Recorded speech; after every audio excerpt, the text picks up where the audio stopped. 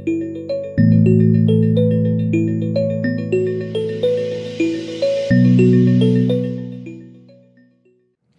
morning. Welcome to the MeanStack MBA. Do you know what I mean? So me and Helen, we have I'm Helen, I'm Steven. I'm not Helen, I'm Steven. This is Helen. And we're going to talk about the MeanStack, which is a really cool set of technologies that work together pretty nicely. It's all written in JavaScript. Mean is an acronym for MongoDB, Express, Node.js, and Helen, what am I missing? Angular? Angular, yes, but not necessarily in that order. What we'll be doing is we'll be creating a Twitter clone application called Chirp. And what we can do is we can create tweets, or not tweets, but cheeps, excuse me. And we'll be creating this application from the front to the back, building off of our previous Microsoft Virtual Academy videos on AngularJS, Express.js, as well as MongoDB. And this kind of ties everything together into one cohesive application that you can use as a framework of your understanding of the MeanStack and go off and make your own MeanStack applications so that you can divide and conquer. Anything else, Helen? No, let's start with some intros. So my name is Helen Zhang, and I'm a developer evangelist for San Francisco. And specifically, I work with startups in San Francisco out of the top incubators and accelerators to drive adoption on Azure and to help them create apps for our platforms. So in my spare time, I also give quite a few talks to developer audiences. And I am a huge web development nerd, so I play around with frameworks like this all the time.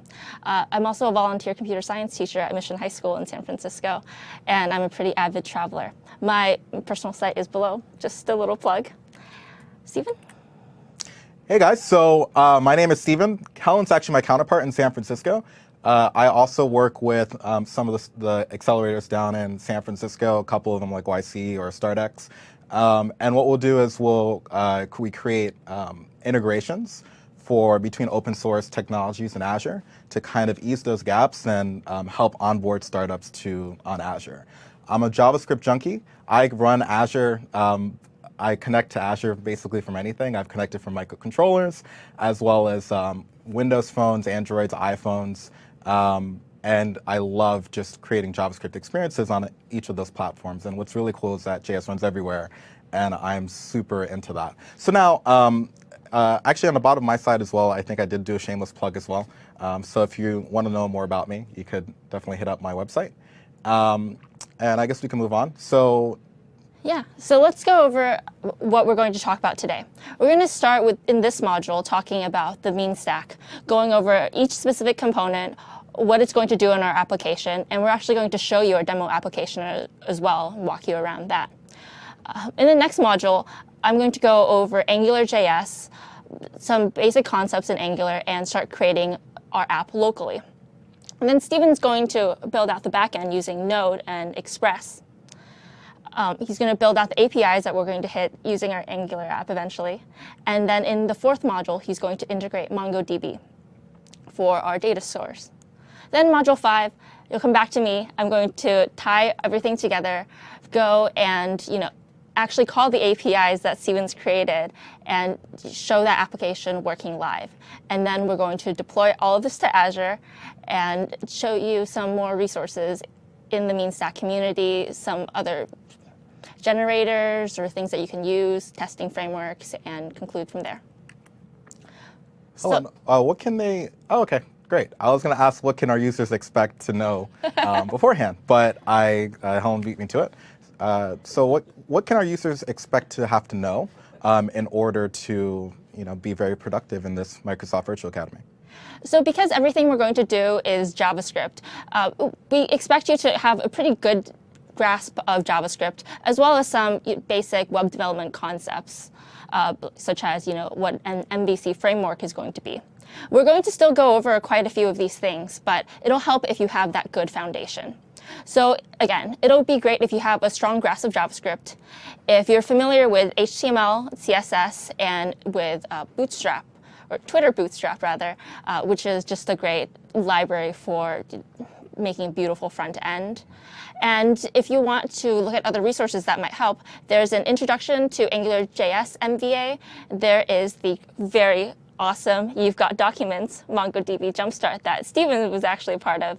And there's and it's not listed here, but there's actually a Node.js MVA as well. Stacy Mulcahy and Rami did that one. Okay. If you want to call them out. Yeah, Stacy Mulcahy and Rami did that one. Stacy also worked on the Angular MVA along with Christopher. So Christopher's waving from the back for those of you who can't see. So if you want to join the MVA community, please do. There's a lot of really great online learnings like what we just talked about. There's over 2 million registered users, and there's a lot of really great relevant training, even on open source technologies like the mean stack. So let's really get into it. What is the mean stack? Let's actually show a demo of our mean stack application. And I'm going to apologize in advance because this is not the exact version that we're going to show in the end, but it's pretty darn close. So as you can see, there's an application we've built here called Chirp. We've lightly styled it using Twitter Bootstrap with a very typical navigation header you might have seen. We're going to implement a login and registration system, and people will be able to post into the stream. We've disabled the guest posting for now because, let's be honest, we don't know what all of you are going to say. But you'll see us posting into the stream later on, and by the end, once you actually authenticate, you'll be able to post into the stream as well. I think our users should be able to register already, right? I'm pretty sure. You're revealing our secrets. I think it's actually not working right now because I tried right before this. Oh, and it didn't work? Yeah, okay, sorry. That's cool. Sorry to reveal some It's probably of that better. It's probably better magic. anyways. Yeah. Yeah, honestly, you have a chat, okay? Go to the MVA Q&A chat if you want to say anything to us. So yeah, let's talk about why we're actually going to use the mean stack. Well, as we said before, the mean stack is all built using JavaScript. As a lot of people say, it's really one language to rule them all, because you can build your server in JavaScript. You can, of course, build out your front end in JavaScript. And Angular even provides a nice framework for you to build out that nice MVC in the front end as well.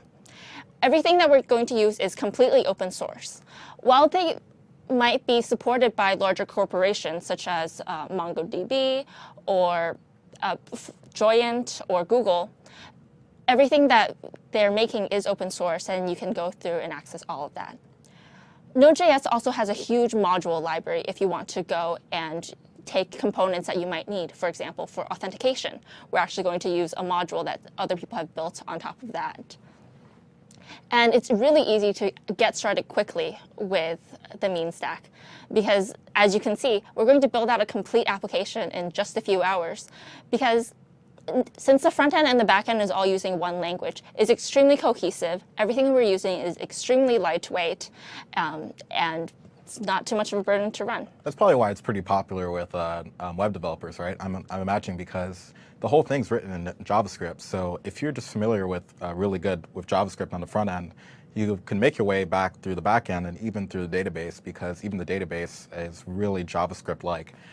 So really, it's actually quite friendly for if you're just really familiar with front-end development and you kind of want to get into the back end a bit. Yeah, absolutely. I was actually primarily a front-end developer, but the mean stack came along. Node.js especially was so helpful because I said, I don't want to necessarily build something monolithic with Apache or anything huge, but hey, if I can start up a server in 10 lines or less, it must not be that intimidating. It ain't that bad. Yeah, so now I can kind of call myself a full-stack JavaScript developer, and it's pretty great. So let's actually talk about all the components that go into the mean stack. As we said before, AngularJS is the A in the mean stack, and it's going to take care of our application's entire front end. It's a client-side MVC framework. So we're going to build out models to communicate to our views, which is the HTML that you're going to see, basically. And we're also going to have separate out our application logic inside controllers. This is similar to what you might do in the back end as well, only you're doing this strictly in the front end. So you're actually creating really good delineation between your code, and it keeps things very, very clean. AngularJS is open source, although it's maintained by Google. Google has dedicated a lot of really great engineers to work on AngularJS, and the driving force behind Angular is they're saying, you know, what would HTML look like if HTML was designed to be for building web apps instead of for building, you know, documents or hypertext? I mean, before Angular, most people, I guess, were just using jQuery, right? And really just manipulating the DOM itself. And I guess Angular is really cool because it's kind of written as for the future of HTML in the case where you can just directly put into HTML what you want to data bind.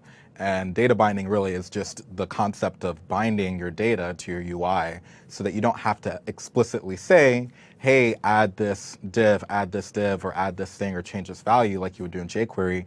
Instead, you just simply change data and magically the UI changes, and actually the vice versa works as well. So it makes it quite nice. Yeah, and not to get into this too deeply, but Angular actually injects some, or makes available some attributes that you can put directly into your HTML to be able to start changing things around. So when you look at some Angular code, it'll actually look quite a lot like just a really nicely formatted, really responsive HTML document, as opposed to, you know, some HTML here, and then a lot of the logic is actually obfuscated in some JavaScript function in another file. So when you're looking at an Angular document, you'll actually be able to see, oh, you know, this is where certain logic goes, and it's really clean. And AngularJS is also really, really easy to test.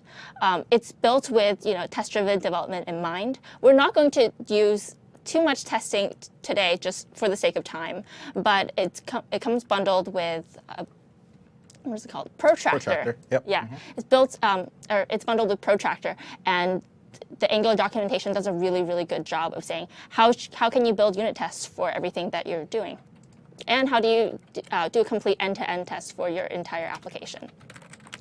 So where can you get Angular? How do you install it? It's really, really easy. You can just go to the AngularJS docs here. Whoops. I am going to click into this link.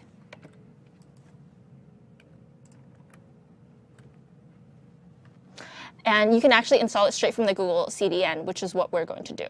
So you can get the minimified files straight from Google just by linking to it like so. And so this pulls right off of the CDN, so we don't actually have to worry about maybe even like storing the file or serving it out itself, right? It just comes right off of that? Yeah, exactly. And if you haven't used the CDN before, it's really great because once multiple websites and multiple people are hitting that same link, it'll be cached, and it'll be much quicker for your users to access instead of, you know, your users pulling the Angular file down from your server, you know, another site, they're pulling down exactly the same file. So it's just nice to have that be stored. Some better performance there. Yeah, right? exactly. Yep. We're going to start out using just the straight Angular library, but later on we're actually going to incorporate some additional modules that aren't included in the basic package, so to speak. We're going to be using some routing and some resources, so we'll be getting to those files as we need them. So next, let's talk about Node.js. Node is the lightweight web server that we're going to use, and it's built in Google's V8 JavaScript engine, which is the rendering engine for Chrome. It's extremely lightweight and efficient, and as you can see here, these are all the lines that it would take to just start running a server. I'm not going to do this right now because Stephen's going to demo this later on his module, and I don't want to steal his thunder. But as you can see, it's extremely simple. You just require the modules that you need, and you create a server. You just say, hey, create a server, run it on this port, listen on this port, and this is what you'll send as the response to your clients. And as you can see, it's just sending hello world. It's extremely simple. Super easy. Yeah. And you'll install Node.js by actually going to the Node.js website and clicking download. Obviously, a bit more difficult than, you know, just linking to a file from Angular. But you can actually download the pretty easy Windows installers here, and you can also download the binaries if you care to look at them. As it notes here, if you want to build from source, you'll need, you know, Python 2.6 or 2.7, but I just recommend getting the installer for today if you don't have it already. Yeah, most OSs are actually supported just right out of the box. They have binaries for. You could just, and especially if you're using Ubuntu or if you're using CentOS, Debian-based systems and Fedora-based systems, they have package managers which will just pull the version for you, and you could just do like apt install to install the version of Node that you want, and it'll just get going. If you are using a Debian system like Ubuntu or something, do note that the module will be called Node.js and not Node, like we'll be using on Windows. So just a FYI. Awesome. And next, let's talk about Express. Now, Express and Node.js are kind of linked almost completely and tightly.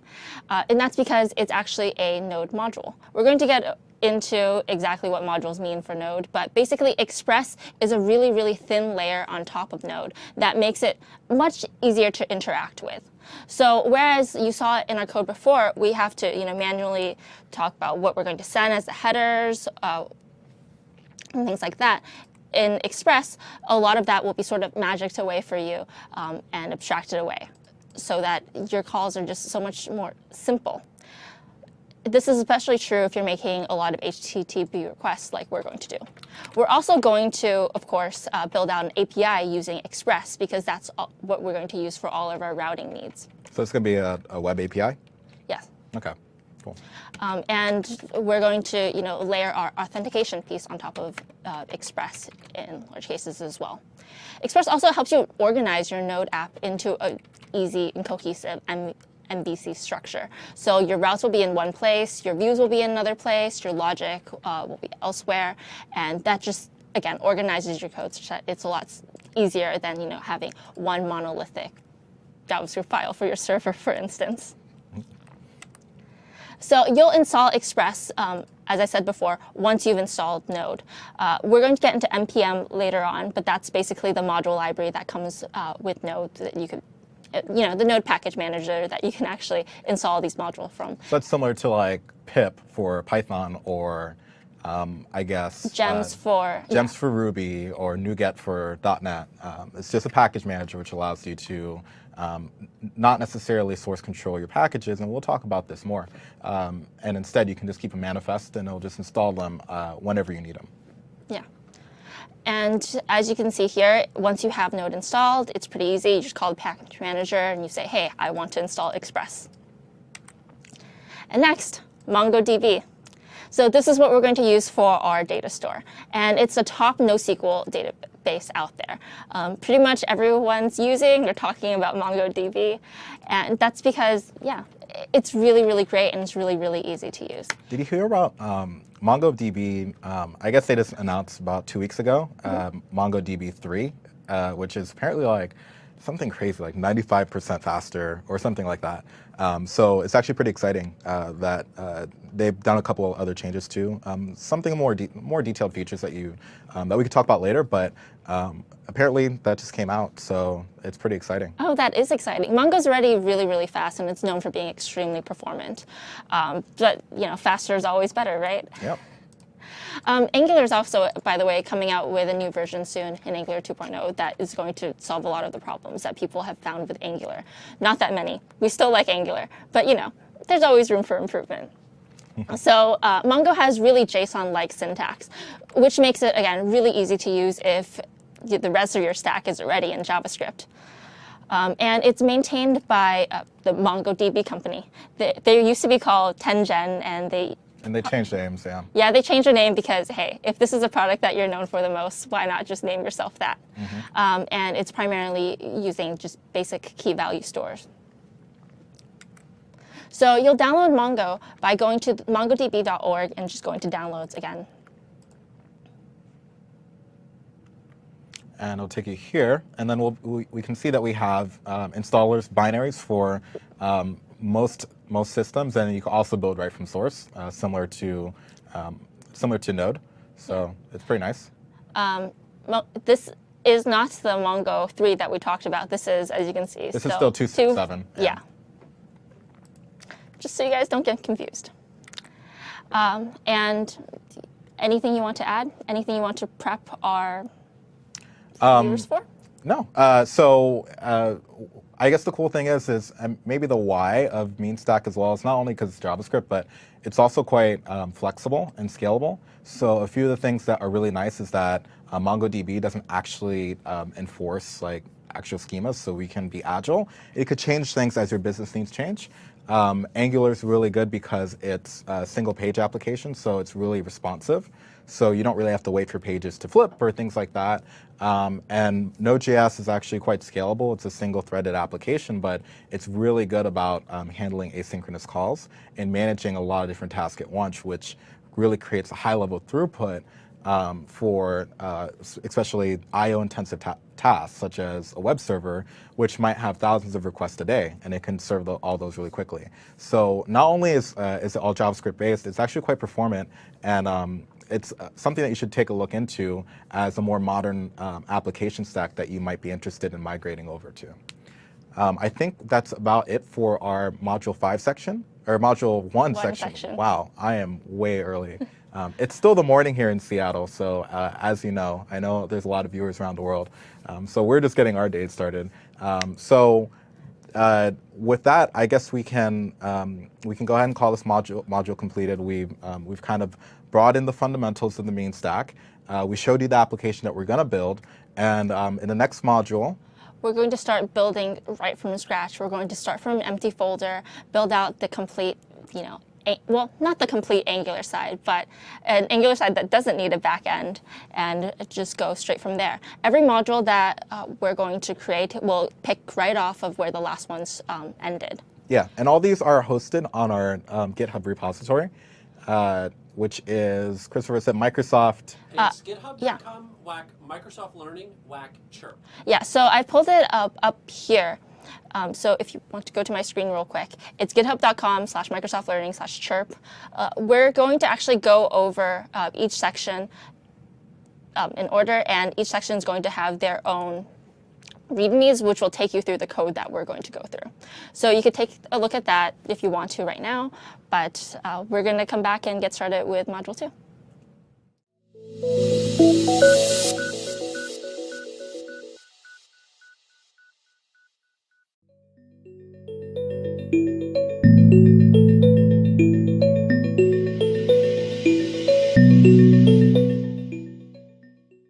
And we're back. This module, so we're on Module 2 actually, and this module is on AngularJS, which will be the MVC framework, Model View Controller framework, for our front end of the Chirp application, where we can write our cheats and be merry and jolly and be social. Helen's going to take us through the basic concepts of directives, data binding, using Bootstrap to make things a little pretty, and really build out our front end. And what we're going to do is we're going to kind of mimic the data and not connect it to the back end. And afterwards, I'll take that over and we'll actually start linking things together there. Yeah. So today we're actually going to start by talking about what is a front-end framework. We keep talking about how Angular is one. We keep talking about front-end frameworks and what they are, but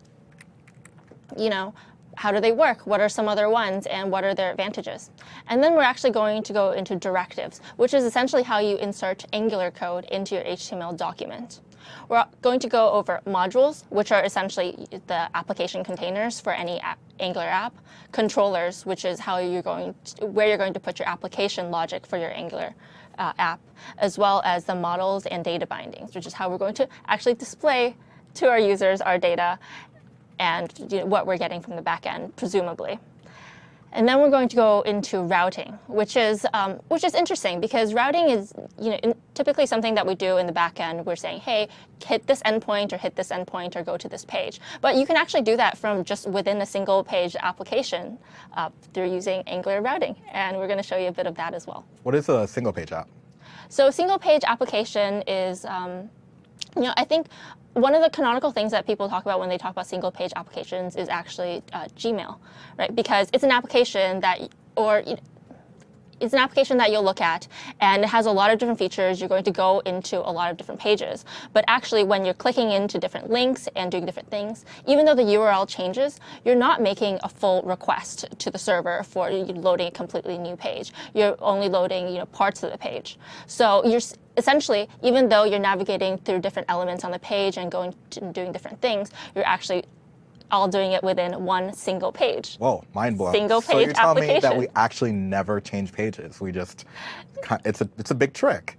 It is a big trick because you can see the URL changes. You can actually even go to the different URLs and it'll bring you to that exact part of the single page application. But I mean, the advantage is that since you're using that, you're only loading exactly what you need. So you don't need to load your resources twice if you're, calling the same JavaScript file, for instance. So it's a bit snappier. Yeah, definitely. So let's go in and talk about front-end frameworks and what they are. A lot of these front-end frameworks build the single-page applications that we just talked about. So a framework is something that will actually structure out your application, such as Angular. Whereas there are libraries like jQuery that have a lot of useful functions that make JavaScript a little bit easier to manipulate, to give you a lot of helper functions, and basically make your JavaScript interactions less painful. They might even, like jQuery, come with a lot of add-ins that will allow you to do cool transitions or decent effects, and they'll also allow you to, for instance, make HTTP requests or XHR requests more easily. But AngularJS and other MVC frameworks will do that plus a lot more. So whereas jQuery, for instance, doesn't really care about how you structure out your application so long as you include your jQuery application in, Angular will actually say, hey, put all your logic specifically here in your views or in your HTML templates that you're using to the page, put in where the code actually put in what elements actually belong here, and you're really separating out a lot of logic. So AngularJS and other MVC frameworks are a lot more opinionated in that way. That's what I was about to say. Opinionated is kind of like what it seems to be, whereas jQuery is really unopinionated. Yeah. So so Angular is an MVC front-end framework, much like a lot of other ones, such as Backbone or Ember. Yep. And there are quite a few popular JavaScript MVC front-end frameworks. Sorry, that is a mouthful out there. Angular is something that is probably more opinionated than the rest because they really want to structure out, like we said before, how HTML apps would look, or how HTML would be if HTML was written to build web apps. So with that comes a lot of things. So why use Angular in particular? Well, as we said before, it keeps your code really, really organized and structured. You're going to probably put all your controllers in one place, and you will specify that, hey, these are the things that are specifically modifying the data before we're pushing it out for users to view. There's also two-way data binding, which is something that I think we touched lightly on before. But what that basically is saying is that if you change around your data and apply some logic to it, for instance, in your controller, it's automatically going to change and appear differently in your front end when you're looking at that, because that data is bound between the application's view and the application's logic and control. So if I have like a list of cheaps, and so we add a new cheap into the list, it'll just automatically show up in the UI? Yeah, absolutely. And we're actually going to go into a short demo about this. In a little bit. We already In 1 second, after this next slide. Yeah, this slide basically goes over the other frameworks that are out there. React actually calls itself technically a library. Yeah, I think they just call itself the Vue, the V. Yeah, they call themselves the V in MVC. But I threw it in here because it's really up and coming. It's really, really cool. It's much more performant than the other frameworks out there, specifically because it only tries to do one thing and it tries to do that one thing well. Ember tries to emulate, I think, more of like I would say more Ruby-like in what it wants to do, or more Ruby on Rails-like in what it tries to do in terms of syntax and structure. Yeah. And yeah. I've actually never used Ember myself. I've used Backbone. I think that was the last one on the list. And Yeah. that one's a little bit lighter. It's a little bit more bare bones. It actually doesn't have data binding. You have to like add other libraries to do that. So if you like more minimalistic, less opinion, Backbone's pretty good. I've used that even with WinJS and put those two together, and it worked pretty well. So. Yeah, and I think actually I've used Angular with WinJS as well, and that also worked quite well. Since these are all JavaScript files that you can essentially include in. A lot of times they will work pretty much out of the box or with minor changes. Yep. So to summarize, React is great if you want something that's highly performant and very lightweight, and you only want to manipulate the views. Backbone is great if you want a little bit more MVC structure, but you still want to keep things lightweight. And Ember is great if you're already a Ruby on Rails user and if you like that sort of framework. Angular, though, I think is only one still with two-way data binding, which is quite nice. Oh, really? I Yeah. didn't know that. Yeah, I don't actually remember. So. Yeah, I think the other ones have one-way data binding, Oh. which means it'll get something from your control. If you change something in the controller, it'll change it in your view. But what's actually nice about two-way data binding is that if you change something in your view, it'll automatically change that in your controller as well. Whoa. Yeah. Inception. So let's actually go and look at that. We'll go into our module 2 and open Hello World.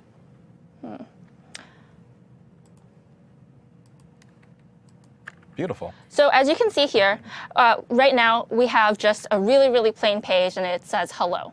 And I'm actually going to open the developer console here so you could see what is happening in the DOM. So as you can see here, we are saying, hey, make this app an Angular app just by putting ng app on top. And what we're actually saying is, hey, use this text box here as the input. So we're going to give this ng model. We're going to call this ng model input text. And that basically starts that data binding process by saying, hey, this is the data that we're going to share. And so now when we bind, doesn't exactly show up here. So the live DOM, Helen, Yeah. I think you're expecting the brackets, right? I am expecting the If you- brackets. if you You're just do right. I'm view going to source go on the page. into here. Yeah, there you go. And you'll see that we put actually input text here. So we're saying, hey, this model here, this input is going to be what our input text is, and we're going to call, and that's our model. And now with the binding, it's actually going to bind this to wherever we put this input text in brackets here. So now whenever we change something in this input, it'll actually change automatically here where we want it to be displayed. Okay, so it's like magic. It's basically Angular looks at those brackets and says, oh, I have this spot of data that I need to fill in, and it binds to this thing called input text. Yeah, it'll bind to whatever model you're given. So we're going to use this much later on to do a bit more complex things. And you'll notice that I talked a lot about controllers, but we don't actually have a controller here. You can actually bind this with all your logic not on the same page as well. I think that actually makes it look much more impressive than right here when we're saying, oh yeah, you put the input text here, and then you're basically getting the input text Yeah, again. it looks like magic, really. One quick question: can we do this in Visual Studio? Can we do this in any text editor? Like what's required here? Yeah, so right now we're using Sublime Text just as a really, really lightweight text editor, but you can absolutely use Visual Studio or anything else as well.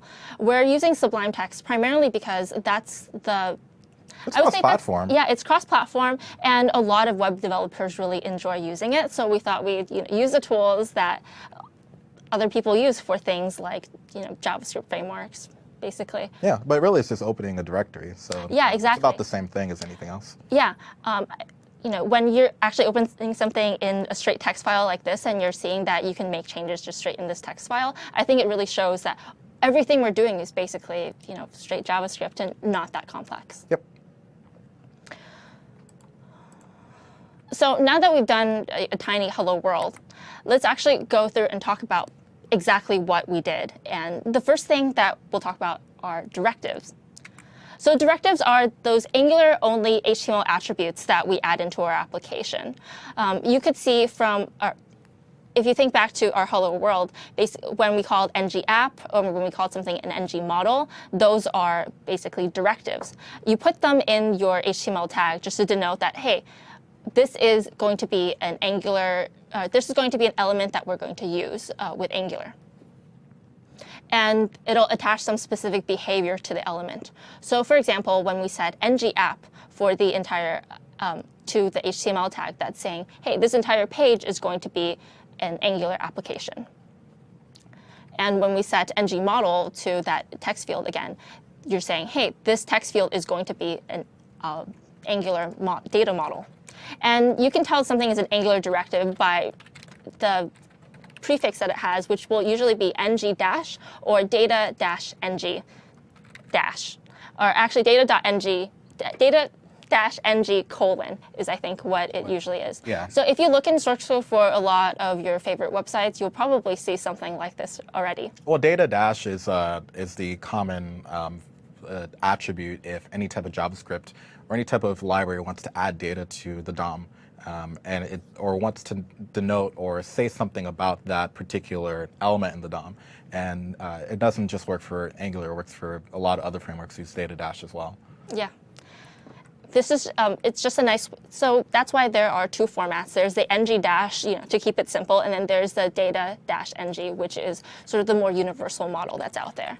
The directives in Angular are actually one of its key features, because there are so many directives that you can use, and it makes it so easy to just denote that this is an Angular element instead of, for example, in jQuery or whatever else. You have to actually go in your JavaScript and say, hey, I want to do something to this element. So next, let's talk about models and controllers. So we touched on this lightly a little bit before, but the models are basically the data that you're going to pass around, and the controllers are where your logic is going to sit.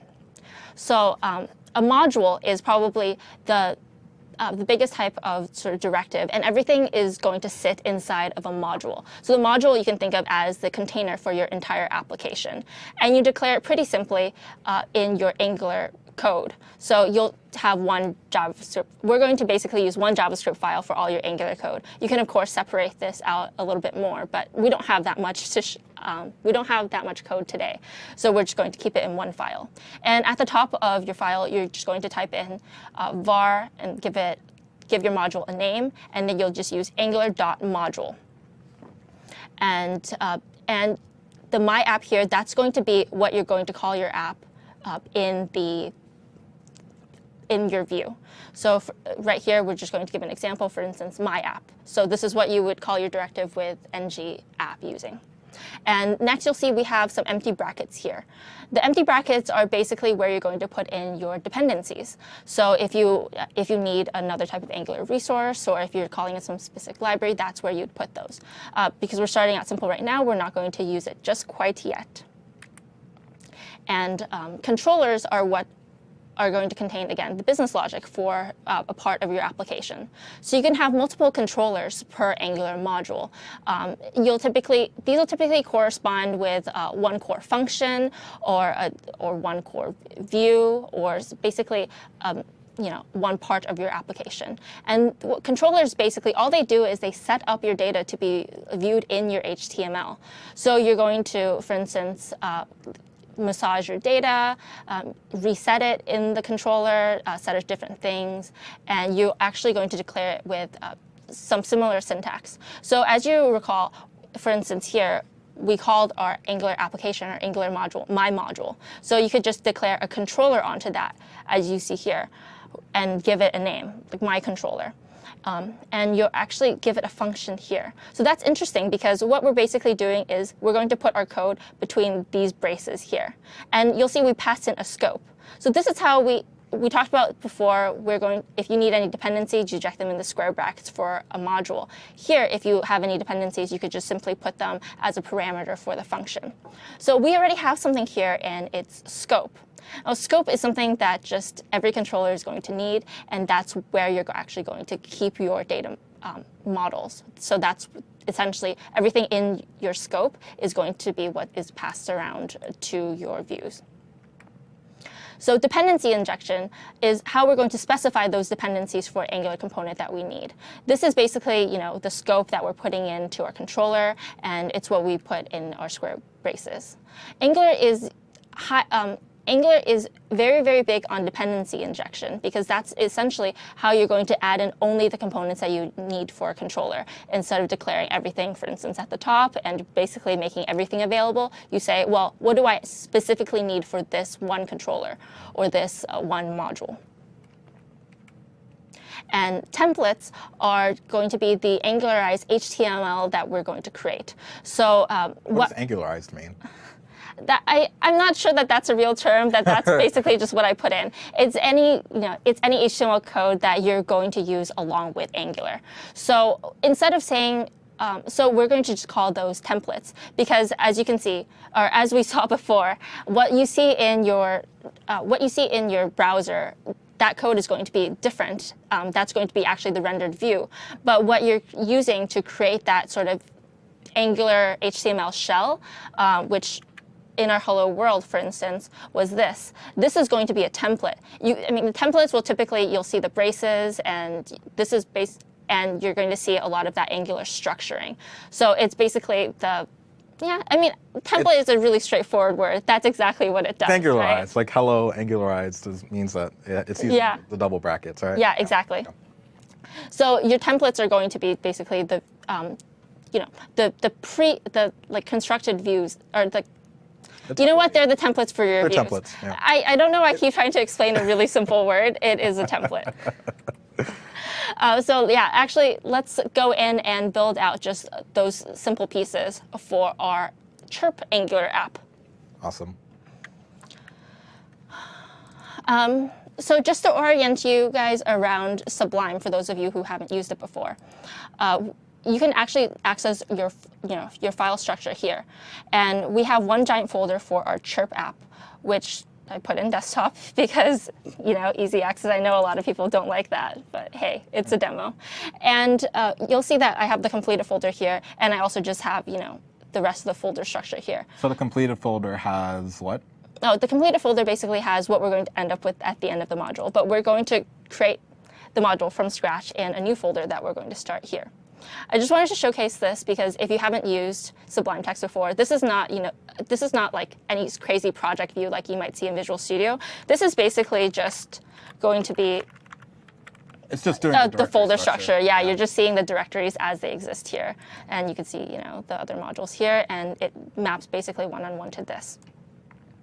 So I've just created this empty app folder, and this is where we're going to start off. If you want to follow along and you want some more detailed instructions, you can, of course, go to our GitHub repo. Let me go here. And as you can see, we're actually going to go through basically what we're going to do here in this Module 2 folder. So the first thing we're going to do is we're going to actually create an Angular module and a controller.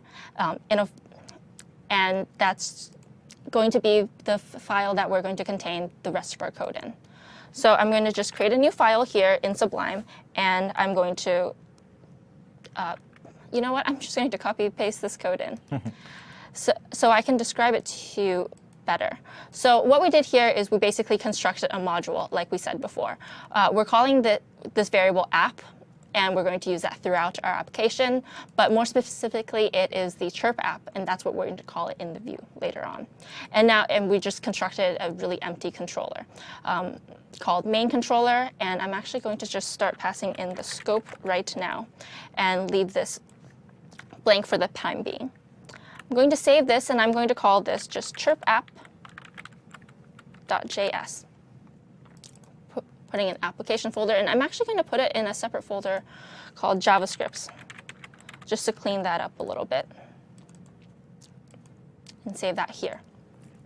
And next, we're going to create that basically main page that you'll see when you're on our Chirp application.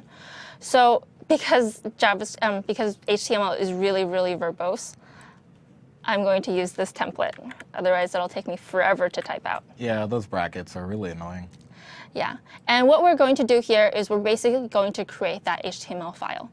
So right now, this doesn't have any Angular code in it. As I would say, it is not Angularized. Sorry. I'm trying to make it a thing, okay? I'm trying to make this term happen. Hashtag Angularized. Angularized, yeah, exactly. And all we have in here is it's just basically a form. We're going to within this form, we're going to have an input called your name for your name, and we're going to have a text area for your chirp. Normally, you type in. Normally, you wouldn't need to type in your name if you're building an application like this because it just saves your username. But because we don't have a backend yet, we're just going to have you manually enter your name whenever you're cheaping. Whenever you're cheaping. Exactly. And there's going to be a submit button. I made a div for a feed down here, but that's obviously not going to be used yet. And I have an extra div here, so I'm just going to save this. And I'm going to call this main.html. So right now, if we go in and we actually look at main.html, it's not very pretty, right? It's completely unstyled, and basically I just have the name input and the say something here. And I can type in things here, but it won't really do anything since that submit button isn't connected to anything. So what we're actually going to do is we're going to start angularizing this. And I'm going to put the ng app actually on the body instead of the full HTML document, and I'm going to call this chirp app. It's important for what you do here to map to or what you're calling the application here with ng app to actually map to what you're going to call it here. So I can't call it whatever I want. It has to match Angular, the module name of the Angular module name. Exactly. And we'll also want to include this chirpapp.js file. So for time's sake, I'm going to, again, just copy this. And so what is that there? yeah, exactly. I'm going to explain it in just 1 second. So we're going to call in 2 scripts. One is, like we said before, we need basically the AngularJS base scripts from the Google CDN. So I'm just pulling in that CDN code here with this first script. And the second thing we're going to do is we're actually going to link this to our chirpapp.js that we created in our JavaScripts folder. So the order of that is, pretty important. You want your Angular code to go first so that your app actually knows what it's accessing. And we're going to save this. Now, this won't actually do much because we don't have a controller or anything in here. So what we want to do is we want to, specify, hey, what part of the app is this controller that we're making called main controller modifying? And what we're going to modify is basically this main div. So so whatever is basically under this div or within this div is going to be accessible with the ng controller. Okay.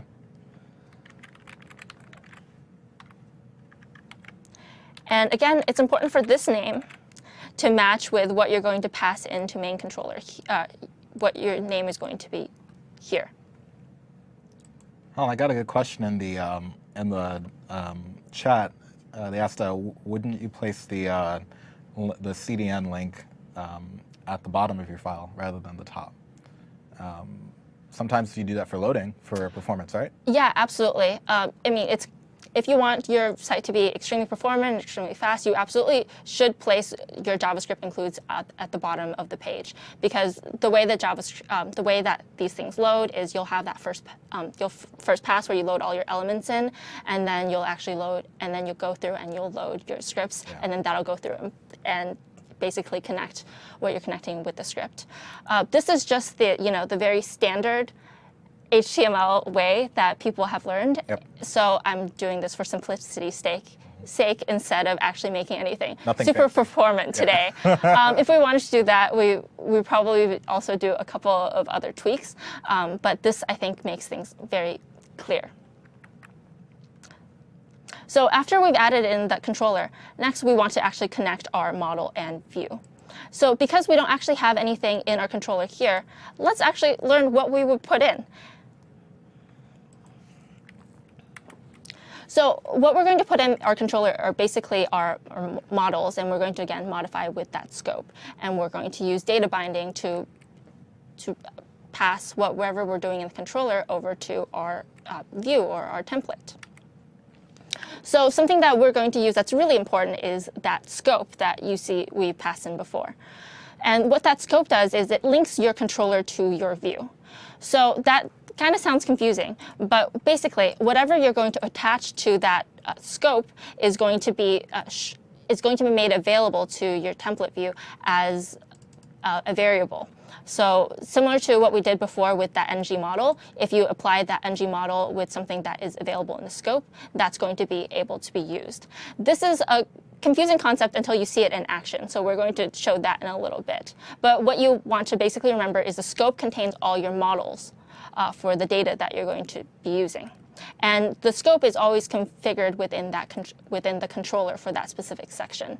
And every time you're creating a new controller, you're setting basically a new scope inside of that controller and that element that you created that controller for.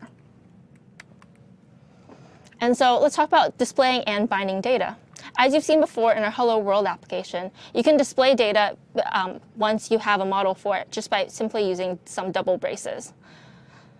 You're going to actually bind that data using directives like what we did before. So what we did was we used ng model for Hello World, and that will create that two-way data binding we talked about, which will basically bind your data from both your view into your controller as well as your controller into your view. So whenever something changes in your view, that changes automatically in our controller as well. And our ng-bind is a slightly different function, and that'll basically create one-way data binding. So whatever changes in your controller will actually populate out to your view, but it won't go back the other way. And ng-bind is obviously more performant than ng model since it doesn't have to actually create that watching. But we're going to use ng model because when we're populating the form, it's actually going to change the model that we've created in our controller, as you'll see now. So we're doing two-way data binding. Yeah, we're going to do two-way data binding. One-way data binding is really useful if you're, for instance, displaying some data out that you fetch from the server that you know isn't necessarily going to change. But especially for something like what we're doing here, where you're going to input data and you want that to be, you want that data to, have some sort of action applied onto it. It's just so useful because you don't have to, pass that data back into your controller. It's already there for you whenever you're changing it. So it's basically one way is good for displaying, two way is good for user input. Yeah, exactly. So now what we want to do here is first we want to go into our main controller and we want to start creating some variables on our scope. So the first thing we're going to do is we're actually going to create posts. And we're going to make this an empty array for now. I'm actually going to remember to attach this onto our scope. And we're going to make this an empty array for now. And that'll basically contain all the posts that we're going to display on the page. Once we have a backend, of course, we're going to get our posts from there. But for now, we're just going to start it out empty every time. Now, when you add stuff to the scope variable, it goes to any other controller that's using it can have access? No. So the scope that you're creating is only going to be available for whatever you put in your controller here. So, so for instance, this div right here, this is. Am I highlighting that correctly? Okay, so because we put in our main controller onto this main div, the only things that can access this, the scope variables are going to be inside this div. If, for instance, we had another div down here, and we gave that another controller, then that controller will, then the elements underneath that will only be able to access that controller's own scope. Its own scope. Okay, got it. Yeah. We're going to talk about root scope a little bit later on, but there is a way to, provide entire scope to your entire module. That shouldn't be used too much. We're going to use it You mean for one globals thing are bad? at the end. Yeah, believe it or not, globals are bad. There's a preferred way to actually pass data around Angular application, and we'll get to that, I think, in Module 5. Meanwhile, we're going to actually create another scope variable, and we're going to call that new post. And this is what's going to basically contain our, we're going to model this to our form right here. So what we'll need right now is we'll need a name, and we'll also need some text, basically the text of that chirp. So let's go and initialize that real quick. I'm going to call the username created by, make that empty for now. You probably don't need those vars, right? No, but it's nice to know what you're, it's just, I think, a good practice to say, hey, what is going to actually be used? And actually, because we're going to use ng model later on, we want to specifically tie, for instance, the text the text box for your name specifically to a new post that created by, for instance. So as soon as that changes, this is actually going to change. And you'll actually, by by adding it in here, you'll actually also know exactly what models you're going to use explicitly. So it makes for a cleaner code, I think, to initialize it here, even if you don't necessarily need to. I'm also going to initialize text. And I'm going to do something else. I'm going to actually create it at. Because as you've seen in Twitter, and as you're going to see in our application, we want some timestamps. And so the created at is basically going to store a timestamp. I'm going to leave that empty for now, but that's all we'll really need here. So now let's actually go through and add each of these scope variables and attach them as models here. When I say each, I actually do not mean we should do the timestamp as well. We're actually just going to do the created by on the your name text input, and I'm going to call that, or I'm going to use ng model, and I'm going to use new post dot created by. And you'll notice that I'm actually not using scope here, whereas I use scope here. And that's because this entire scope is already passed to this controller.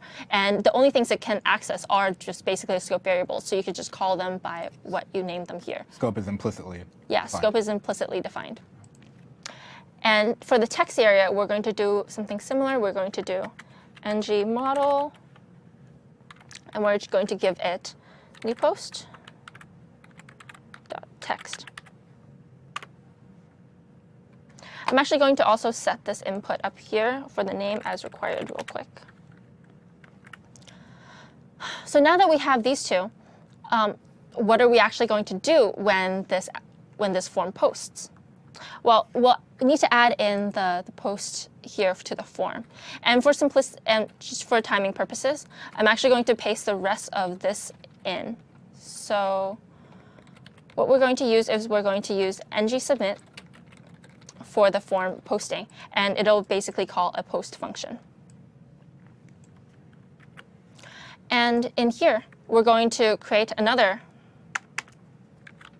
Let me just go down here, paste that in as well.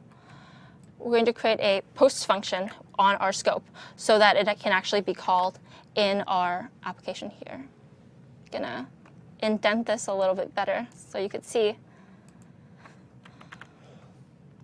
But what we're doing in our form is we're calling ng submit post. So whenever this form, whenever the submit button on this form is clicked, it's actually going to call this post function. And so we then define that post function actually on our scope as well. So the scope will be a function that basically creates or adds a created at to the new post here. So whereas before it was blank and we didn't necessarily change it in our model at all, we're actually going to change that here and make that date.now, which is essentially going to be the current timestamp. And then we're actually going to post this, or push this to posts. We're going to take whatever we created in new post, the actual populated post, and we're going to add that into our scopes.post. And then we're going to reset new post here.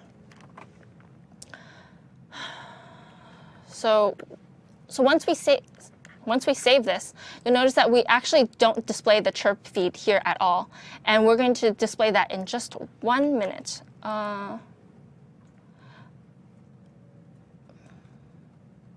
We're going to display that using our basically filters. Or actually, I don't think I'm supposed to do this. That's what we're at. Yeah. That's what I was asking about. Yeah, sorry. Okay. So once we add this in here, we should actually be able to post into our posts array. Now, we're going to just actually be able to see our post array if we actually display it here. So let's go in and create that display. So we're going to display this pretty primitively right now, just by by creating a div. And what we're going to use this interesting ng repeat directive using some filtering. What does ng repeat do? Excellent question. Let's look at some definitions for that. Oh no, I can't because I don't have it. I'm sure you could freehand it. Yeah, I am going to just tell you what it does. So I had this entire section on like filters and repeating, and I don't know where Got it is lost now. on the internet. I lost it somewhere between pushing it up to GitHub and now. But basically what ngRepeat does is it's going to take this posts array here, and it's going to say, well, for every post that I have in posts, so it's going to iterate through all of post, and it's going to take every single element and it's going to assign that temporarily to post. And it's actually going to create a new scope in here. I hope that's not too confusing for you. And what it's going to do is it's going to make that post be available to whatever is subsequently inside this div. We're going to perform some filtering functions onto it using order by. So typically, if you don't have this right now, it'll just populate that list for you, top to bottom, and whatever's first in post is going to be displayed first. By using order by and giving it an element here, what we're actually saying is, hey, can you actually order how we're going to traverse through posts by its created at times? So it's going to do it chronologically, essentially. And I'm passing it another parameter here, true, and that is basically. The third parameter for order by is basically, do you want to reverse this order? So I'm saying true here simply because I want it to be displayed reversed chronologically with the most recent post first.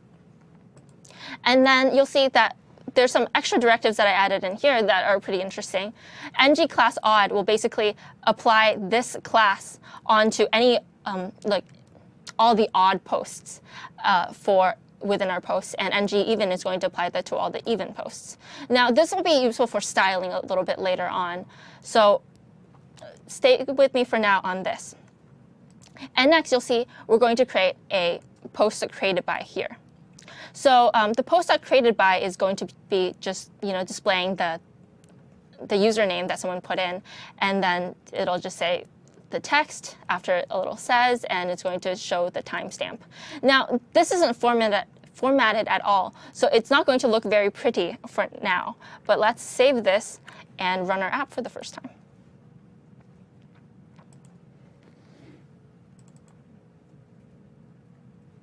Oh. I just needed to allow that content. No worries here.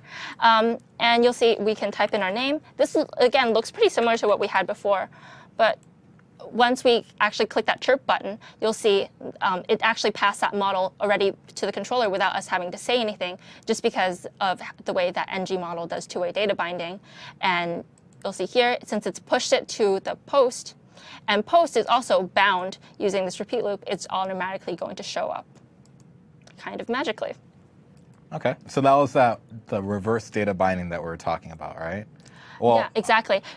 Because we're typing in something here, even in our view, it'll bind back into it binds back into yeah, exactly. It binds back into the scope, and that's accessible within our controller. So we didn't explicitly have to pass, the name or the content of the chirp to our controller. It already knows that because we already created that the new post as a scope variable. Nice. And the same thing is true for the posts array, because the posts array is bound to the view whenever that changes within our scope. Like when we add, for instance, our new chirp into it, it's going to just cheap into it. It's going to it's going to automatically display here. So we can do a couple of other ones, and you'll see because we use the order by parameter true, it's actually going to display reverse chronologically. So the new things that I'm saying is going to appear on top in that repeat. So that works. It doesn't work super well, but it works. It's extremely unattractive as a web page, I must say. It's simple. It is simple. It's very minimalist. I think people like that right now. But let's actually go in and add some styling. So we're going to actually just throw some bootstrap on there. That's a term that I've heard Stephen use quite often. Just throw some bootstrap on there. Yeah, just sprinkle it on there. And add some formatting. And there's a lot of formatting that we're going to use. So I'm just going to copy this real quick and replace this. So let's actually go through and look at what we changed. All we did is we added in this Bootstrap CSS style sheet, and we of course also added in the style CSS here. I don't have that created in this app folder, so let's actually create that now. And I'm going to call this. I'm going to call the style.css, and I'm actually. If you actually just put the name of the file on the first line and hit save, it'll actually save it as that. Oh, cool. I didn't know that. I've always saved it separately. I'm going to cheat and get my style sheet from here and just. So this is styling specific for our app. Yeah, this is styling that I made specifically for our app. So for instance, it'll change the submit button style, the post, and it's actually going to give it, according to the different classes that the ng even, ng odd gave it, I'm going to give it different background colors accordingly. And I've also, formatted the posts a little bit. And that's going to be included here. So I'm going to save this as a new file inside here. I'm going to put it inside a new folder called style sheets. And save it here as style.css. Style.css.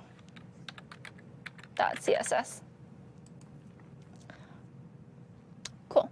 So now that we see it in a directory view here and we linked it here, we can actually run this. Let me just show you one more thing that I did.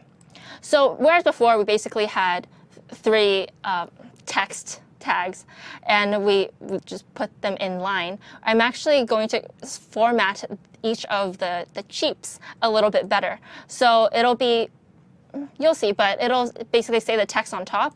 It'll say the posted by on bottom. And I'm actually formatting the created by timestamp a little bit using an ng filter. So this is going to, instead of giving it basically the number of milliseconds from the beginning of time, it's actually going to format this into a human readable date format. You can read this a little bit more in the ng or in the Angular documentation, but you're basically saying, hey, filter this number of milliseconds is actually, the date, which is as a date, which would be the time on a certain day. This is much clearer once you actually see it running, so let's go ahead and do that. I always close my pages and I always open up a new one, which is not smart, but there we go. Typing in Helen, and then I'm going to type in nice format. I'm going to compliment myself here. And I'm going to click this chirp button. And you'll see that it's actually styled a little bit better. And more importantly, that date timestamp is going to look much better than it did before. And when we do another one, because of the way that we did our ng even and odd, we're actually going to alternate background colors. Nice. Yeah. It's pretty. So we have this, sort of done, but we're actually going to need a couple of new pages. In addition to just this page, we actually will need a login page and and an authentication page as well. So let's go in and create those. We're going to just create the templates for now, and you can see here that this is going to basically create the registration page.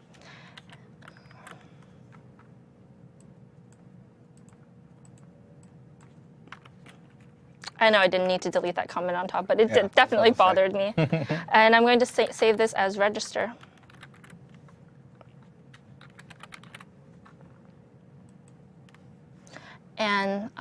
And you can see here, this does pretty similar things. We're going to give it an ng model here for our username. We're going to give it a password here, for our user password here, and we're actually going to put this all in an auth controller. We've again added some styling in with the help of Bootstrap and our own little CSS file, and we also associate this with that ng app chirp app as we did before. So we created basically the models for this, but we don't actually have that auth controller that is needed to power this this entire div and this entire authentication element. So let's go in and create that. We're going to actually need to create a new controller for it as well because we want to separate those scope things. So we're going to create this auth controller separately, and we're going to call that auth controller just as we did before here. So as you can see, we're still passing in scope, and we're passing in a user and so we're going to create a user scope variable as well as an error message scope variable. That error message should just display to the user, hey, what is, what's wrong with your login if their authentication failed. But for now, since we don't actually have an authentication backend, whenever they click login, we're just going to say, hey, thanks for trying to log in with this username. We're going to do the same for a registration by saying, hey, thanks for registering with this username, and just having that be our login function and our register function for now. So our register HTML, for instance, will do a similar thing to what we did before. On submit of that registration form, it's just going to call this register function. And pretty much we're going to build the exact same thing as a registration page, but for login. So we can essentially actually just copy this, create a new folder, create a new document. Make sure to change this to login, and change the button to actually say login, change the header to say login, and that's going to be our login page. It's going to work pretty much exactly the same way as our registration. So what you're going to notice is, hey, you're using the same auth controller for both your login and your register. Why are you doing that? How can you do that?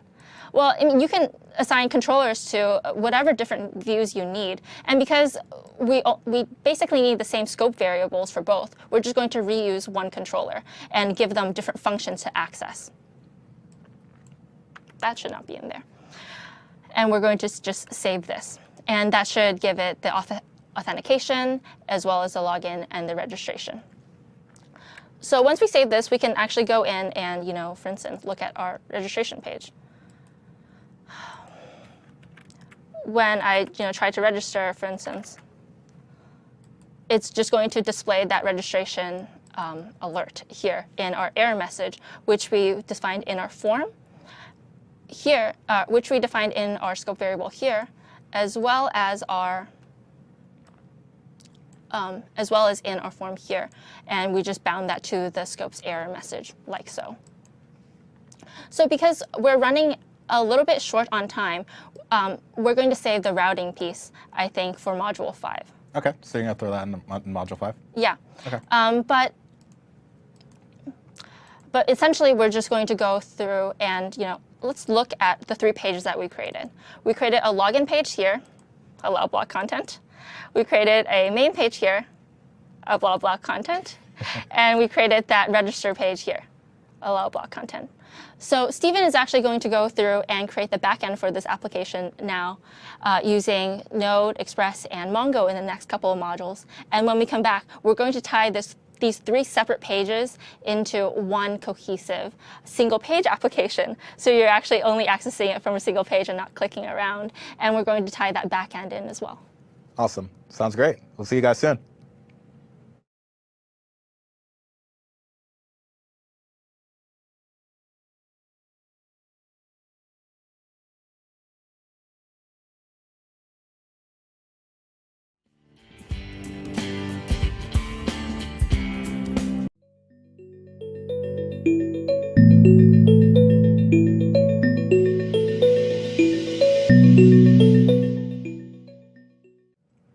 And we're back. Welcome to Module 3, where we'll be talking about Node.js and Express, which is the E and the N. Mean is not in the order what it should be. I don't know why, but it sounds better that way. So we're going to be talking about Express and Node.js today. And I guess to get started, we'll dive right into what Node is, and then kind of a bit about what Express is, and we'll start implementing those backend APIs that the Angular application is going to expect from us when it starts running. So really, we'll start with why use Node, the NPM Node Package Manager, understanding Express, and routing. So why should you use Node? Well, it runs on JavaScript. It's based on the same runtime that's in the JavaScript runtime that's in the Chrome browser. So it's a mature runtime that's sitting underneath it. It's completely single-threaded, and which means that it's actually pretty fast at optimizing for input-output. So things like a web server, where it really does handle a ton of requests, it can serve those requests and continue to the next one very fast. So you can get started. It's really easy, actually. If you want to create a simple HTTP server, so assuming that you have Node.js installed, I could just actually copy this. It's actually really easy. And what I'll do is I'll just copy it into Interactive Console. And that should just allow us to run a quick, easy web server. So I'm going to switch over to, let me open up a new window. OK. So I'm going to do Node, and it should take me to Interactive Console. I think if I paste everything in here, cool. So what happened was I just copied exactly what was on the PowerPoint, which is really just creating a HTTP server, so requiring the HTTP module. Require Node.js just means, hey, I want to grab this module. Afterwards, we're going to call the create server function on it.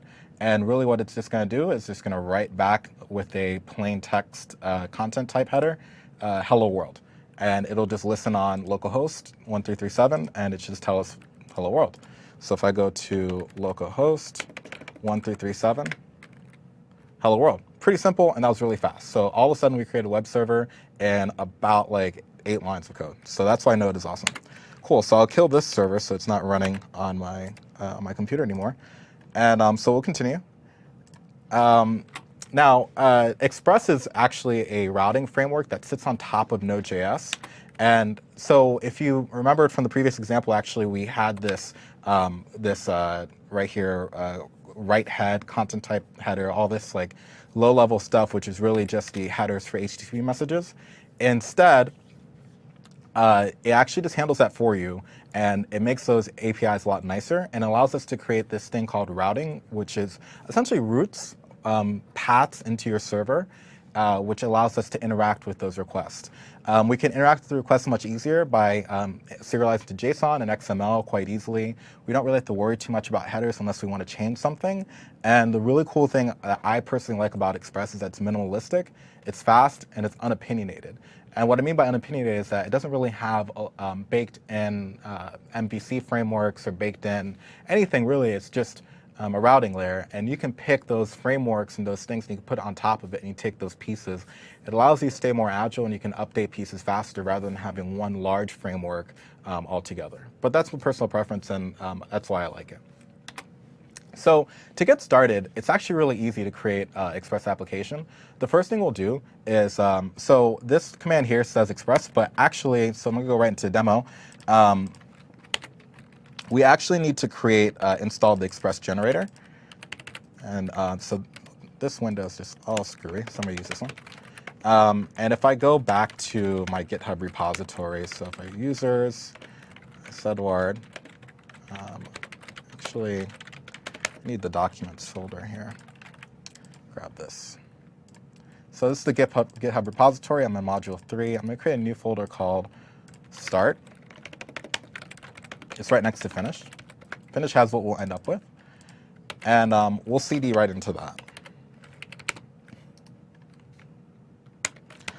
Hoping that path isn't too long for Node. We'll see. OK, so what we first need to do is we need to do node npm install. And so npm is our package manager for Node.js. And the reason why I have to talk about this really quick is because we need to install the Express generator. And we'll use -G to say that we want it installed globally. If you're using this on, I know particularly on OS X, if you're on Linux, sometimes you might have to use a sudo command to get this to work. You might hit a permission failed. And so now we have the Express generator, CLI, installed. So now we can just do Express. And the command is Express --EJS, which just means that we want to use the EJS rendering engine and the directory name. So EJS. And we'll just hit period because we want it here. And what this will do is it'll create a basic bare bones Express application. And in order for us to actually get things going, we have to install all the dependencies that we need. So we'll just do npm install. And npm install will actually install everything. And I'll... How do you know what dependencies you need? I was about to just go say it. So if we go to Notepad, and go to package.json. Ooh, this is not formatted very nicely. So package.json is a JSON file which has metadata about our application. So the name of the application, it just defaults to what the name of the directory was, so it's start. It's a private app. This is metadata for the Node package manager. But the most important thing is the dependencies here. So these dependencies tell us which packages. It's really just a manifest of the packages required to get this app going. So we need body parser, cookie parser, all this other stuff, Express, to actually get things going. So that's how we know. And so now we've created our Express application. I'm going to go ahead and open this with Sublime so I could have a nice look at the folder. So we have app.js, and then inside that we have our roots. So let me see. I'm going to pop back to my PowerPoint to keep myself on track. So I talked about NPM lightly. It's a command line package manager for useful libraries on Node.js. Some people also actually use it for front-end frameworks too. You can also use NPM for browser frameworks as well. It's akin to pip or Python, pip for Python or gem for Ruby, and it comes bundled with the Node.js installation. So unlike pip, where I think in Python 2.7 or something, it doesn't actually come with it, this actually comes bundled together. So if you install Node.js, you actually get NPM as well. Package.json is a manifest for all the required packages that you actually need. It tells the system what libraries you need to actually run your code, and NPM interacts with package.json very frequently. So we specify the developer dependencies as well as the production dependencies. That's a little bit more advanced, so we won't talk about that today. And as well as the CI test. Generally, when you do things like Travis CI, Visual Studio Online, things like that, they'll look for NPM start or NPM test as the entry point for running your test. Okay, so I'll go ahead and start with routing, and I'm going to start with so the routing in Express allows us to create these paths into our server, such as whack auth, whack login. And so this is actually not the actual URL of the application. I believe it's chirp-MVA. Chirp-MVA, yeah. But it does a path to our server, and that's what the routes do. So I'm going to stop there, and I'm going to actually jump into some live coding here. So we have our basic boilerplate app.js. The first thing I'm going to do is I'm just going to remove these two directories here, just because, or these two files, index.js and user.js. It's just something that Express puts in there as by default. I'll go ahead and actually just copy it, just because it's useful for us to know what those things are, or to have. We'll use it in a second. We're going to remove the references here. So in Node.js, when you want to pull in reference to another JavaScript file called modules, we have to use the require statement. It's actually require JS. You can read more about it, but it actually imports our files. So instead of using routes and index and users, we're going to create two new files here. We're going to call one api.js, and we're going to call the other authenticate.js. Cool. So now we have api.js and authenticate.js. They're empty right now. But what we'll do is we'll just go ahead and change this to API and API. I'm going to comment this one out, but I'm going to keep it. I'm going to go ahead and change it for authenticate, because we're going to do the API first, and then we'll do the authentication APIs. So authenticate. See if you got it. Spell. Yep. Boom. Okay. And instead of routes, we'll use users will use authenticate, and then that'll pull that in. Finally, Express has these .uses here, and so it's used for a couple of things. It's used for setting which routers we'll use, and we'll talk about routers in a second. And it also talks about, also uses for middleware, and I'll also talk about middleware in a bit. But most importantly is that we need to change our routers that we're going to use. So API and authenticate will be an Express router, and instead of just using the baked-in default ones, we're actually going to use the ones that we've defined. So for any path that starts with API that comes from our local host or whatever the name of the server, the host name is /API, we're going to we're going to assign that to the API router. And any route that starts with authenticate or auth, we'll just use auth for short, we'll point that to the authenticate router. It's pulling up all the Angular stuff. Do you want to comment out the authenticate? Yep. Thank you. because that will crash if we do that. Okay, cool. So now we actually pulled those in. Now, if you remember, I did copy and paste some boilerplate code.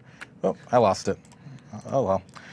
So if I actually go into the README, which is just guides you through exactly everything I'm doing right now, we will have some boilerplate code here, which is, okay, right here. So what this does really is it pulls in the Express module. It says, hey, here's the Express router.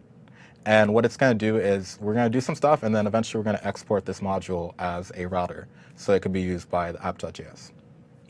Okay, so in the some implementation part, we're actually going to start doing some routing. So we could do like router.route, and we can pick the API that we want to do. So we are on API, so we want post. And so post will be the cheaps that we have. We'll call those post. And really kind of the way it works is like it's seen as kind of like a resource. So we'll have, for this API, we'll assume that we'll have a get and we'll have a post. A get will return all of our posts, and a post request from the client will create a new post. So we can do router.route post, and then we could say get. And so this will return all post. So it returns all the posts that we need for the that's in the database. But currently we don't have a database. So what we're going to do is we're just going to add the function, the request handler. Request handlers in Express take two functions, rec and res. And basically that means that, hey, we have a request object which comes from the client and a response object which comes from the server. And we request the object, or the request object has all the things that the client asks for, and the response object has what you respond with. And in our case, because temporary solution, we don't really have our MongoDB server set up yet. So what we'll do is we'll just respond with a OK, and we'll just say, hey, to do, we got to do this. So we could do res.send, and I believe I could just put like message here. I could say to do. Return all post. Okay. And so that's for the get function, or the get, the .get will give us the get method. We also want the .post because we want to be able to do the get endpoint and the post endpoint. And the post will do the same thing. We'll use a request handler function signature, which is rec res. And so we'll just say we won't really pay attention to what the request does. We'll just do, again, a temporary solution. And it'll just be to do to say, hey, in this case, though, instead of returning all posts, what we're going to do is we're going to create a new post. And I'll say to do. Post out. OK. And now, I can just put the semicolon since I finished this whole line. And what we'll do now is we'll just export router because I've added the routes to the route. And because of that, in app.js, when we do the require on API, it'll be seen as a router. And app.use expects a router to be registered with Express. I want to make sure I didn't go too far here. OK. Cool. So let's go ahead and just try this out. So one thing I use to test a lot on for web applications, and I don't think I can use incognito. I think I have to use a regular one. If I do Chrome apps, so if you go into Chrome Store, there's two cool applications you could use just to test apps. And actually, the one I like is installed. There's Postman, which is a REST client here. Oh, I was expecting zoom it. There we go. I'm going to quickly install Advanced REST Client because I prefer to use that because I'm just more familiar with it. But basically, it's just a client that will allow us to test our web APIs without actually having to write some code to actually use it. So you're going to use this to create to basically make some get and post requests? Yep, exactly. So let me see if I can zoom that in. And I can't actually do it without running the server. So if I do ls to show you I'm right here, and if I didn't screw anything up, if I do npm start, we should be able to start the application. It starts at bin www, which is the starting script. And so if I go to back to Address Client, I say localhost 3000 API post. If I do a get, I should get a response. It says, hey, return all post. So that's interesting. Is it that whenever you make an API router, then all of the methods below it will be for auth? We'll have the API. Yeah. So because I put this stuff in API, and this starts at post, so this is defined the post, but you can notice that there's no API here. If you go back to app.js, which is responsible for registering all of our routers, we notice that we mounted the API router to the API path, which means that every route that's defined in API will start with WAG API. Okay. So that's how that works. So cool. So if I do a post here, it'll say, hey, to do create a new post. So we know that we have that. And if we did a put or something else, we would expect to have a 404 not found. My mouse is crazy. There we go. If I do post here, 404 not found, because we didn't define that API, which is how we expect the answer. OK, so let's get more fancy. Let's do some more stuff here. The last thing we want to do is, Helen's going to talk about what resources are in Angular. But Angular actually kind of imposes one little thing on our server, and it basically says that if you're going to define something as what's called a resource, it needs to have a certain type of conformity on its REST API, which means that we want to be able to manipulate a collection of resources as well as individual resources. So because of that, we should also make another route that is specific for a certain post. So Express actually has this really cool syntax here where you could just put a :id, which will automatically parse the path and pass this ID as the parameter. So if I I'll actually just show you what I mean, because it's way easier just to show you than to explain it. So I'm going to do something similar. I'm going to do get, and this will return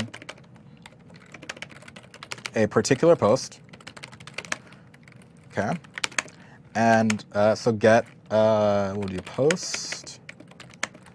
Sorry, not post.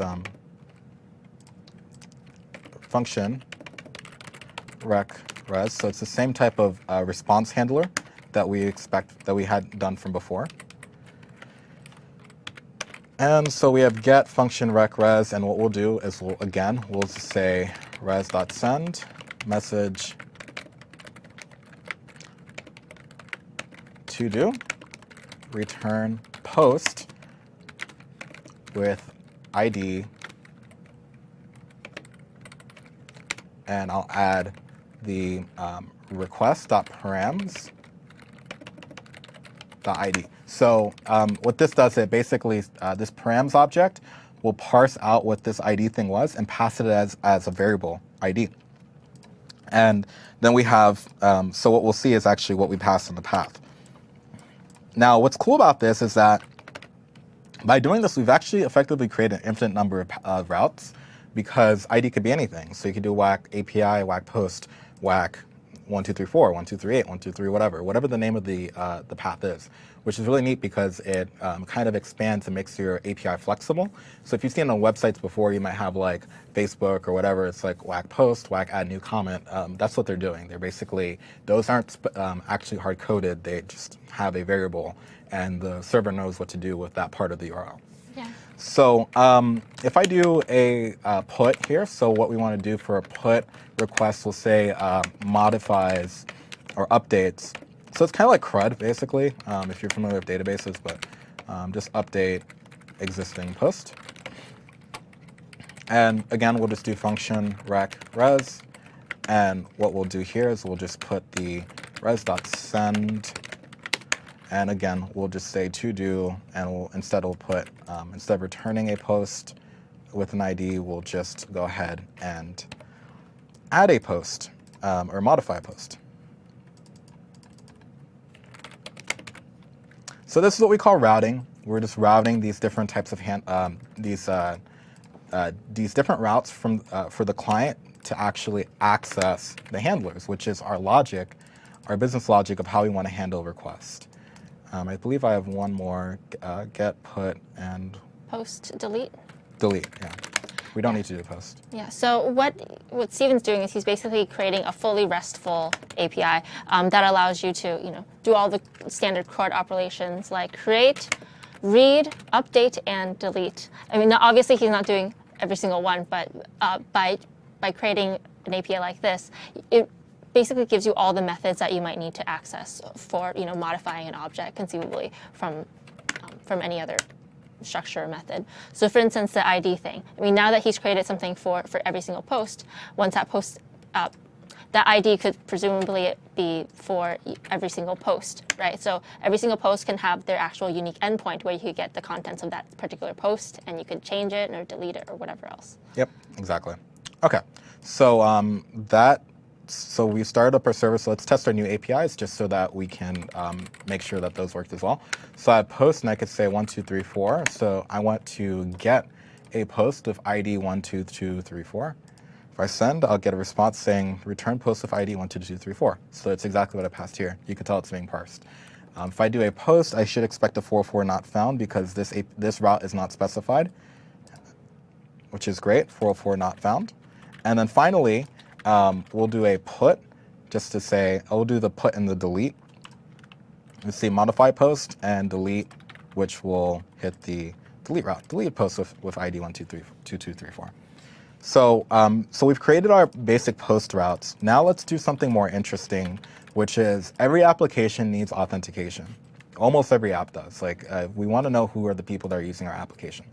So to do that, what we'll do is we'll use npm, which is very similar, like I mentioned before, it's like pip or NuGet, which really just allows us to install packages that are useful for us to do implementations like authentication. So to actually use it, one thing that's really useful here is if you go to npmjs.org, and you can just search for any package that you want, and I'm going to go to Passport.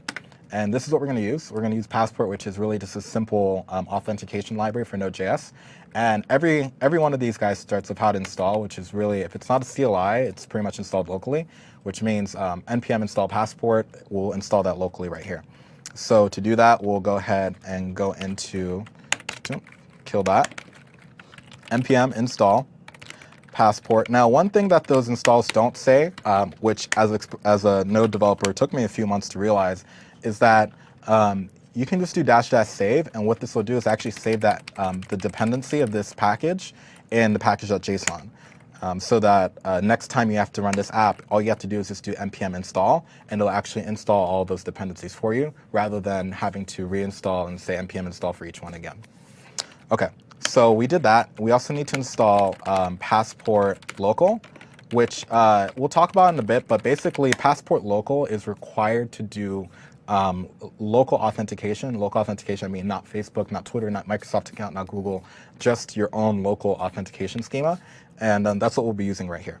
So we'll do Passport local save, and then we need one more, which is since we're actually making our own users and storing those in our own database, we don't, it's never a good idea to store passwords. So we're going to just store password hashes. And then to do that, there's a great library called bcrypt.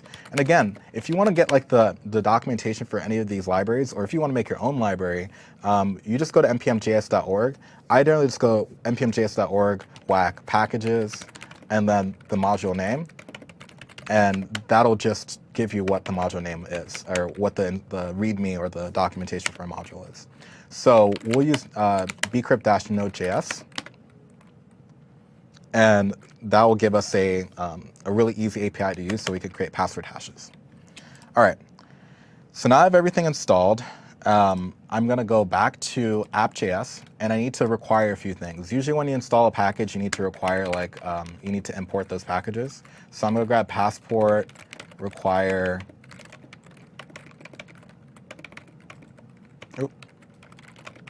Passport, okay, and then I'm going to do, I don't need to actually grab bcrypt here. We don't need it. And there's one more thing actually that we do need to grab, which is Express doesn't really come with much. It has, when Express 4 came out, they debundled a lot of stuff. So we actually have to install the cookie parser or the session manager as well. So npm install Express-session. and we'll save that too. And we'll require that as just a module called session equals require express dash session here. And then if I go to, I'm going to put it right below the logger. I'll just do app.use. So we'll talk about middleware in a bit. So middleware sits between your app, between your request and your application. And app.use is really just a way that we add middlewares to it. I don't want to get too much into it, but basically it stands between the client making the request and the logic that handles the routing control. So you could do some common functionality like parsing cookies, or what we'll actually use it for ourselves to create our own middleware is to enforce API authentication. So right now I'm just going to use session to as a middleware. And I think it's like this. I'll double check. I think session, and then there's a secret here, and pick whatever secret string you want. This is just used for creating the session hashes. And then, so now that I've added the session middleware, the only other thing I have to do is actually have to add the passport middleware, and I'll add it at the bottom. I won't get into it, but middleware a lot of times matters in the order that you use it. So we have to use passport.initialize, I believe. I'm gonna have to double check. Yeah, passport.initialize. Okay, so, and then afterwards, app.use passport.session. So if I did this in reverse, passport.session would just choke because you need to pass the initialization middleware first, and then afterwards the session. Yeah. Okay. Ooh, that was a lot. Yeah. And just one more point on the middleware. I mean, it's not that difficult. Basically, the order that you're defining that middleware in the app.js, that's the order that they're going to be run in. So, the first one is going to check for something, and then it'll just go next and next and next, whatever middleware that applies to the route that you're looking at. Okay. Cool. So now we're going to actually add authentication. We're going to use the passport library, which we just added. We're going to implement sign up, login, and log out routes. And instead of storing users to MongoDB, for now we'll just use in-memory so that we don't have to talk about Mongo until the next session. So I talked about testing the APIs, and we're going to create mini routes, mini routers that we've already done. But we're going to use this same model, this same routing model over our authentication piece. Okay, so let me jump back down, and what we're going to do is we're going to create a new file here called passport.init.js. So this is just a clean way. This is actually Helen's idea, basically cleaning up our passport implementation, because passport can be, although it's simple, it's a lot just to take in, and essentially passport has like its own sort of like middleware. They call it strategies, and in order to actually do it, we're gonna just copy some boilerplate code to bootstrap our passport implementation. So I'm going to copy and I'll explain what each piece does. It doesn't actually work, so don't be too fret about having magic code. We're going to go in and implement it. But I need to copy some basic stuff because it's really specific to the library. Okay, so Passport has strategies. And like I mentioned before, we have to do npm install passport local, which means that we're going to grab that local strategy. We're going to grab bcrypt, which is our cryptology framework or library, which will just create hashes for our passwords so we don't have to store the user passwords directly. And we're going to have this this temporary users data store, which is really just a JavaScript object where we'll save our users, and then in the future we'll replace that with MongoDB. So the first thing we'll do is we'll implement the signup API, which the signup API is pretty simple. What we're going to do is you get called, we register this as a signup strategy, and it'll be local strategy, and this little thing just says, hey, pass the whole express request to our callback here, and this is our callback. The callback has a request, which is the request coming in from from express, the username, the password, and done. So Passport actually automatically parses out the username and password from a form body when you do the REST request. So we can just assume that it has it. And what we'll do is we'll do users and username. So we'll grab the username that we have here. And if you're familiar with JavaScript, if you just pick the at username, it's just going to be a key value store. So what we'll do is we'll create a we'll create a new object. Before I do that though, what we want to do is go ahead and check if the user already exists. So we don't have more than one user with the same name. So let's say if users username, meaning that if I got anything besides 0 or null, we can just return done with an error saying username already taken, because we're trying to sign up with the same username if you hit this path. And we will do a users, we'll do false, which will just basically say, hey, we did not sign in, and here's your error.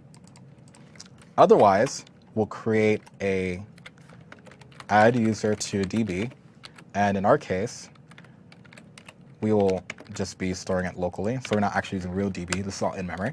And we'll say username is equal to the username that was passed in as a parameter, and the password will be, so if you look actually down here, we have invalid password and create hash. These are some helper functions that we pre-wrote, which uses bcrypt's APIs to create cryptographic hashes. So instead of storing the password directly, which is very bad, you don't want to do that, instead we'll do create hash, and we'll just simply store the hash. And later what we can do is when someone tries to log in, we'll just compare the hash with the password and see if the computed hash matches the one that we stored. So password, and what will happen is it'll just return the hash, and we'll store it back in password. Finally, instead of having a object here, so in Node.js, it's really traditional when you call an API, your first, or when you call a callback, your first parameter is usually an error. So if it's null, that means that you don't have an error. If it's not null, that means you do. And the other parameters are usually just specific to that actual API or that function. So we'll say users username is what we'll pass. So we'll say we'll pass back the entire object, the user's object that we just created. Okay, so that's our sign up implementation. Now we have to do our login implementation. So again, these are like weird little middlewares, but essentially when we hook this up to our API, our authentication API, because Passport kind of sits between our users and our clients and our actual route handler, it'll detect that we tried to do an authentication because we're going to have specific authentication APIs. And Passport will, these functions really instruct Passport how to save users, how to hash the passwords, and how to provide a user back to Passport. All Passport's really doing is just kind of serializing, storing those users into a session, into a HTTP session, and then storing out. So if you ever use a website that like, hey, your session expired or whatever, that means that's the same exact thing. We're actually just storing you in like a little cache you could think of on the server, and you get a cookie, and it tells what user you are after you've logged in. Okay, so Passport use login. So what we're gonna do is we're gonna do the same thing here. So we're gonna say if the user at username, so we're going to get the username from the request. If the user username does not exist, then we just need to return done user not found. So you can put whatever verbose error you want. Otherwise, we'll put, and we'll say false, you did not log in. Did I put true on the last one I did? Yeah, okay. If it's not false, then it's considered a successful login. Okay, and then so the user is not found, and then we also need to check if the password is valid. So we can say is valid password. Is valid password takes the user object that we've just stored and the password that that the person who's saying that they're that user provided. So if I try to sign in as someone, that's the password I'll get. So we'll pass users, and I believe users here. Username and password that we were given from the API here. And if the password is valid, which means we, or if it's not valid, because instead of nesting, you could just do not, return done invalid password. And we'll also say false. Otherwise, we actually got the user and we did successfully sign in. So And I could even console log that to make sure that we get that debug output. It's a whole lot of code I'm writing without running, so kind of makes me nervous, but we'll see. Okay. And we'll just pass null here to say that we did not have an error. And instead of false, we'll pass in the user and username. Cool. So all this is actually in the Passport documentation. This is not made up or whatever. It's actually in there. And then finally, we have to just, when Passport is called, or when Passport wants to serialize a user into a session or deserialize, it needs a unique identifier for that user. So in the next section, we'll use the MongoDB IDs that we have. In this section, since we know that users will have unique usernames, we could just use the username for the user object. So kind of a key value type of thing, where the username will serve as a key. Could you go back to your code real quick? Yeah. How do you check? So, okay. So if the password is valid, then so the first thing we'll check for users' existence. Yep. The second is going to check for if the password is Yep. not valid, and then the third you're going to check for, and if both of those are true, then you're Yep. already going to just go and sign it. Yep. Is that And right? yep. So let me put some comments here. So check if password is correct, and otherwise, if the user exists and the password is correct, then you should be able to sign in, right? Okay. And so now, if we're past the, when Passport wants to serialize the user object into the session, we need to provide it what that key should be. So we're just gonna, actually this is pre-baked in for us, so we're just gonna pass back to the none, no error, you're gonna get the user ID back, or the username back. And Passport will use that. Now when Passport comes back and says, hey, I wanna get a user out of the, if a user comes back that's already logged in, we want to be able to get that out of the session. So instead of we have not implemented this, we'll say no, we have, and instead we'll do users, which is our database, our faux database, and we'll say username. And that'll return the user object back. Object back, and I'll put here tell Passport which ID to use for user. Okay. So now we have that part. And finally, we can actually start implementing our API. And I'm not going to torture everybody through this again with the gets and the posts and whatever. I have some pre-baked code that will just define all of the APIs that we need for authentication. And we could get right down to testing to see if it works. Okay.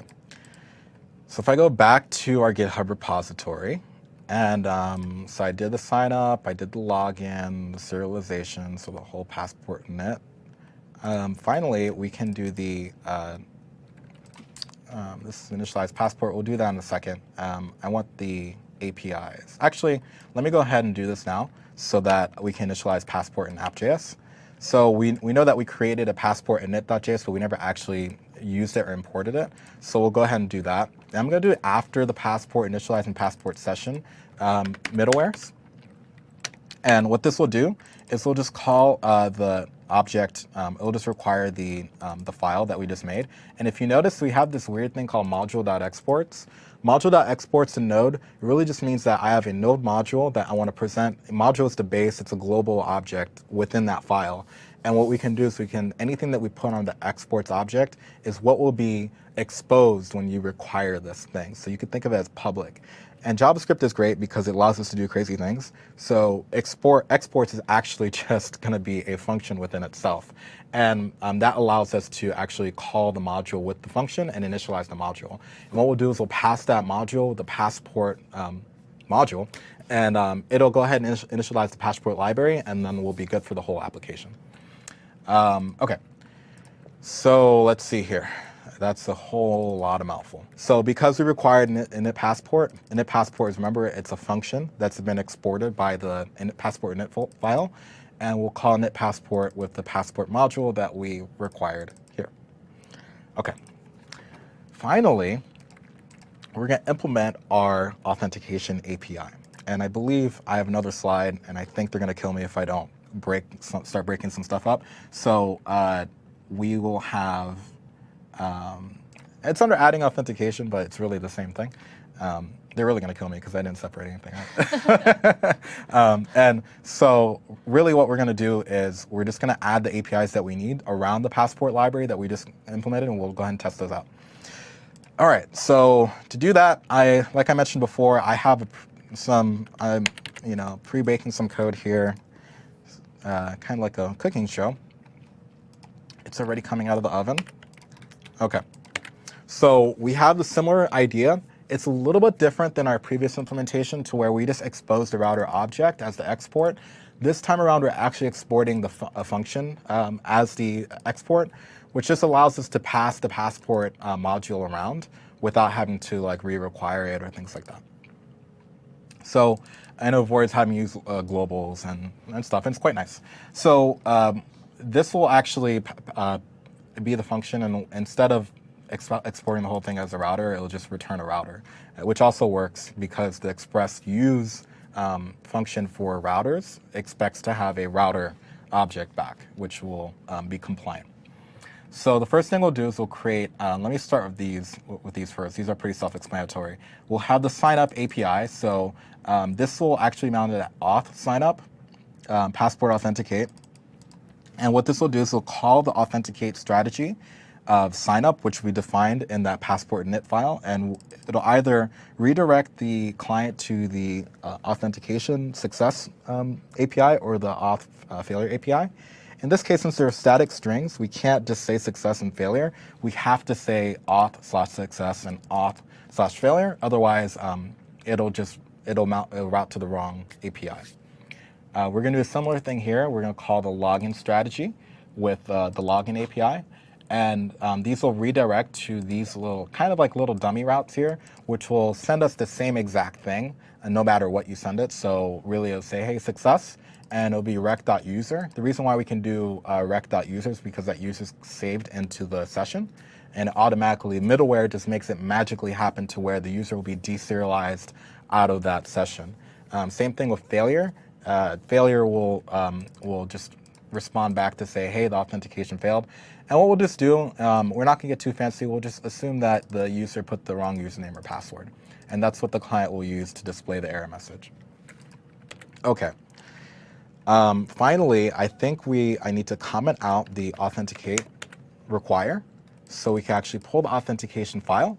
And then we have to also uncomment the registration of that router to the auth endpoint. So remember that anything in the authentication router will start at auth/signin, auth/logout, et cetera, et cetera. All right. So Helen, are you ready to see this run? I'm very hopeful. That did not sound confident. Of course I didn't have a syntax error or anything, right? I mean, so. There's actually a couple of people in the chat window with some syntax suggestions. Yeah. So if it doesn't work, I'll go through it and tell you why people think that is so. Okay, so it looks like Yeah, it looks good so far. Most of it. I mean, the stuff that was executed, right? So let's see if we just make sure I don't crash or anything like that. So we're gonna grab our REST tester again. Oh, geez, where is it? There it is. And what we'll do is we'll do auth sign up, and it'll be a post. And instead of JSON, we're going to pass form data. So username will be sedward, password, super duper secret. And we'll do X, yep, form encoded, we'll send. Oh no, has no method authenticate. Okay, so this is for income method has no message authenticate, which is, it looks like I'm doing rec.authenticate somewhere. 11 stuff doesn't work exactly right. I think it's where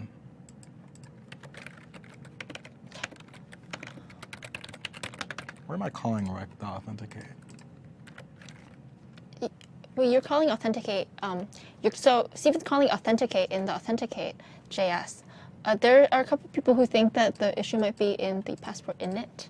Yeah, it probably is. Let me look at the stack trace really quick. Start routes. Oh, geez, this thing is. Okay, there we go. Oh, there we go. Okay, so authenticate JS. look, everybody's paying attention. Okay, authenticate JS line 17.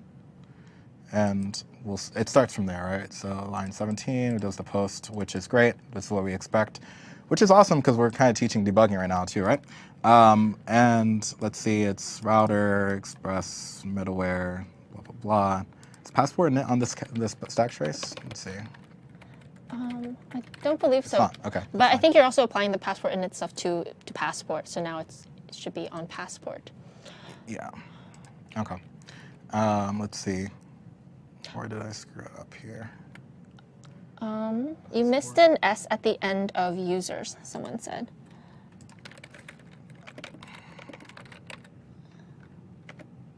Well, it won't. Can you search for user and then the square bracket? Yeah. There we go. Cool. Nice catch, but I don't think that was the error. No. There's a thing that's saying, hey, it doesn't have authenticate, which means that this would mean that the incoming message has no method authenticate, which means that I'm calling rec, because rec is the incoming message, and authenticate means I'm calling authenticate on that. Which would mean it's authenticate JS line 17, which is where we'd expect it. Let's go back to app.js. Oh, yeah, app.js, because it's probably the middleware. That's what I'm thinking. So where did we we did initialize Passport. Yeah, we and did. Are we? And then we're doing the authenticate, and so Passport should have the authenticate piece. Yeah, it should have it there. Because we did session afterwards, and we did initialize after the Passport init. And do we require Passport? We did. Did we require Passport local? Oh, yeah, we did. But we Yeah. need to require it in Passport init, which is Passport local. That's interesting.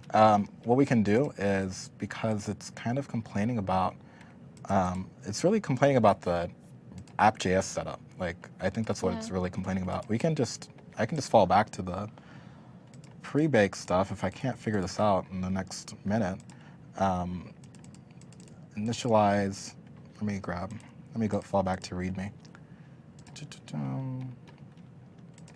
Passport init, app.js, somewhere here. Here, okay, so here's our Passport initialize, Passport session, keyboard cat as our secret, whatever that is. And we require Passport, which should be the same as here. I don't think I misspelled anything. Authenticate, well, this is fine. So what I'm gonna do is I'm gonna grab the finished part of the module so we can see what we might have missed. Oh, I think that's what it is. Oh, yeah. There we go. All right. I'm sure everybody enjoys me sweating. Okay. So the reason why is because authenticate, remember, is exported as a module, which expects a function with a parameter. And because this is null, it's going to say, hey, this thing doesn't really exist. So we do need to pass that over to it, which is Passport. Anybody catch that in the chat? Yeah, I can't tell if the person said it right when we said it or what, but we seem to have found it around the same time. All right, let's try it again. Beautiful. Okay. So now we have our password and my hash for the password. So notice that the password is actually not saved. Okay. And get doesn't really do anything. If you do now we can do a login since I've already signed up. So I can actually log in with the same thing. And actually, let's go ahead and do the logout. So logout a post or is it a get? It is a... Logout's a get. Sign out. So sign out. And the cool part is that Passport adds these really nice, what is it, get, auth, sign out. Is that correct? Yeah. It's saying not found. Why? Well, I mean, if it's not in the... So? Oh, that's fine. Yeah, 302. 302 redirect, right? And because it's redirecting to the root, we don't actually have a thing for that, so that's fine. So we get a 302 redirect, which means we did log out. When we do the application, that'll just mean that it'll redirect the user to the view. And if we do auth again, log in, we should be able to log in with user super duper secret, which we do. And auth success is what you're turned to, and we still have the same username and password. So everything's working fine. We have our login. Now, finally, we talked about middleware. We talked about all these magic functions that put stuff in between stuff. But now we're going to write our own middleware. And middleware is really useful if you want to do something, some type of action to a subset of APIs or subset of routes. Or all your routes. We have application level middleware, which is what we use, app.use, app.use, app.use. All that is application level middleware, which means that any router, it applies to any router, any route, all of them. So it's kind of global. What we want to do is, since we want to use the authentication piece for our API specifically, we just want to lock in, we want to lock up our app APIs. So our post APIs. So to do that, it's actually really simple.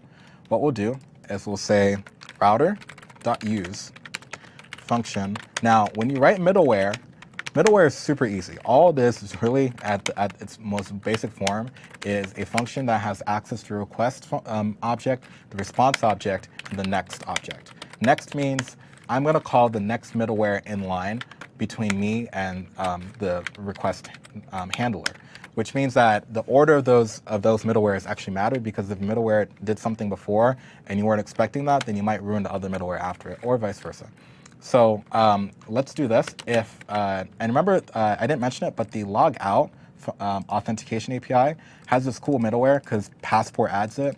Rec.logout is not something that comes with Express. It actually comes with Passport, and it allows you to just do this logout thing. So let's see here. If we do if, I'm running out of time, so I'm trying to do this very quickly. If rec.is, I forgot if it's is logged in or what it is. Let me see really quick. I think you made it is authenticated. Yeah, but the rec function actually has is authenticated. There we go. So rec has middleware is authenticated, and what we can do is we can just ask, hey, are you authenticated? And is that a function? Yeah. If it's not authenticated, what we'll just say is, hey, res.send message. Actually, we'll just do redirect to, and Helen will make this page eventually, but we'll do hash login. And so now this will lock up any API that is on this route altogether. And really, that's fine for this router, except we want to be able to allow those posts to be public and anybody to access those. So if we want to do that, we need to make the get for that completely open and excluded from the authentication. But every other method should, modification methods and new methods and such like that, those should require authentication, and the user, any random user or any unauthenticated user shouldn't be able to access those. So what we'll have is if rec.method is equivalent to get, we'll just go ahead and do next, and we'll return. So what Steven's doing is he's basically organizing this API so that the GET request can be accessed by any user, logged in or not. But for all the other routes, you have to be actually a logged in, authenticated user to be able to, for instance, post or delete a post or whatever else. Okay. Here, return res.redirect. User not authenticated, redirect to login page. Okay, and I believe that's all we want to do. And so this will actually enforce that. So now if I restart the server, we'll do this test very, very quickly so I could get, so we could go on our break. So I've started it up, and now I'll go back to the REST tester. And I know it's not exactly sexy, but this all matters, because if you could test this without using the app, it'll save you a lot of time. So first thing we'll do is we'll do a sign up. Remember, since this is in memory, when we restart the server, we lose everything, which is why the database is important. So we'll sign up. Great, we signed up. We're authenticated now. And now if we go to API, oh shoot, you know what I should have done? Let me do the negative test. So we'll negative test it, and we'll just try to do a post with a new post on the post endpoint. And what we'll do is we get redirected to the login page. However, if I do a post, so we could tell that part works. So the middleware is working there. Now if we go to auth, let me make this a little bigger. There we go. Sign up. We're going to do a post again, and we'll sign up. Great. I'm authenticated. Now I can go and create a post. So API post. And if I send,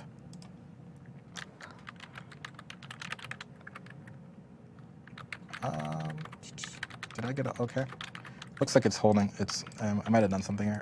If it's not authenticated, yeah. If it's not otherwise, res.next or return next. User authenticated. Continue to next middleware or handler. Okay, that was my mistake. Really quickly, let me redo that one more time. So what we can see is that if I do sign up, so auth, sign up, I'll do a post. We've logged in, we've authenticated, and now if I do API post, and I do a post to that, which is an authenticated only API, we'll get a response to do create new post. Awesome. So in our next module, what we'll do is we'll grab MongoDB, and we'll actually implement those implementations for the to-dos of whether or not we need to create a new post and store that in database, retrieve a new post, send all the posts back down to the client right from the database itself. And what we've done in this module is we've created all the routes that we need for the AngularJS front end, and we've also implemented the authentication that we need to protect certain APIs from unauthenticated users. Anything else, Helen? No, I think that's it. So we're going to go for a meal break, and we're going to be back in an hour or so. Yep. All right, we'll see you guys soon. Yeah, see you.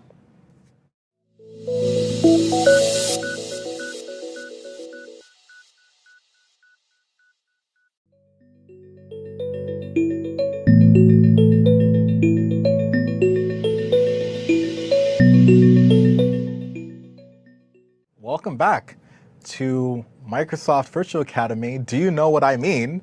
Meanstack Jumpstart. My name is Steven. This is Helen. Hey, guys. And so last time we left off, we had created a AngularJS front end for Chirp, our Twitter clone. And the last module, I walked through Node.js and Express on how to create those APIs and get those things worked out for mimicking how we would make posts, and we actually did implement the authentication. So this module is all about the M of Meanstack, which is MongoDB. So MongoDB is our data store that we're going to use. So if you remember the last module, we actually went ahead and used an in-memory store, and that's just a temporary solution. So what we're going to do is actually swap that out with MongoDB. So for this module, we're going to talk about intro document-oriented databases, just really a quick overview of that, what MongoDB is, how to use MongoDB from Node.js, which will flow right into how we can implement those route handlers for the post APIs to manipulate individual posts. Okay.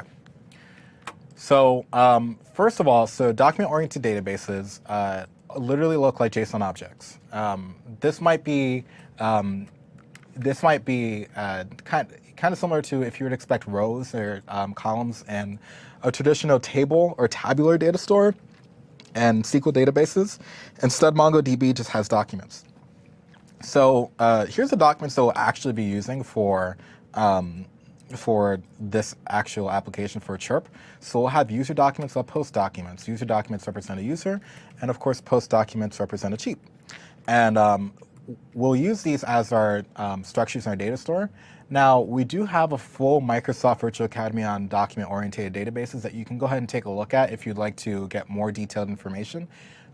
This module will more so talk about how to quickly use MongoDB to integrate it to our application to get things going very quickly.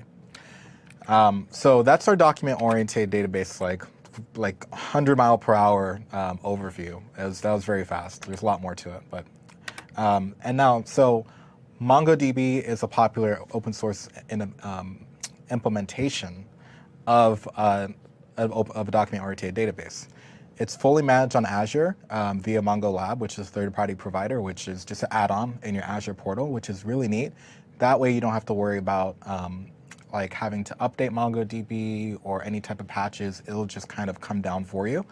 And the drivers, basically in most languages that people code in, there's a driver for it. There's C++ driver, Node.js driver, there's a Python driver, a C# driver. Pretty much every language I could think of has a driver for MongoDB. Yeah, and the great thing about the Mongo Lab instance for on Azure is that you can actually use a small one for completely free, right? Yeah, so on Azure, you could actually spin up a Mongo Lab instance.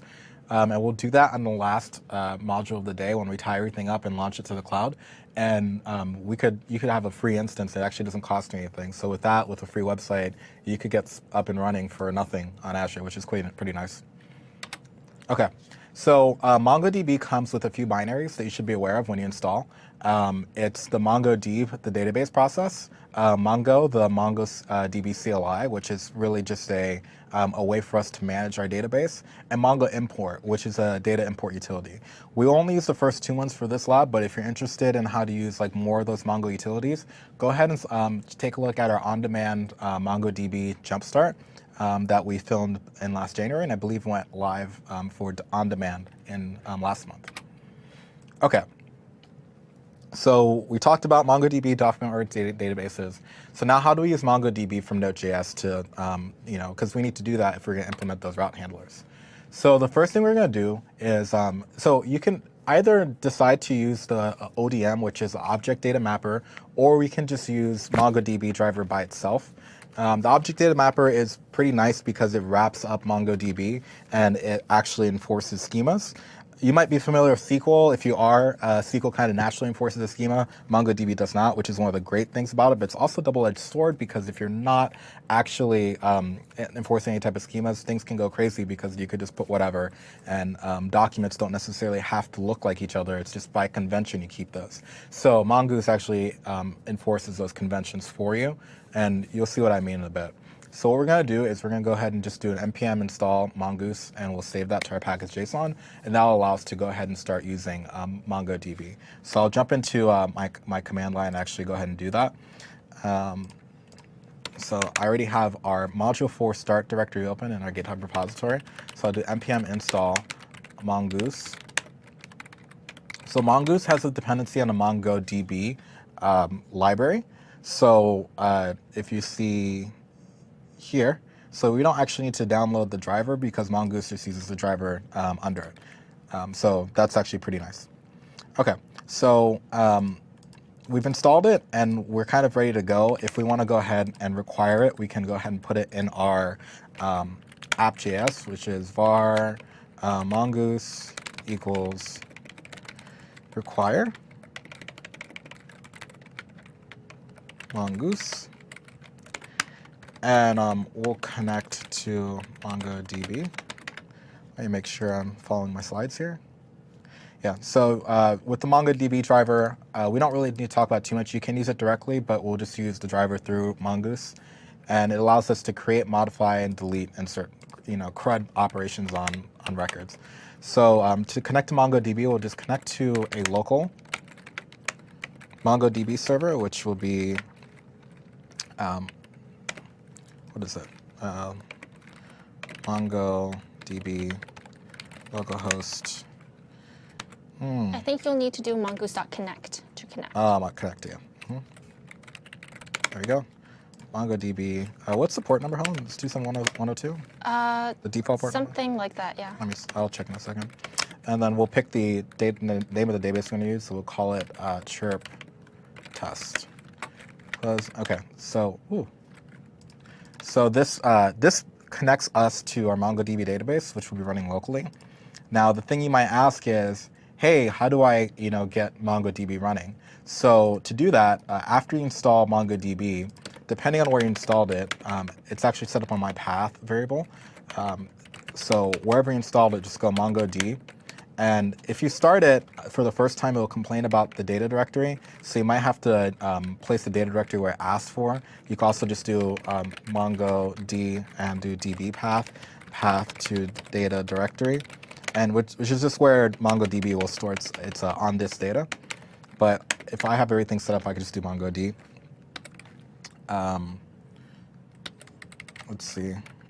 Oh, I think another database is actually running already. Yeah, this crazy looking screen. There we go. Okay, so it says, hey, waiting for connections on port 27017, which is the default MongoDB port. So 27017. 017. Thank you. Okay. So now we've connected to, this will connect us to our MongoDB server. So now we're kind of set up to use MongoDB with Node. And what we'll do with the Mongoose ODM is that it'll enforce schemas around our MongoDB database using schemas, and then the schemas will be able to use models. And the way it works is that MongoDB has collections. Documents go into collections, and collections go into databases. Databases live on servers. And so for every model or schema, there's a one-to-one relationship between a model and a collection. So if I have a post model, I'll have a post plural collection. If I have a user model, I'll have a users collection. So that's kind of how that works. So let's go ahead and talk about how we can implement the route handler with Node.js and MongoDB. So if you remember from the previous lab, we actually just did a quick to-do implementation. We never actually implemented everything. Now we're actually going to get the user documents for the GET request and create a user document for POST request. So really, it just means, hey, if we want to create the CRUD operations on those APIs that we didn't implement before. So we got the authentication working, but now we need to do the implementation. So we'll go ahead and get started. So let me minimize this out. So the first thing we're going to do is we're going to actually jump into our authenticate JS here. Let me pull up my GitHub repository for it so I could follow my README. So if we go to chirp, module 4. So we already started MongoDB, and we already installed Mongoose. So what we want to do is we want to go ahead and create our models.js, and we're going to use models.js to create our schemas. So I'm going to create a new folder here. We'll call it models. And say we create a new file here, we'll call it models.js. Now you don't have to follow this convention. You can make a model folder or model file for each type of model you want to hold. Because we only have 2, I'm just going to throw them in the same one. So first we'll do mongoose equals require mongoose here. Okay. Oh. Okay. Afterwards, we'll go. So we got our mongoose require module in. So now what we want to do is we want to go ahead and create a. We want to create a schema here. So mongoose schema. I'm being yelled at for typing too loud, so I'm gonna type a little bit quieter for you guys. Sorry about that. So what we're gonna do is we're gonna create a schema, and the schema will have a username and password, and I guess it created that too. So what we'll do is, let me go back, and we'll call this. I'm actually gonna copy and paste the code because I don't actually memorized the Mongoose schema stuff. Okay. So we're going to create a user schema, and the user schema will be have a username, password, and the thing is, when we create a schema, we define what the types are for each field, and we have created that, which is a of type date, and when we create a new one, the default value will be now, unless specified by the thing that saves the model. We're also going to have one more model, which is called the post schema, which will be a new mongoose schema. And username will be, nope, not schema, post schema, so it'll be text, and it'll be type string. We'll also have created by, Helen, what is it going to be? Is it going to be type string? Or yeah, could you make it a type string? Okay. So it'll be created by, and it'll be a string that will point to the user ID that created it. And we'll have created at, Actually, I don't think I need created at. I just think I need, is that all you need, Helen? Well, the created at would have a timestamp for the post, so we do want that. Okay. There we go. Boom. Okay, so now we have our schemas. Now Mongoose wants us to create, the final thing to do when we're using Mongoose is just to synthesize our models. And so it's really easy to synthesize a model. All we have to do is do mongoose model post mongoose model user, and that'll allow us to just to export those modules into Mongoose so that they could be used by anybody using the Mongoose module in the application. So Mongoose user, and it'll be .model. Yeah. Right. And we'll do the user schema, which means I'm declaring a model. So I'll put that. Declare a model called user, which has schema user schema.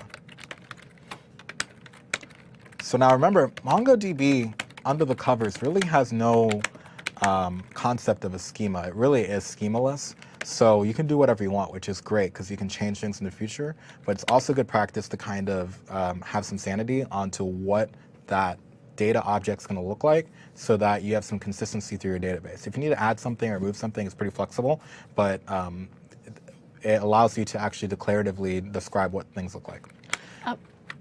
And once you're done with that, can you actually do me one more favor? I'm the person that's going to consume a lot of these, so I do want what we're doing to align. Could you use username instead of created by for the user schema? Yep. Thank you. You got it. There you go. So text username, and we'll do our post model and our post schema. And same thing here. It'll be a model called user, which has schema. User schema, same thing, model called post, called using post schema. Okay, so we've created that. We can require that in. So I'll do that. We could do it right after Mongoose Connect. We could do require. And we don't really need to hold on to the models module. We don't really need to, but we can if we wanted to. So we'll do models.js. Okay. Now this require will actually start to execute whatever's in models.js. I don't think we actually export anything, so it'll just be within the Mongoose library itself. Okay. And so now we've actually created our basic connection to MongoDB with the schemas that we want to do. Now, the exciting part really is adding the users, getting the users out of like the in-memory nonsense that we're doing with the users, as well as the post as well. So the first thing we'll do is we'll implement the users in MongoDB because we need users to actually create posts. So it makes sense to start there.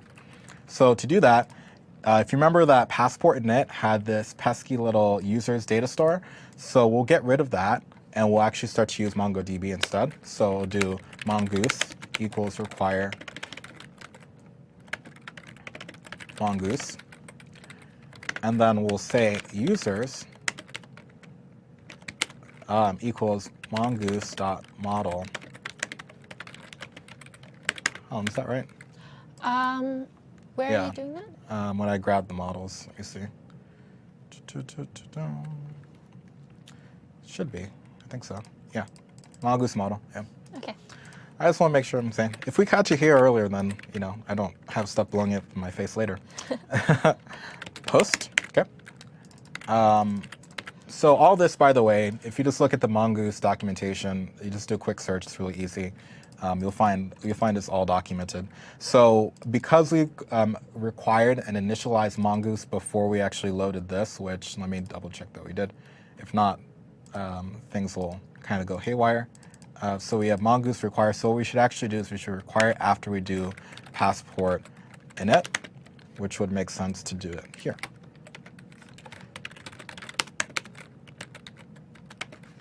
Before it. So do it right before.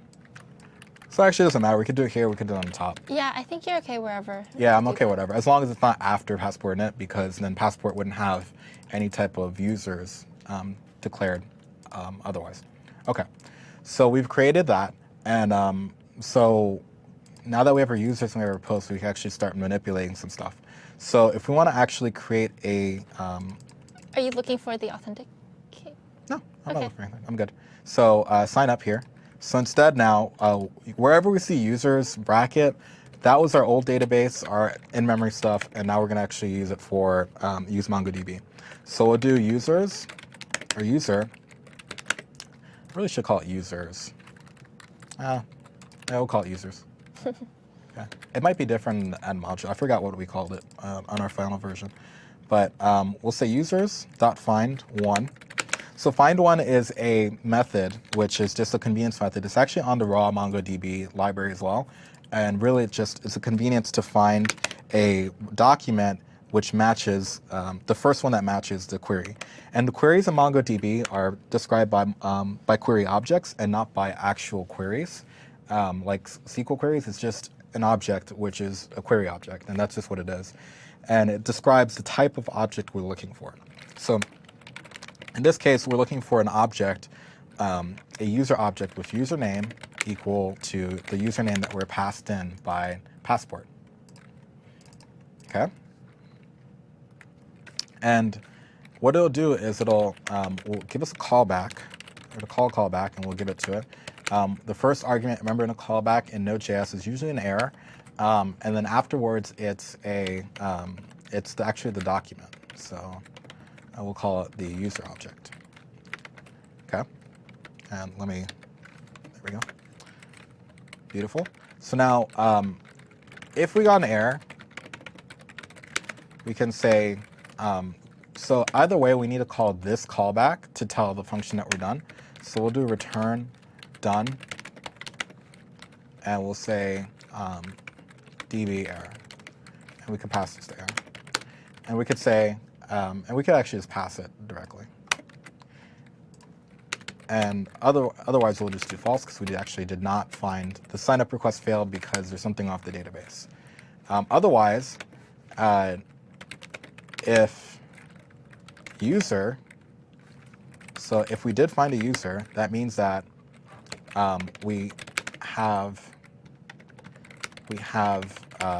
already signed this user up, meaning that this sign-up request should fail because this username is already taken.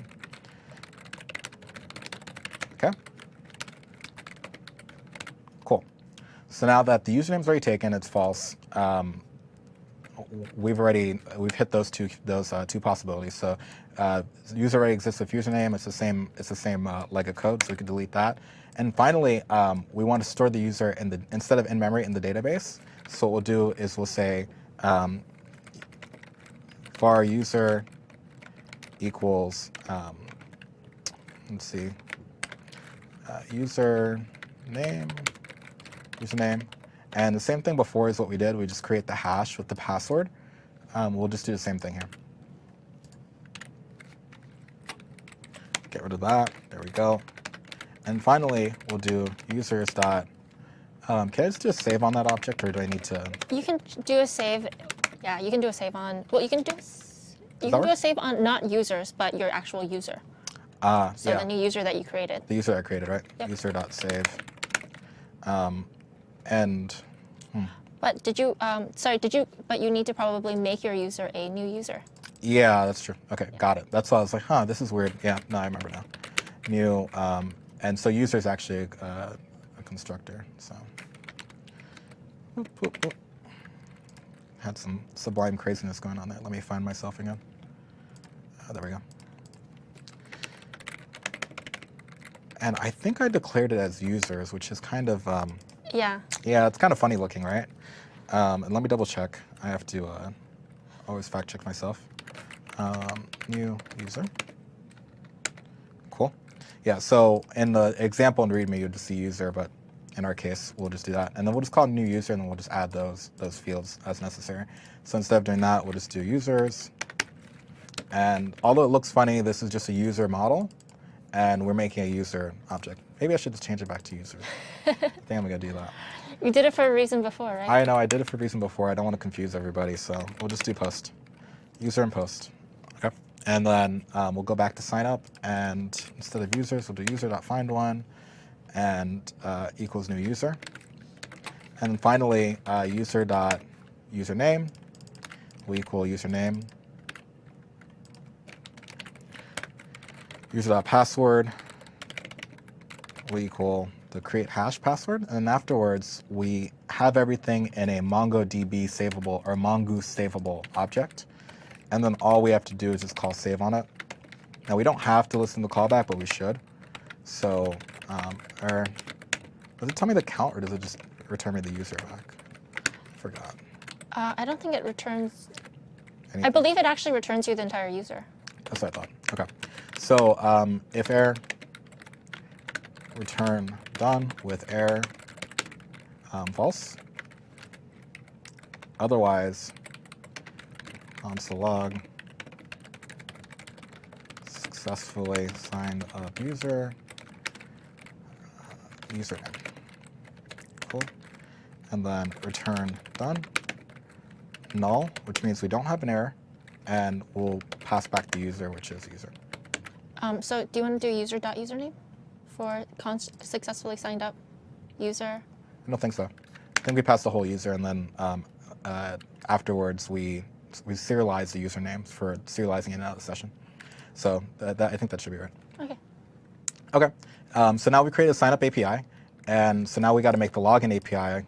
Again, we can't use the user's in-memory things, so I actually should cut this out. Yeah, see, we passed user username, remember before, which is the whole object. And kill this. All right, perfect. So now we have are done, and now we'll just do the login really quick. So the same idea here. First, we check to see if the user exists. If the user already exists, or actually this should be if not user found. But if the user doesn't exist, false. If the password is not valid, false, then you shouldn't be able to log in. Otherwise, oh, and this one's if it is valid. But if the password is valid, then we'll check, and if it is valid, we'll just go ahead and return.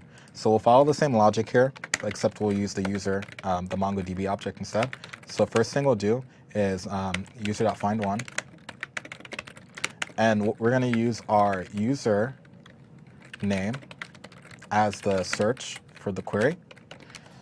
And so these queries are really interesting because they're basically JSON objects, which is really neat.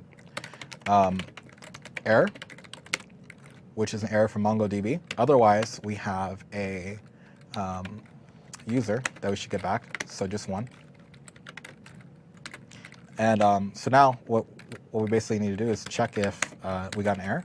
If we got an error from MongoDB, then return the done callback with just, let me make this a little bigger for you guys, with the error of the database and false, which just means that we're not going to log in.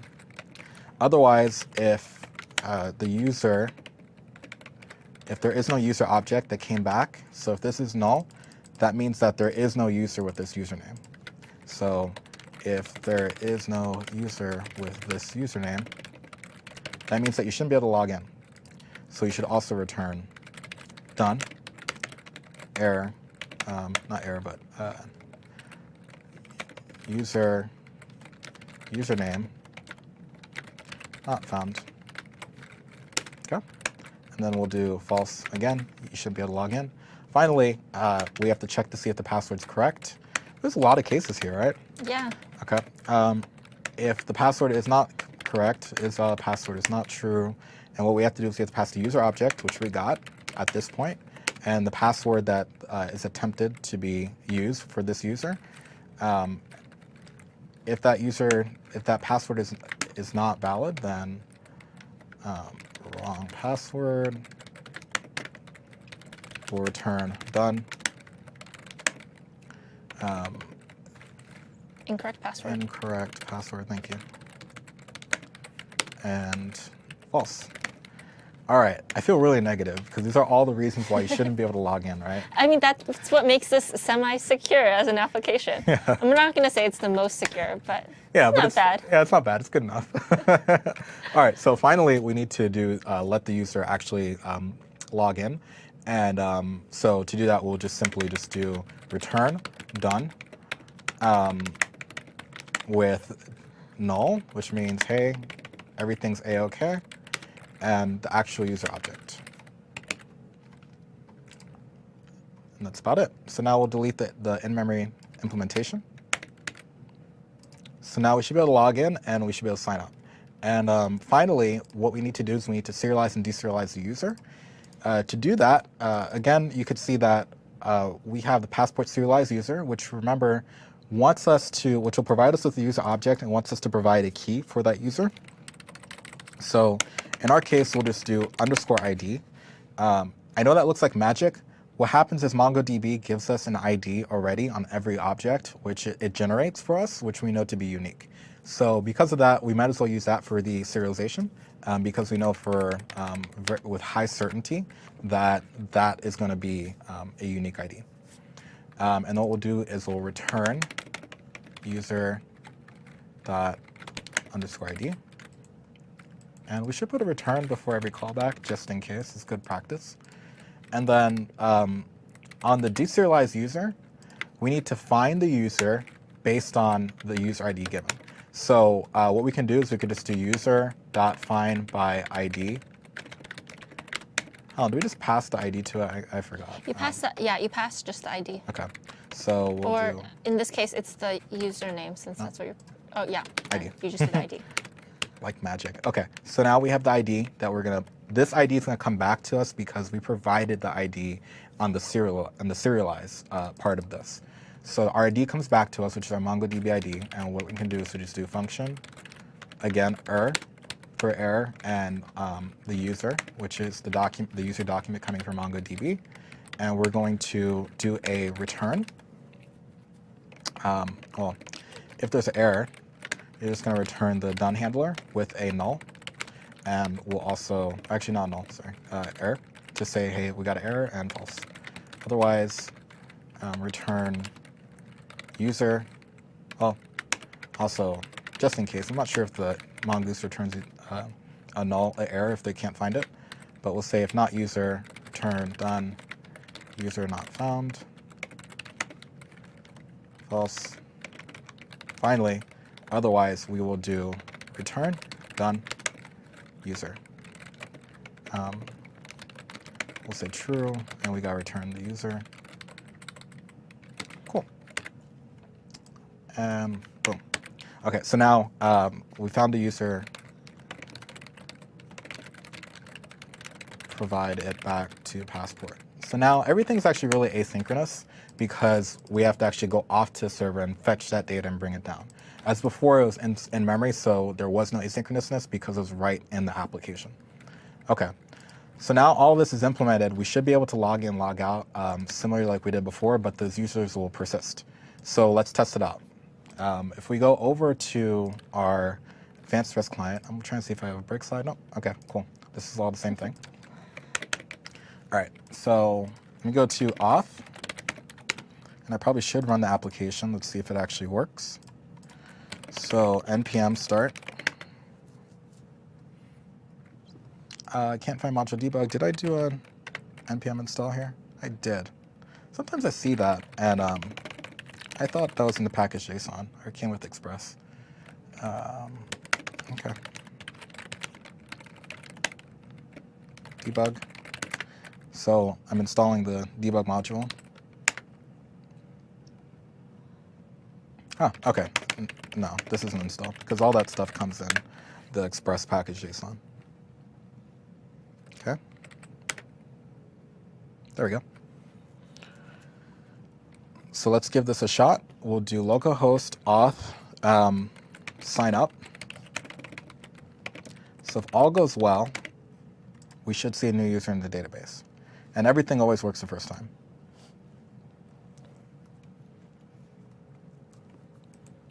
Let's see here. We should be connected to the local database.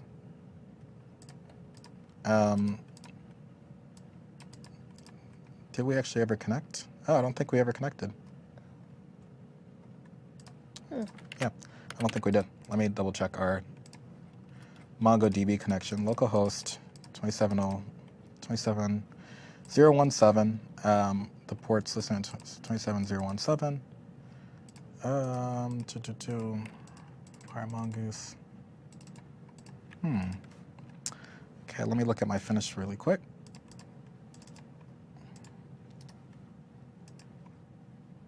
Let's look at Notepad. Yeah, oh, okay. It actually doesn't even specify the port, so I think by using the default, but it should, that shouldn't really matter though. We could try it anyways. Okay. Is the app running? Why don't you check if it's connecting to the server, to the MongoDB server now? Yeah, see, I'm not seeing any connections. Huh. What is going on here? It could always, worst case, is fall back onto the cloud version, or the cloud MongoDB server, but we should be able to connect to it. And It says, oh, someone said you missed a call to done one side, but okay, no, that's not. that shouldn't matter. Yeah, that's not our current issue, but we will go in and fix that. Yeah, but look. Yeah, you're connecting to the MongoDB server. Yeah. Unless I'm not in the right directory. Module 4 start app.js. Module 4 start Yeah. app.js, yeah. And we don't see a connection when we start, which I would expect to fail if we didn't find a connection. Let me double check here. Okay. So what we can do is we can, Oh, whoa, that was weird, right? yeah. It says, oh, all these connections are now open. Well, Yeah, and now it can't connect. That's weird. That might be a little Windows thing. Let's try it again. MongoD. Waiting for connections. It might be like I paused it on the command line. Okay, connection accepted now. All right, that works. And then now the done handler, someone mentioned it was a done handler error, but I don't think that's an issue. Let me see. If we go back, our passport init, return done, and we're trying to do sign up, right? yes. So find one username, fair. User name. No, user save should work too. Yeah. I might have to Martha Stewart it. Let's see. I'm gonna do one debug line. If I could see this debug line, then we'll do that. If not, we'll fall back to the pre-raid version. We'll see what we did wrong. Okay. Quickly run. Let's see. Call the API one more time. Yeah, I don't have an output from it. Which it's probably because maybe something's not registered or something. I'm not exactly sure. Which is fine. Okay. So what we'll do is we'll look at this really quick. Open folder. Okay. Passport init. So this is basically the same thing. We're taking the user, we're going to save it with the same implementation. We're going to save the user, and we'll see if the registration was successful. So just a copy and paste. It should be the same compatibility. Oh, you know what? Did I do? Yeah, no, we did the same thing. So that should still work. Let's try it again. Here we go. Oh, this is weird. It's not even responding. Huh. I would check the app.js really quick. Authenticate. Authenticate. Well, that doesn't make much sense to me. I'm going to try it one more time, and I'm going to do the, I'm just going to go to the finish.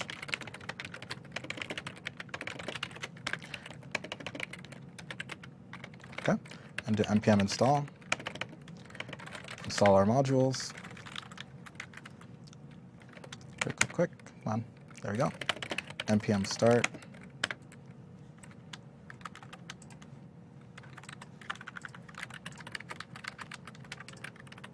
There we go. Cool. All right, so we got some response. It's kind of strange that that I couldn't even do a sign up those, which is really weird. Okay, so when we do a sign up, we should get the so we're getting a what you call an invalid user name or error, which is probably because we have a database error. So this is running.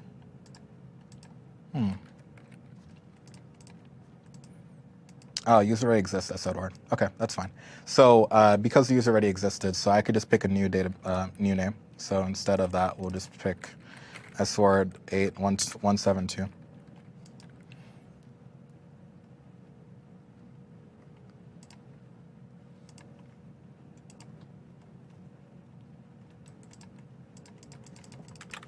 Huh, and it's not responding now.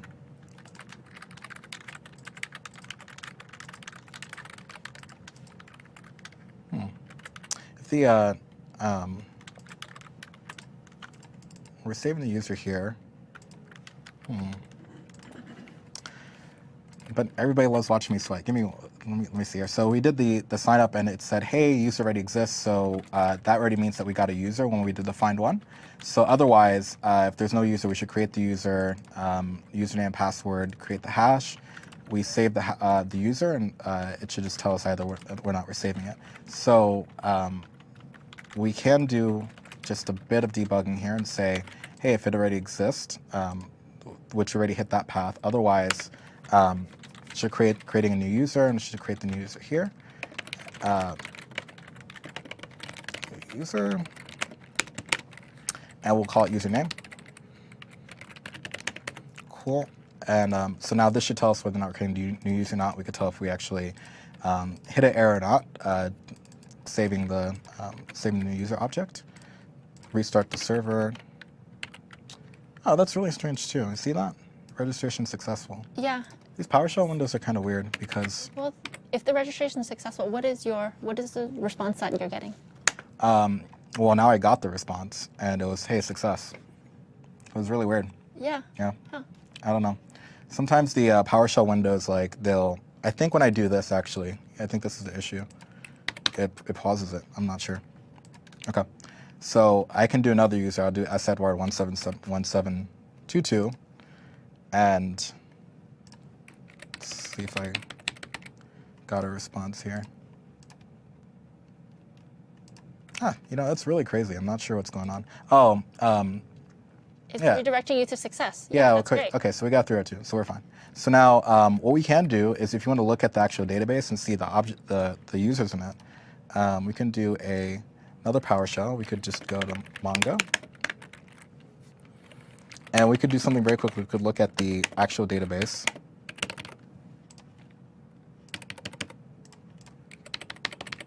Yeah, see that? Yeah. So strange. Yeah, I don't know. I'm just not going to touch this window. It keeps freezing up my, and that could be doing it to the server too. I'm not exactly sure. Okay, so connecting the test, we can show DBs, and we can see all the databases we want. Remember we made a test chirp database, which is here. So we'll do use test chirp. Okay, now I can do show collections, and we'll see that we have a users collection, which is what we created before, which is based on users model. And we'll just do, let's see, db.users.find. And this will show us all the users that we've created. We could pick like the first one, and we could see that this is in the database, username 172, password, whatever is the hash. Cool. So we're saving our users now. I'm going to copy this over to our, since my hand coding seemed like it failed. I'm not too sure if it failed or if that was the MongoDB server, but let's quickly go ahead and do the API authentication. So now that we have the post APIs, so we've implemented all the API, the authentication APIs with the MongoDB database, saving users, pulling them out, etc. Now what we're going to do is we're going to go ahead and implement the post APIs to manipulate the post objects. We already have the authentication of those APIs already from the last module. So now all we're going to do is we're just going to put the MongoDB-ness in there, MongoDB-ize it, and then we should be good to go. So the first thing we'll do is, and this is the start. So remember that we did the is authentication, authenticated, we protected certain APIs that we needed to, and now we're actually going to fill out these to-dos. So what we're going to do first is we need to grab the Mongoose module. Mongoose equals require Mongoose. Okay. Okay. And then var post equals, which is our post model. And we'll do mongoose.model post. Beautiful. Okay. So now what we need to do is we need to grab we'll do the get because it's really easy. So we'll do the get, we'll say post.find and function error data. Okay, so what does this do? So we had find one and we also have find. Find optionally takes a query parameter. If you don't pass a query object to it, it's just going to return everything in that collection.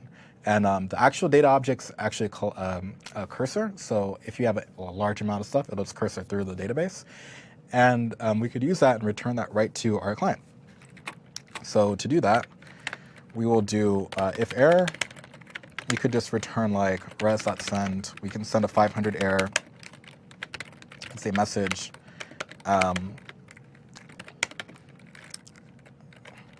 DB error. Actually, we can just put we can just pass the raw error to it. You might not want to do that because it's leaking. You're leaking diagnostics information, but I'm just going to throw it in there for time's sake. We'll return. So we should always return when we call our callbacks. Otherwise, we'll return res. Is it JSON or send? I don't think it matters, right? Send. Yeah. Okay, and we'll send the data back down. So what this will do is we'll send actually a collection of posts that we have in our database, and that will allow Helen to actually consume that in AngularJS and show our cheats. Now we got to actually implement the thing that'll create a new post, which is the post endpoint, the post method, and the post endpoint. And what we'll do here is we'll do post, the same idea here, except it's not going to be find. It's going to be a, can we just do an insert? I'm pretty sure we could do that too. I'm not sure if that was our final implementation though. Post insert. I'm going to double check myself because I don't want to go off the paths here. Let's see.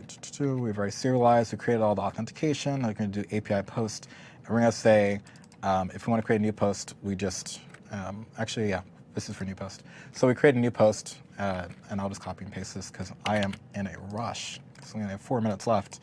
All right, here. So now, instead of using the to-do or whatever we had, we're going to create a new post object. The post text is going to be the text and the request body. So it's going to do a post, and we're going to get the text out of the text body, and that's what we're going to shove into the MongoDB database. Afterwards, we're going to have the created by, which will actually, I think Helen wants me to change created by to username. And afterwards, we'll save it off into the database, and everything will be right with the world. So username here. Helen, are you calling the username on the request body? I believe I am. Okay. So this is coming right from Angular client, so that's why it's important. Actually, no, it's created by. I'm Created sorry. by? Yeah. And do you want me to save it here as created by or as username? You should. I think saving it as username. I don't know what I called it in mine, to be honest. But Excellent. Okay, cool. That's fine. And then, so now we've then created by with the text, and now we'll just return the post object. And so this is the returning the post object that we've created. Doesn't really matter. The client can do whatever he wants with it. And the post in here will actually save this into the database. So we have that. And then finally, we need to do our particular post. So I don't think this will actually use this on our front-end client explicitly, but I believe Angular does look for these endpoints, so we should provide them. So in order to do that, it's really simple. For each one, we're going to use the ID. The ID is going to be the same ID that we use in MongoDB, and that'll just be what we have on. We'll use the MongoDB ID for the ID part of the URL. So we have this, and then we have get specified post. So this will just get a post for a specific ID. I want to replace it for this one here. We have our put route, which is what we had before, but instead we need to modify an existing post. So again, this is right through our README.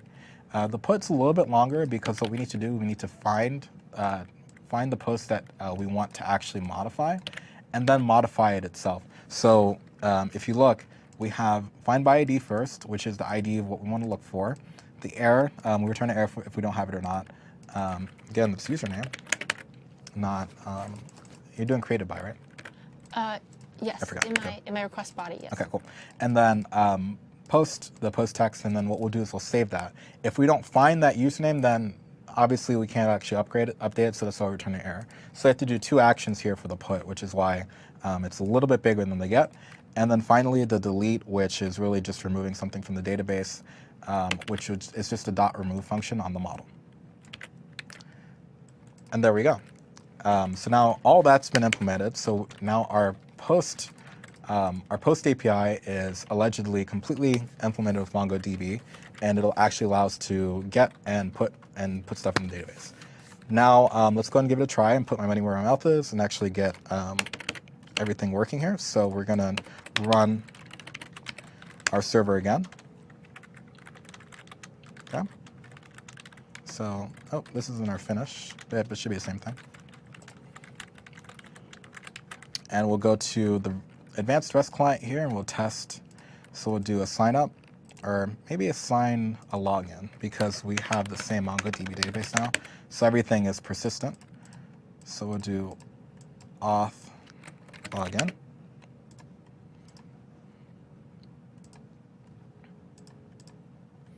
Make sure MongoDB is running. Okay. Oh man.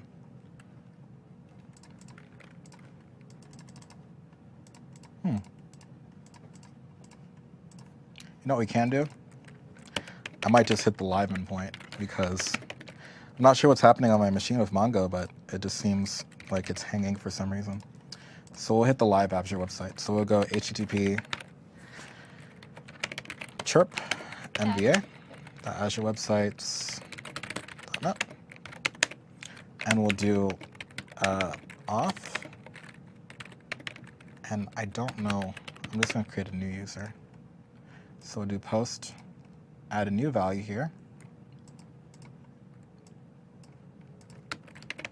Username is equal to Steve 88. We'll add a new username, password, which is password. And we'll do post.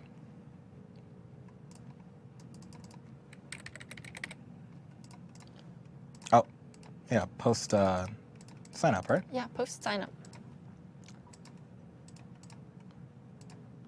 Huh. It's doing the same thing. Huh. That's really It's weird. strange. Because the live app actually works, right? The live site definitely is working. Okay, well, it's going to have to work at some point because you're going to integrate to it. Yeah, not sure why. It should just work. I think it's hanging on that connection, but it's weird that the live site does that. And I'm pretty sure you could just sign in. Yeah, So, I just registered right now on the live site. yeah, I don't know. It might be the advanced REST client. We'll figure it out during the break, though. It's not a big deal. So, anyways, so we've MongoDBized our APIs by having our MongoDB instances actually create our users and create our posts, and we're able to return all those posts back down. And in the next section, what we're going to do is we're going to consume these APIs right from AngularJS. And what that'll do is it'll just create a quick little integration so we can actually do two-way binding on the front end, and that binding will actually integrate to the MongoDB database on the back end. So if you restart the server or if you do something else, it just kind of works. And all the cheats and all that will just be saved persistently between application restarts. Cool, so we'll see you back in a bit. Yeah, see you back soon.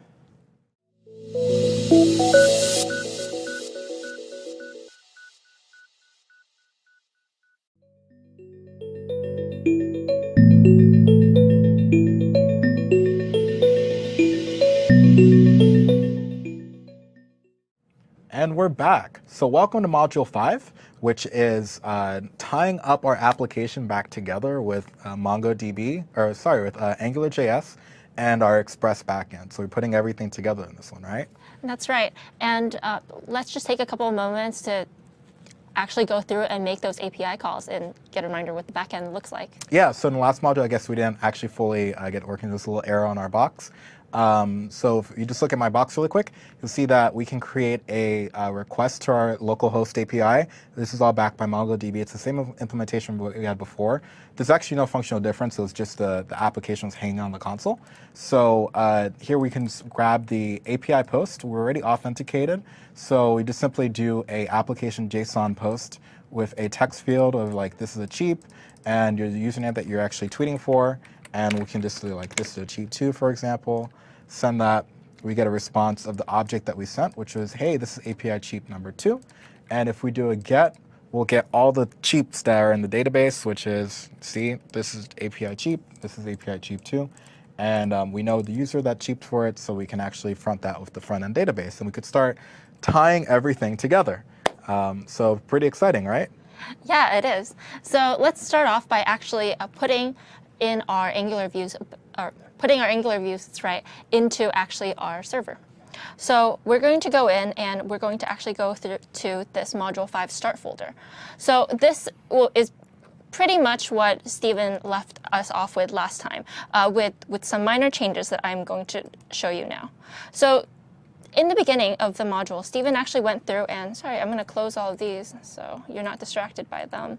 And so Stephen actually went through in the beginning of this module, and this is Module 2.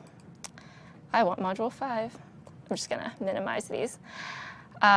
He went through and he actually deleted the routes.index here and also this.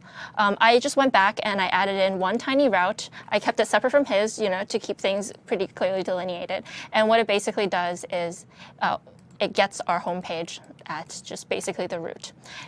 How does it know that it should use that route? Like when we start up the application? Well, when we start up, you mean when we're starting up the application, how does it know to basically go to here? Yeah. Yeah. So that's a really good question.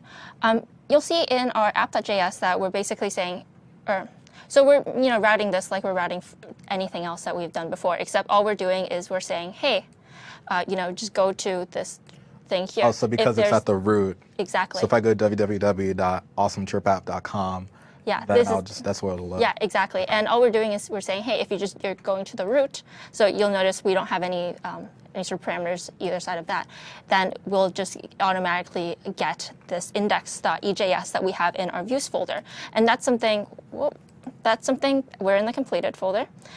We want to be in the start folder. And that's something that is just, I just generated. It's a really plain HTML page. So right now, if we actually go through and we run our application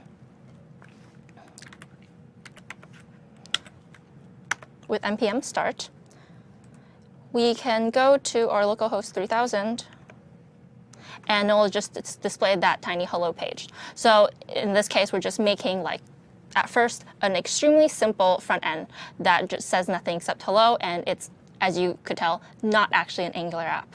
Now we're actually going to start porting over sort of our Angular features in.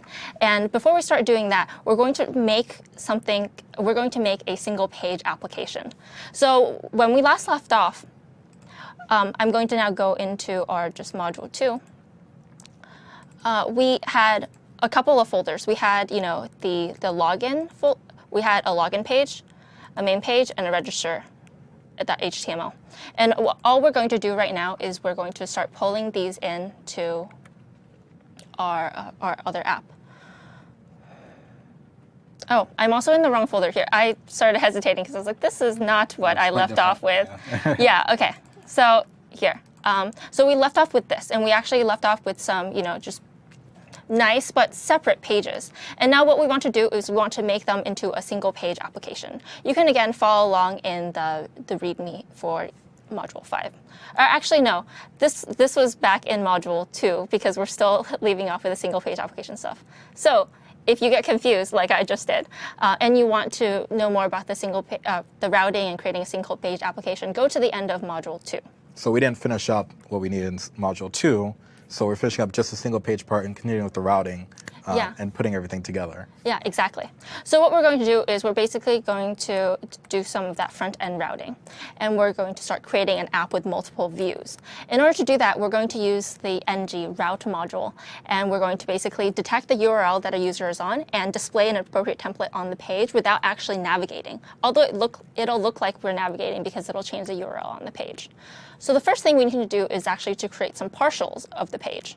So whereas before we had 3 separate pages that we'd render separately, and they all had to call out and get the JavaScript sources and the CSS style sheets, now we're only going to make a tiny partial of the page that only contains basically the snippet of that page that is the most relevant and does that purpose. So for the login registration pages, for example, that would just be purely the form and nothing else. So let's actually go through and create our partials. Creating partials is actually pretty simple because all you're doing is you're stripping away the stuff that you have. So I'm actually going to, in order to run this, I'm actually just going to copy these into the public folder of our module 5. I'm going to really quickly make sure and check that I'm in the directory that I want to be in. Yep, desktop, start. And I'm going to just paste all the files that we created before in Module 2 into the public folder for now. And this is also how we're going to start actually hosting our application. So once we have all these files, let's go through and actually edit each one. In Start, in Public, you'll see we have these 3 files here. And what we're going to do is we should just start stripping this stuff away. We're going to strip away basically everything that's up here and everything that's down here, until we're left only with the form. And you might have noticed that we're actually also even taking away that controller part. Yeah. We'll get to that in a little bit. We're going to do the same for our main. We're going to strip away everything here,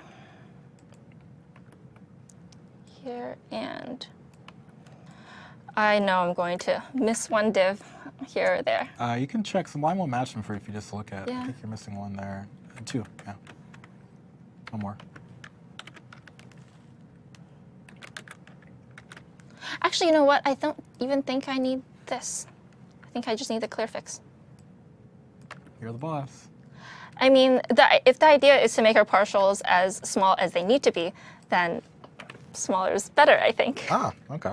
Makes sense. Yeah, and I'm going to also strip away this for the register page. Now, before I just go ahead and delete all these, I'm actually going to go and create basically a base template page. And in this base template page, I'm going to need to require all the scripts again.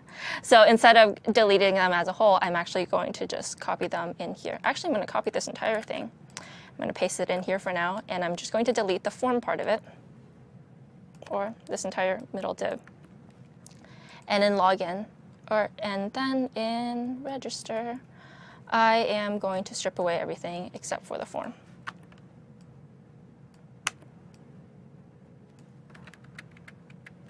So I know that was a little bit of a hectic process, but I hope you understand what I mean. We're basically transforming our previously pretty large HTML files into just these simple partials that only contain the exact parts that we need. So instead of repeating the pull for pulling in AngularJS and repeating pulling in the CSS, you're just going to do it once and I guess pull a Houdini and switch the pages without switching the pages. What are you doing? I'm gonna show you what I'm gonna do. So this is going to be our base that everything else is going to sit in, and in here we're going to call an ng view or div ng view. And in a little bit, we're basically going to say, hey, all the other stuff, as we need it, we're going to insert that stuff into basically this ng view div. So I'm going to save this as index.html here. OK, so now that we have that, oh, no, I'm still in my demo. Just wanted to make sure I didn't have more slides I wanted to show you guys. So now that we have this ng view here, well, we'll also need to kind of start adding that routing in our controller. So in order to add routing to controller, let's go in and look at our. Are these the same kind of routes in Express? Yeah, so I mean, the routing actually works pretty similarly as the way that it does in Express, except we're kind of faking things here. So we're going to, in a moment, I'm going to show you how I'm going to do the routing. But basically, the routing here, it doesn't actually go to these different endpoints. It'll detect what URL you're at, and it'll automatically show you that page in the view, but it's not going to go to a different link. So I think as a user, you'll see this routing work, and it'll basically seem kind of like what it's doing in Express. So, okay, so let's start by doing our routing. The first thing we're going to need is we're actually going to need one dependency. We're going to need ng-route. And I think I need to put these in braces. So ng-route isn't something that's actually included in with the typical Angular package. So we actually need to pull this down from our CDN and into our index here as another script. Now, I've added this somewhere here, and I'm just going to copy and paste this in. Is that because there could be more than one router for Angular? Or? Yeah, so Angular actually has a couple of different routers. The ng-route is one that is standard with Angular. But there's also another quite popular one called UI route, and it has a couple more features. But I just want to stick with the basics for today. Whatever Angular says is there, that's what we're going to use, and not get too fancy. So I'm just going to paste that in under here before chirp apps, of course. Wait, I don't want to. I'm sorry. I don't want to purchase that license right now. Apologies, everyone. And I'm actually going to go back and so this is what we're going to do. We're going to create routing similar to this. So I'm going to paste this in, and then I'll just describe this because I think it's so much clearer once you actually see this in action. So what we're doing now is we're actually going to use route provider, which is how Angular actually decides which or what happens when a user goes to a URL and what we should display on the page. So for instance, when we just go to the root, we want the template that we're going to use to be the main HTML. And we want our controller to be our main controllers. So in that way, that's why we don't need to define the controller explicitly in our main HTML again. And that's why we could strip that out. Because it's already going to know when it's using the main HTML template that, hey, we're going to need that main controller. And we're going to use that scope. And in a similar way, we're going to do that for login and also for registration. So when we hit the register or the login URL, it's going to automatically bring up either the login view or the register view as appropriate. And you'll see that we basically specified the same controller for each of those because they can share that one controller. So I'm going to save this. And I will try to run it. Now, before, in the Module 2 slides, we talked about having to use a sort of lightweight HTTP server to use this, and we're going to give much explanation. It's kind of fortunate that we're now doing this in Module 5 because we do have a server. We have our our Node server to actually serve out all this data statically, because otherwise we wouldn't be able to do so because we'd run into cross-origin request errors. Yeah, that just makes it simpler. I guess, but in production though, if you're actually doing this at full scale, another option is you can serve out your Angular app on the CDN, the whole app, and then just set your server to implement cross-origin resource sharing. And afterwards, you can use the same server, but spread out the application on the CDN itself to kind of reduce the workload on the server. Yeah, absolutely. So now we can actually, so I've just ran the server with npm start. We've put everything in the public, and actually I'm going to show you where this happens in app.js. In app.js, what we're basically looking for is we're saying, so what we're doing is we're saying, hey, anything that's in the public folder, just serve that as static, and that's why all of our partials here can be viewed. That's that middleware magic. Yep. So now when we run localhost, this bodes not well for us. Is it? You can try hitting the up button on. I hit the issue. I think it's the same issue I hit before. If you go to your Mongo, not your Mongo, your other window, the Node one, hit up. Yeah. Okay. Yeah, that's the same issue we had last time too. I'm not exactly sure why the PowerShell is doing that to us. Yeah. But hey, I'm glad we can fix it now. Okay, you'll see that this is really wide, and that's because I actually took off some of the styling. So I'm actually going to add that back into the index. Luckily, I have our original styling that I know we want to use. And what we're basically missing is we were missing that column in the middle because that's what determined that form's size. I'm going to copy this. I'm going to use it in our index. And I'm just going to say, hey, make all of our content. So everything, ngView will be all the subviews that we have, and they'll all be aligned by this. They'll all have the CSS applied to it. So every view will have the CSS applied to it. Yeah, exactly. Because ngView is only going to be in here. So this, for those of you who aren't familiar with Bootstrap, this is basically just going to, make the content of our page be in the middle of the page and with some slight border on each side. So I'm going to run this again, and you can see this works pretty much like before. We can type in something here, say hello, chirp, and that posts. Say hello again. Wait, no, that would mean my name is hello. Chirp, and it works just as before, except now you can see we're actually serving this on localhost. We still don't have a way, though, to actually get to our login and register views. So let's take a moment and actually build that out real quick.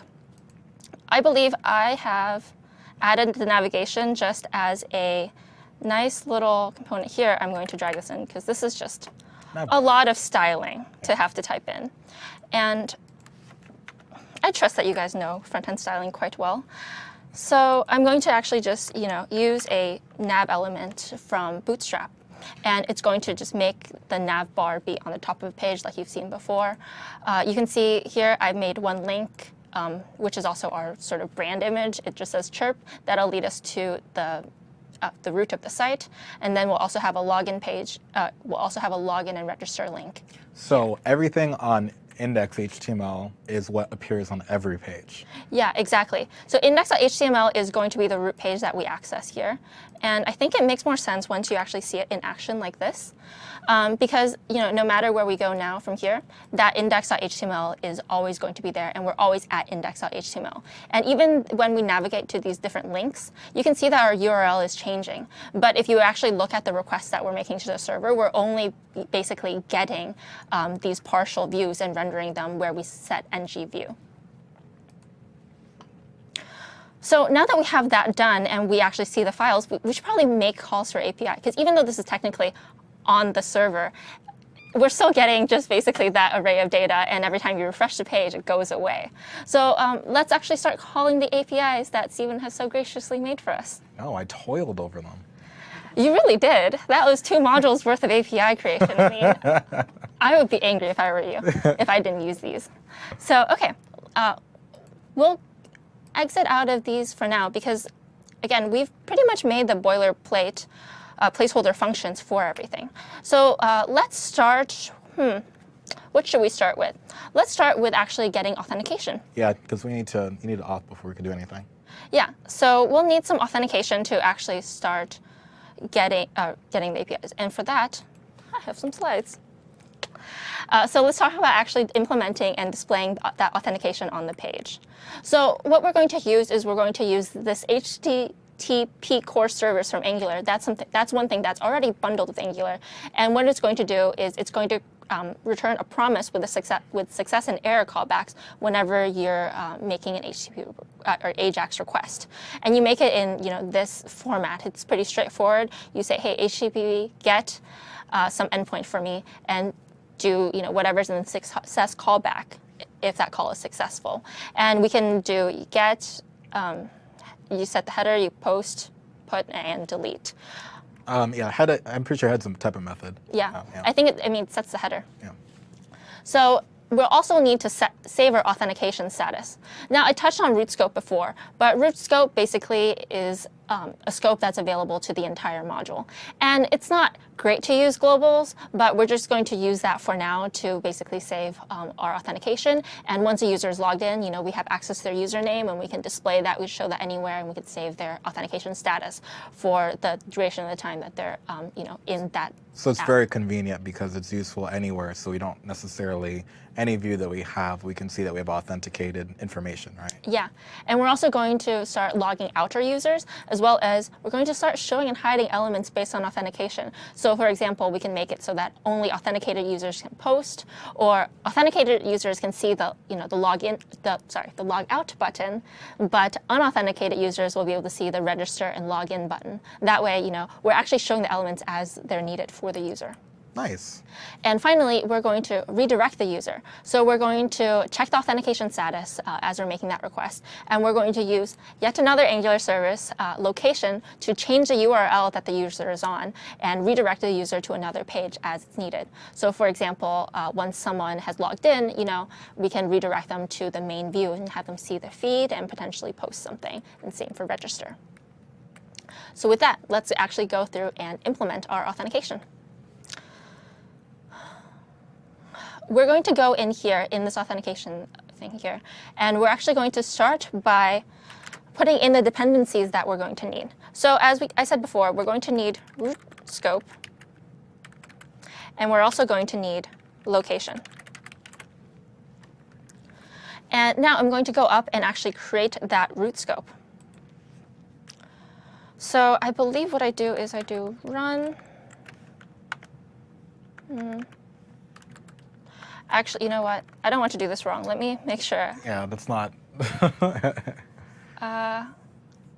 Authentication. And that is going to be in Module 5. Yeah, so we're continuing now. We're actually on the README. It's the Module 5 section. Yeah. Okay, so I was close. Yeah, that actually I was doing it you're right. actually right. You do run, and then you run a function, and then you say root scope here, because we're going to actually need to declare the root scope here, so we'd start making changes to it. And we're going to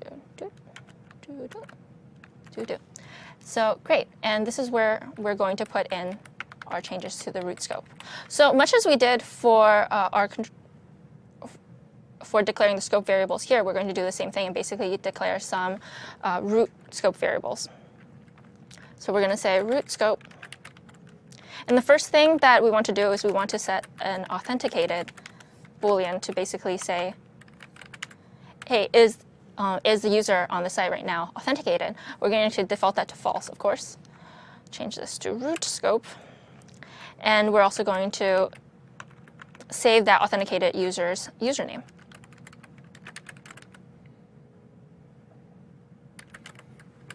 And we're going to call that current user and leave that blank for now.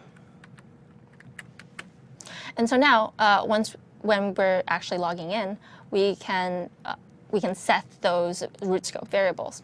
I forgot one more thing. We have a lot of dependencies here. We're actually going to use HTTP as well, because we're going to be calling those HTTP authentication endpoints. I'm going to clear this placeholder data for now and say, when we're logging in, we want to make a post, and we want to make that to auth login. And we're going to actually post our, what is it called? Our user that's from the login page. So the user model here that we've created and is accessible here, we're actually going to just pass that root scope user to the login function.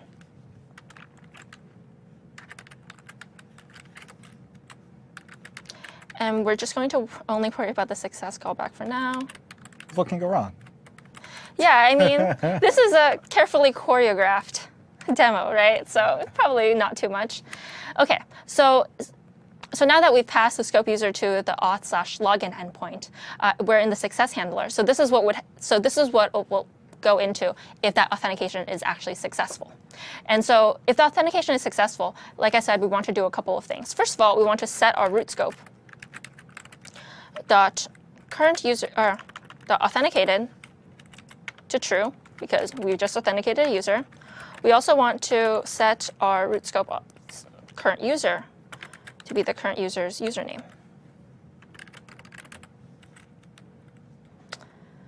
I'm just having a lot of trouble typing, but these are all correct things. So, so you'll see that we got the data back from this in this callback. So I'm just going to access the user variable and So this is the same user name. object that's sitting in the MongoDB database, right? Yeah, and that's what Steven's passing back to me in that API, and that's what I'm getting here in basically the response. So I'm getting the data, that username, and I'm also going to set the location. So redirecting the user basically to our root or if this is correct. So we can do that by using location path. So, and this will just change the path in URL, and therefore, of course, also change our view. So I think this is right for login, and we're going to do the same for register. At the end of the day, these are pretty similar commands, except that one is actually registering a user, and one is logging one in. So we can do essentially the same thing. Because after a user has successfully registered, they're automatically going to be authenticated and they're going to be logged in. So I'm going to save this, and I'm going to run it here.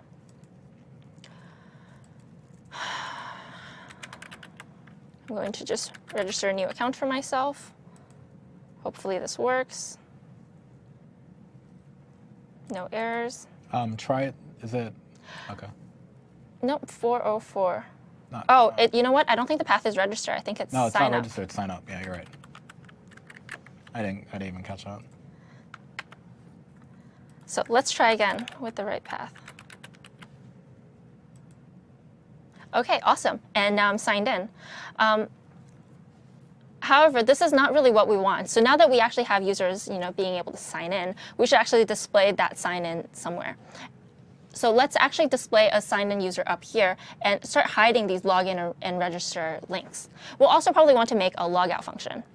Okay. So if I'm signed in, I shouldn't depending on whether I'm signed in or not, it'll show me. Yeah, exactly. And so first, actually, let me go make that logout function, because if you can log in, you should be able to log out. Yep. So similar to the way that the logout function was in that request, or is stored in the request, we're going to actually store our logout function in the root scope so that it can also be accessed from anywhere. So we're actually going to create a root scope function here. We're going to call this logout. I always have a lot of anxiety over whether I should call things logout or sign out, which I understand is not a real problem. It's just one that I'm always grappling with. Super tough problem, Holland.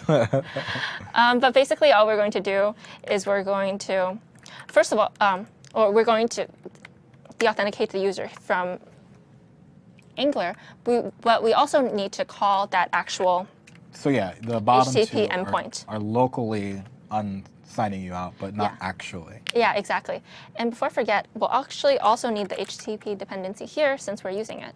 So we're going to use HTTP, and I believe it is a post. It's a post. No, it's a get. Sorry. It is a You get. said that, but I started typing in get. I feel like Yeah, I'm pretty sure it's a get. Okay. I'll double check for you. I'm pretty sure. auth, and it's Yep. auth.logout, Sign out. sign out. See, these things are difficult. We need to just ban one of those Ban all terms those from the words world, and then altogether. no one will get confused anymore. So I'm not going to actually use a callback for that because I'm just going to assume that works. It is a lazy What way to can do go it, wrong? and I'm sorry, but let's just leave that for now and start running that. Oh, we don't actually have a way to call this logout function. We should call these logout, login functions from actually our navigation, right? Because we want to be able to do those actions from anywhere. And so for that, we're actually going to edit them in index. So first of all, I am going to do what I always do when it's the HTML part. I am going to copy it in. Yeah, nobody wants to type that. Plus, getting HTML perfect and beautiful is just, Yeah. I mean, I wouldn't call it not fun because I love front-end stuff, but it's Don't not. You usually write in Jade, don't you, right? Oh, yeah. Actually, Jade is the other templating engine that you can use with Express. We use EJS today just because it's really, I mean, you haven't really seen it in action yet, but EJS is really, really great for. It's like embedded JavaScript, Yeah. embedded C#, embedded Ruby. It's the same idea. It's just JavaScript that's embedded into HTML, which is kind of silly to think about because on the front end you do have that too. Yeah. But it's just Jade is a nicer way to write HTML. Yeah. But the syntax is significantly different enough that we didn't want to throw another new thing at you when we're already doing 4 technologies. Yeah, yeah. So I'm actually going to save this. What I did here is I have some, one thing here, which is the ng-click element, and it shows logout. So ng-click is basically whenever you click this element, you're going to run this Angular function, and we're also using basically the current user here, and we're just displaying the current user in the sign-in if one exists. So one other thing that I wanted to show is actually these ng-show directives that we're using. So this ng-show directive basically says, hey, if the user is authenticated, so if authenticator is true, then show this element. If it's false, then don't show this element. So ng-show takes a true or false. Yeah, it takes a true or false. And there's actually another nifty sibling of it, I guess you could say, which is ng-hide. And we can use that ng-hide on our login and register links. So ng-hide will basically hide the element if the Boolean that's passed to it It's is true. inverse, really. Yeah, exactly. So with this,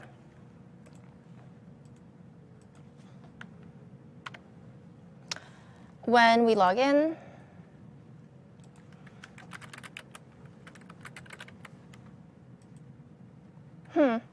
it's not showing up. Did I save? First of all, did I save this? As a straight file.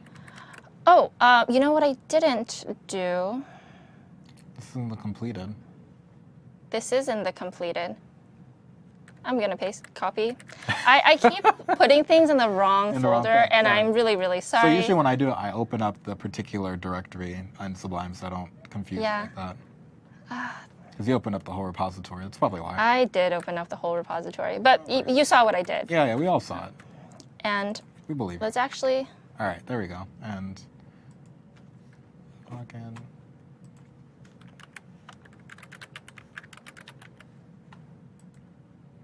right, and now you'll see up here, we say signed in as Helen1. That's the username that you all just saw me use. And it shows the logout as well, because these show if the user is authenticated. OK, awesome. One piece you'll see that we're still missing, though, is the actual feed that we want to show. And so that's the piece that we'll do next. So the database is empty right now anyway, so it should be empty. I actually populated some items in the database because I'm sneaky beforehand, so that when our GET request is made, we'll actually start seeing things populate on that page. Okay, so cool. I just had a couple items in So there. you so you know socialized that with it's yourself working. a bit on I did actually. You just see me say hi to myself like a couple times. I mean, I thought about faking your name in there, but like, I don't know if you'd appreciate that. I don't know. I might have. It's not creepy if you just do like, hi, Steven, and then if you do Oh, hey. on my behalf. Great demo, Helen. Oh, thanks. Like, I don't know. I seriously, that might have been my sample data. I'm really sorry. So the next thing we're actually going to talk about is we're going to talk about services. So services in Angular are basically, helper functions for controllers. Because what we talked about before is controllers are, what is basically massaging and bringing that data and putting it in the scope for the view to look at. But if you want to, do a lot of heavyweight requests and stuff, like even to what we just did with the authentication controller and making those requests, we typically want to put those in a service. So services organize the logic, basically, of your code instead of just logic of your code outside of just basically manipulating your models. It'll actually persist data outside of controllers if that's something that you need. So, being able to use this instead of root scope is definitely much better practice. It'll share data between your controllers, and you'll also just inject them into your controllers as you need them. So for instance, if we had an authentication service, we'd only put that in the authentication controller because that's the only one that needs it. So there are a couple of different kinds of services within Angular. There's a factory service, which is something that we're going to use, and that basically, these are a bit complicated as concepts because they're all fairly similar. But basically, you can think of these as being the differences between the services in Angular. A factory will basically return a value to you, and you're going to receive the value that is returned. For service, you'll use that if you want to receive basically a new instance of a created object, so an object that's already created. And provider is versatile because that's sort of the grandfather object that all these other services are based off of. And that's most useful if you have an API that needs to be configured sort of before your app starts running. And if this is all too complicated for you, don't worry. We're just going to start using a factory and not worry about the rest for today. So if you want to get more detailed information, probably look at the look at the Angular JS docs because they go into this much, much deeper. But basically, a factory is great for reusing logic, and a service is great for sharing data. A provider is great if you need a lot more functionality or you really want to customize something. I think that's maybe a more succinct way of describing their different use cases. Okay. Another thing I want to discuss is actually a resource. So Stephen alluded this a couple of times when he was creating that fully RESTful API that we're actually now going to access for our posts. But a resource is basically a really wonderful, very high-level Angular module, actually. Or no, Angular service. Angular module. Service? Angular module. It's a module. Angular module that allows you to not have to manually manipulate like HTTP requests like we just did. Instead, it basically, if you give it a fully RESTful endpoint, it'll say, okay, I got this. Like, give me that endpoint, and I'm just going to run whatever methods you need me to when you need me to do them, instead of you having to specify specifically, okay, on GET request for this URL, do this, on success callback, whatever else. It'll just take care of that for you. And we're actually going to see this in practice in a little bit. So first, let's start off with creating a factory to get all of our requests, or no, to get all our posts. So I'm going to put that here, and I'm just going to say app.factory, and I'm going to call this post service. You could also call it post factory, but I like that, post service, postal service. Anyways, don't let me distract you guys with my dorky things. And we're going to pass it that HTTP service because we'll need that to, of course, make our HTTP requests. And in here, we're going to create a variable called factory, and we're going to make it empty for now. And then we're going to create one function here called getAll. That's basically actually going to make those HTTP calls. And I also want, so we're going to make the HTTP call within this function. So we're going to pass this post service basically to our main controller to get stuff, or to get the posts, but we're going to define all its functions in here. So in here, we're just going to then make our HTTP call, say HTTP get, and then the endpoint is API/posts, right? And I think that's it. So we're just going to pass it basically the posts here. Yeah, it should just be a get. As long as you're authenticated, it'll work. And then in here, because we're going to use this post service, we're actually going to add the post service as a dependency. So we're going to leave this as being set to blank for now because we want this to actually run independently of that, and we're going to set this to, we're going to, first of all, make a call to that post service. So we'll do post to the post service.getAll. So we'll do post service.getAll. And then because, and I need to return the factory here. So in here, we're basically going, once we make this call, we're going to get a success, we're going to want to wait for its success callback. Helen, is the post service factory, is that accessible from any controller? It's accessible from any controller as long as you include it as a dependency. Okay. So that's the beauty of these services, right? Is that you can use them in whatever controller that you need. Okay, so I'm actually going to do get all success data.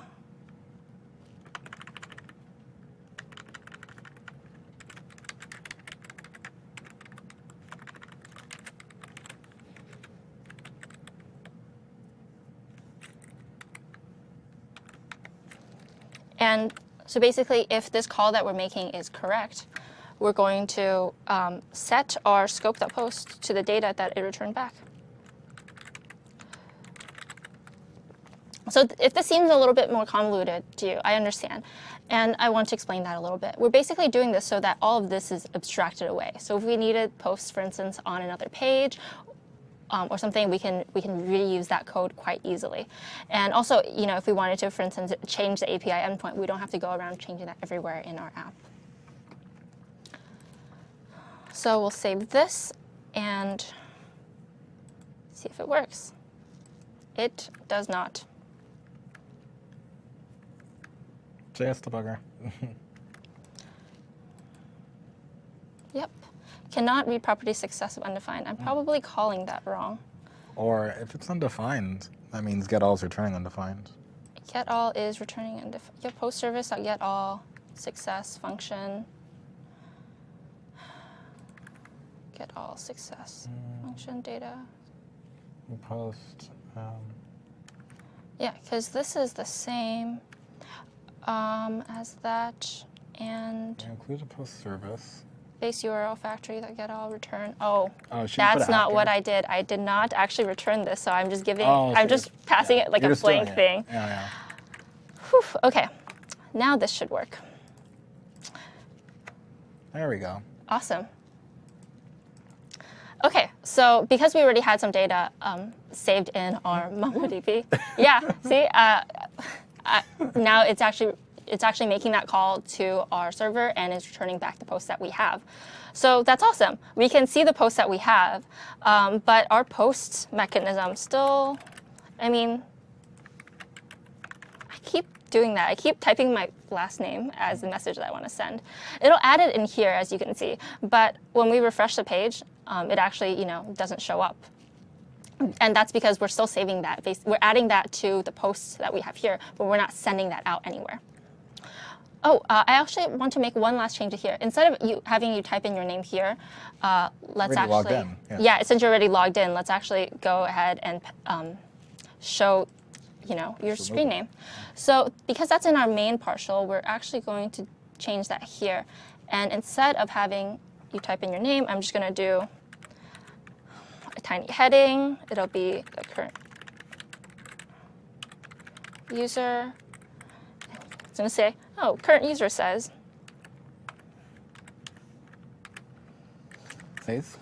Says, yeah, thank you. Grammar. Not my strong suit. And now we actually want to manipulate our posts here. So before we do that, I want to go back and talk about the ng resource that we briefly touched on. So instead of actually having to go through and implement all of these for every single or implement another function in our factory for every single request that we're going to make, why don't we just use that ng resource? And we can actually do that really easily. It's only one line, but we need to first import that ng resource module in, similar to the way that we did that for ng route, because that's also not something that comes standard packaged with Angular. So I have the link in here somewhere, and we're going to just add that into our index.html.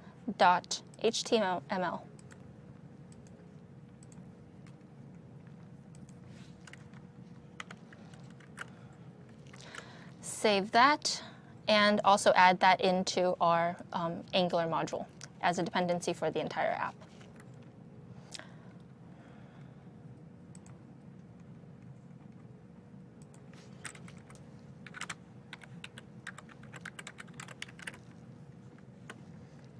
This should be a comma. Okay. And now, instead of having this, quite complicated factory here, we are going to just be able to delete all of that. Good exercise, though, so you guys know how it works, even though I basically typed it in, deleted it right after. And we're going to use one really simple line that I always happen to get wrong, and really actually simple line. It's surprising I get that wrong so often. And we're basically going to return it a resource that's generated by the resource module. And what it's going to do is it's going to take that entire endpoint that we have, complete with the ID, and it's going and it's going to create all these helper functions that you'll be able to use in whatever controller that you included in. So now, first of all, instead of using the get all request that we just made, since we deleted that, we don't even need a success function, actually. All we need to do is say, hey, make scope.posts into the post serve and set that equal to the post service.query, or sorry, set that to what the return is from post service.query. And what query will basically, just send a get request to the API/posts and get all of our cheaps, right? Yeah, because it knows it's a resource that could just say, hey, it's doing the get all. Yeah, exactly. So now let's refresh the page and see if that works. It does not. What is wrong? Resource is not defined. That's because I defined HTTP up here, but I really just need You just need a resource, right? resource. Yeah. And so right now, we actually need to probably hide this if the user's not authenticated. I'm going to do that next. Yeah, you probably want to do that. But you can see that the ng resource is working. By just using that tiny query line, we've managed to be able to get all our entire feed. So let's go and hide this forum. We'll again use ng-hide. No, ng-show. We'll only show the posting form if the user is authenticated. But we'll, of course, leave the post stream so that anyone can access that. Awesome. And now, actually, let's log in and make sure that works. Yep, it does. And so now when you're logged in, It should be zero. yeah, it's Should probably showing have a up. little that'd be nice, too.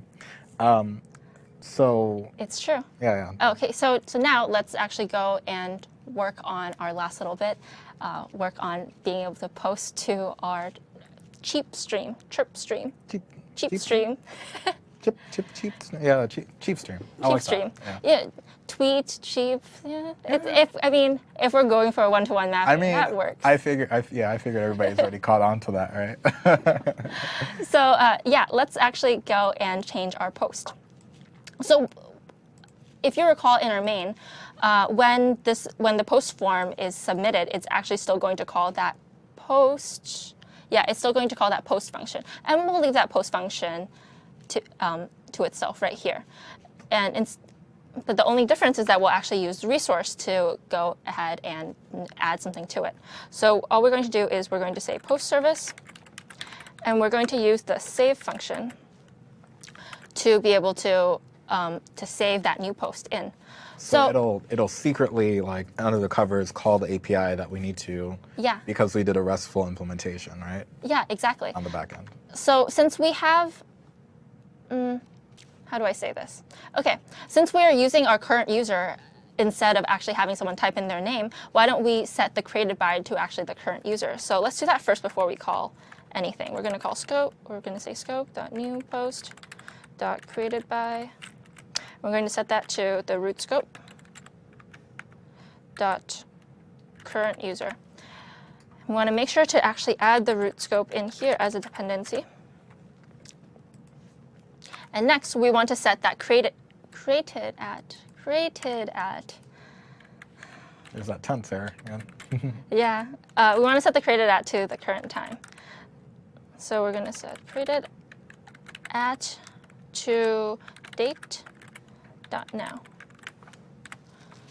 Okay, and so now that we've set up new post, we can actually go in and save it. We're going to save scope.newPost. And we're going to give this a success function as well.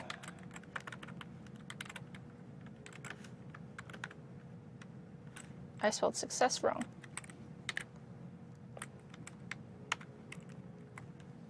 And so what we want to do here, we basically want to say, well, after we've done this, first of all, we want to make sure that we clear new post again so that it's ready for another cheap. So we want to do that. And we also, of course, want to actually refresh the entire cheap stream. So we'll just go ahead and call that query again. And because of that two-way data binding, it's just going to refresh. It's just going to augment the view as we need it. Okay. So I'll save this, and I'll run this again. You might have noticed that when we refresh the page, we actually log ourselves out. And that's because we haven't implemented sessions on the client side. But once we log in, okay, so I'll say something here. Is it because I already said hi? No, I don't think so. Inspect element. See what it says. Undefined is not a function. Scope.post. Scope.post, yeah. So scope is undefined. Oh, where did I? Post service, scope.post. Am I creating this wrong? Good question, Helen. What was the right way for me to do it? I asked my former self. Oh, yeah. Okay.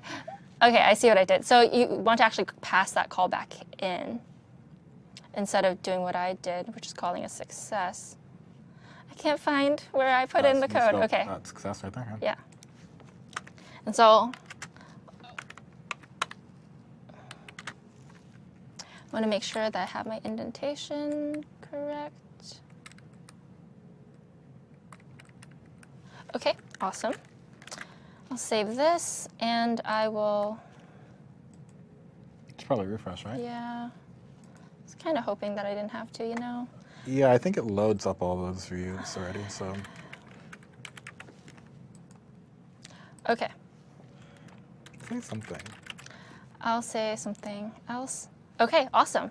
So now that actually worked. I said one more time and it chirped successfully, I guess. And now it's displaying in our chirp feed once again. So now that we're done with this, we've pretty much implemented all of, I think, our necessary parts. We've managed to interact with that REST API that we created in past modules to be able to authenticate our users, register new users, sign out our users, and we're also able to both get we're able to get all of our cheaps through that GET request on posts, and we're also able to write posts to it. Now, you can extend this a lot more because, again, that endpoint will allow you to access individual cheaps. It'll allow you to update them and delete them if necessary. But I think we're just going to leave this for now. Awesome. So we've created all the basics that we need for the whole application. We're actually got it running locally. So in the next module, what we'll have, I will go ahead and figure out how to take this thing, deploy it to the cloud so that everybody in the world can cheap together. Yeah. That'll be fun. All right, cool. So we'll be back in about 10 minutes and we'll show you how to get this deployment working and talk about a couple other MeanStack tools and then we'll wrap this MVA up. See you soon.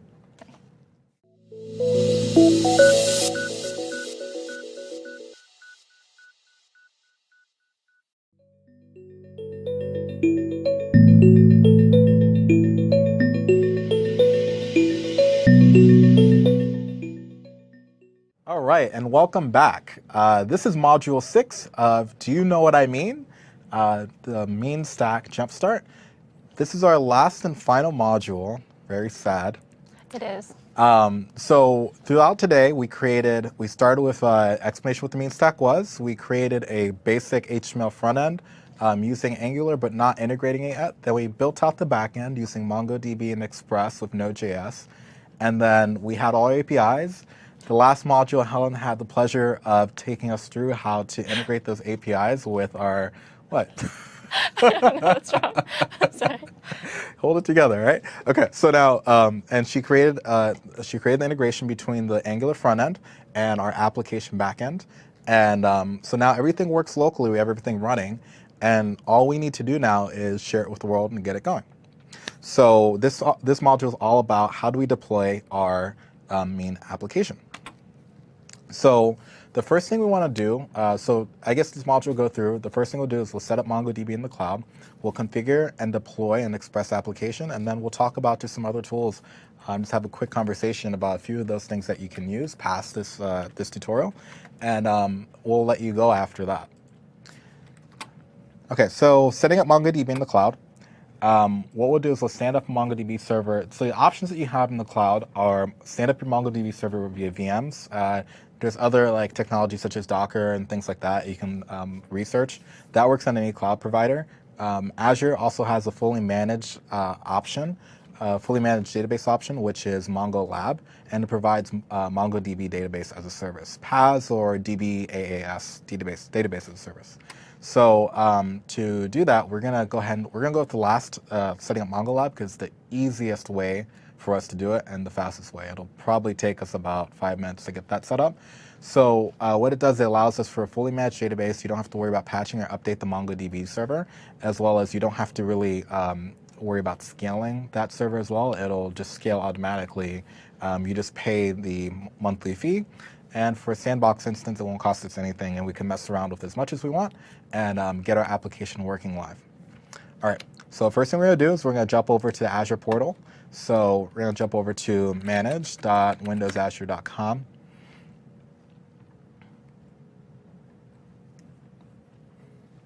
Take a few seconds for the portal to load up. And let me make sure, okay, I'm on my, looks like my internal one, that's fine. So we'll add a new service. Oh, I can't do that with my internal one. Okay, I have to use my external one. Open up incognito window. I'm only doing that because I need to separate my account since I'm a Microsoft employee.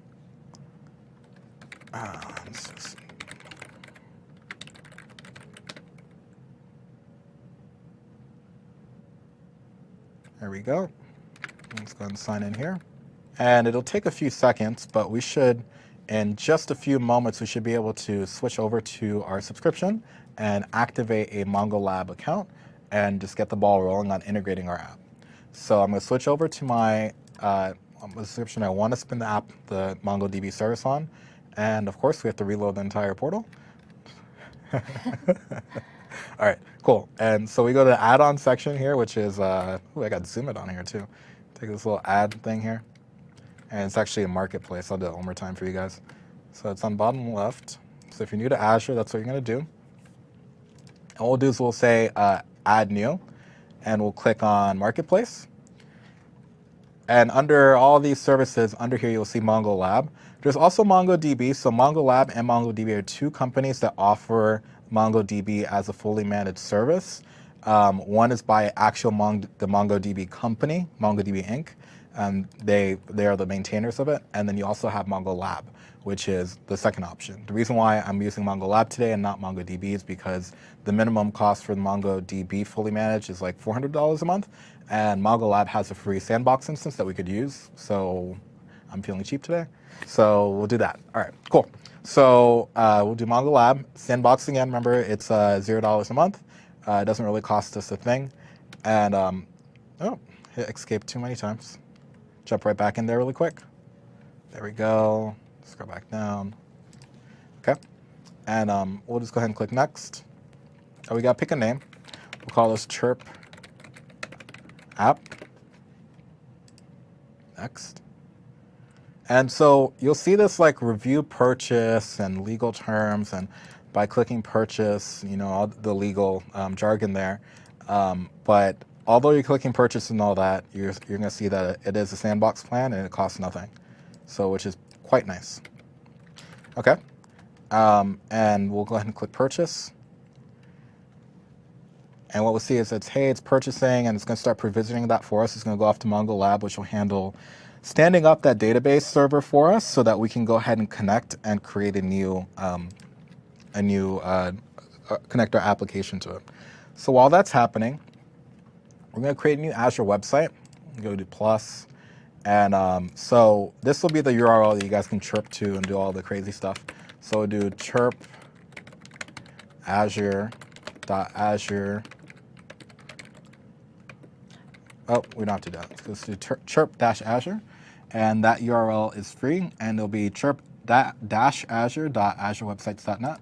And this is where we can start cheaping to. And so now our application, our Chirp app application, our Chirp app database is up. So all we have to do really is just click on this guy and click the connection information and copy our connection URL. Now, if we go back and open up the Chirp application, so if you go into GitHub repository in Chirp under the Chirp folder, that's our final implementation of the application. So I can just go ahead and copy this and open up in Sublime. I think this is it, but let me double check. Okay.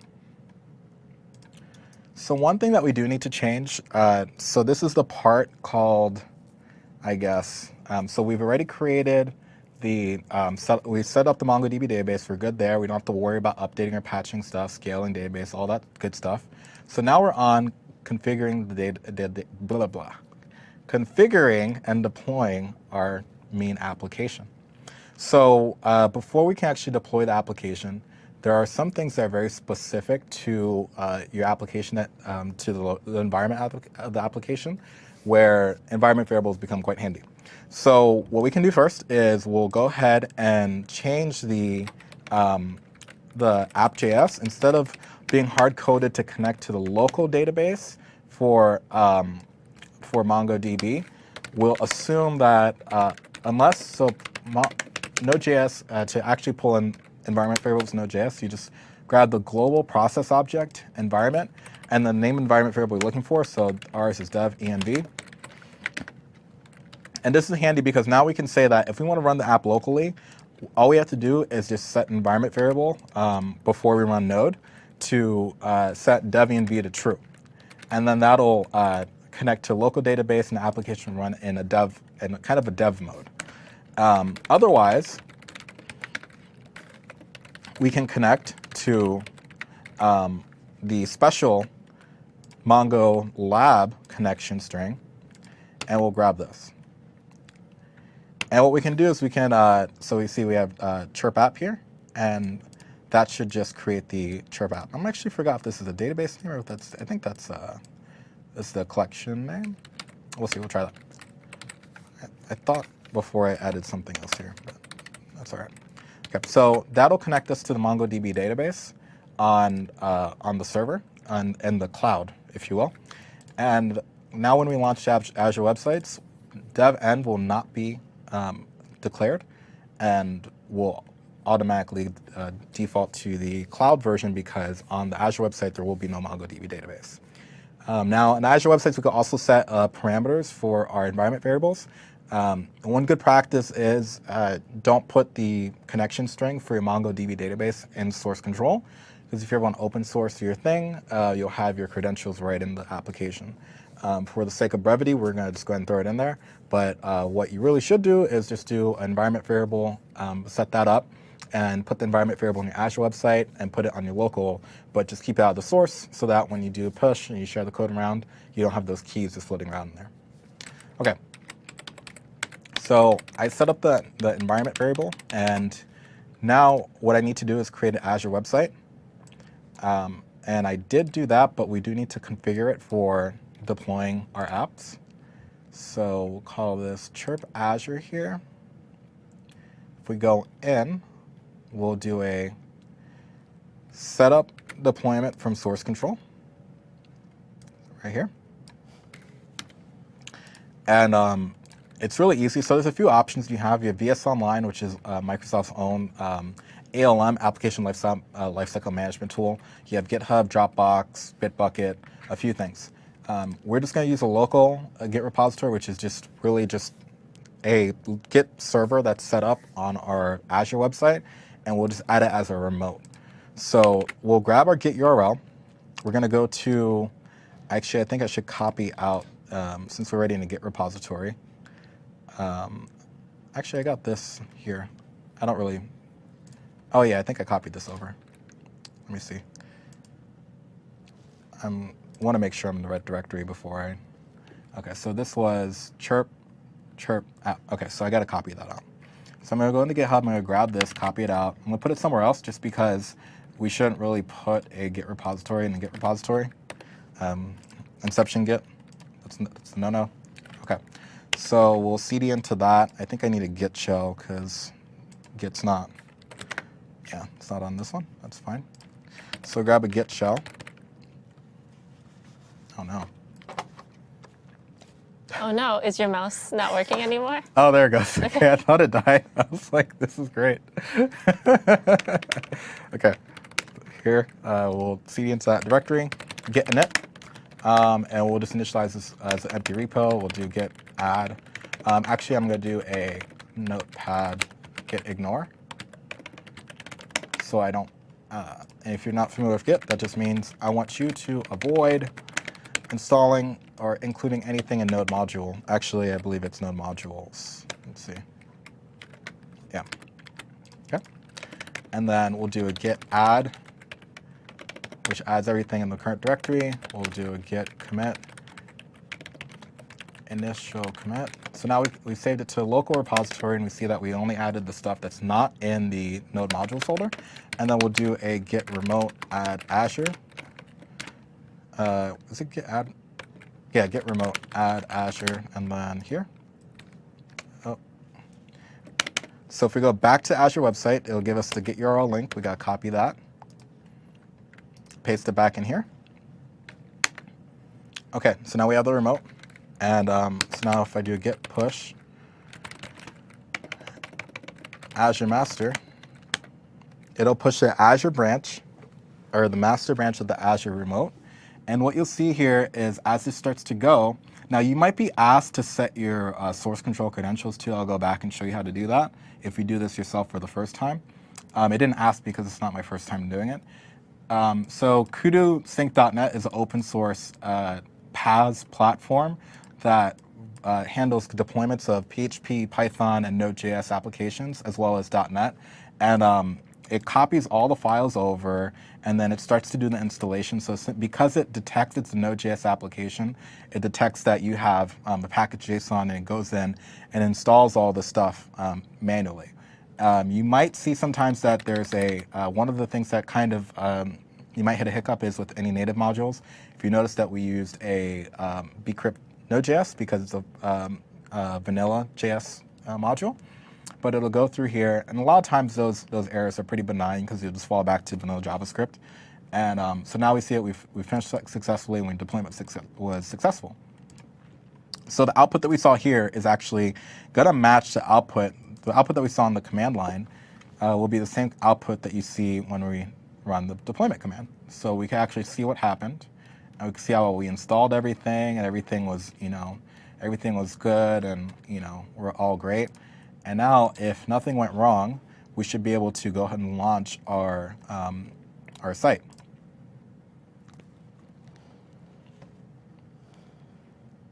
And now, if you run into the free mode, you'll see that there's like a small delay in your application because if it's sleeping, or if you haven't touched the application maybe in like 20 minutes or something like that, it'll go to sleep and it'll just be turned off until you touch it again.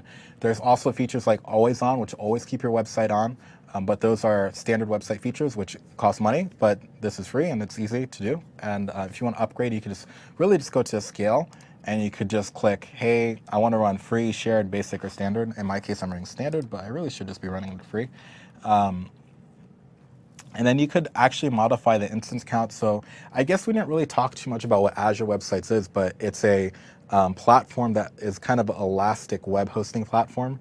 It has Heroku-style deployments, so you have to git push, and you're able to scale with the power of all the Azure machines all around the world, which is really awesome. And as your demand gets up, it'll automatically spin more instances. And as your demand goes down, it'll automatically scale down those instances. You could do things like based on schedule, or you could do things based on CPU time, or a few things like that. So it's really, really flexible. And it's really easy to host a website, which is really awesome. Okay, so now if we go back to our app, we'll see that we have our chirp application, our chirp feed, which is completely empty, and it's really sad. There's no chirps, so there's nothing in there. I guess we have to go and create some chirps. So we have to go chirp. So let's go and test to see if everything works. We'll go ahead and do a registration. I'll click register. I'll say Edward. I'll put in my password.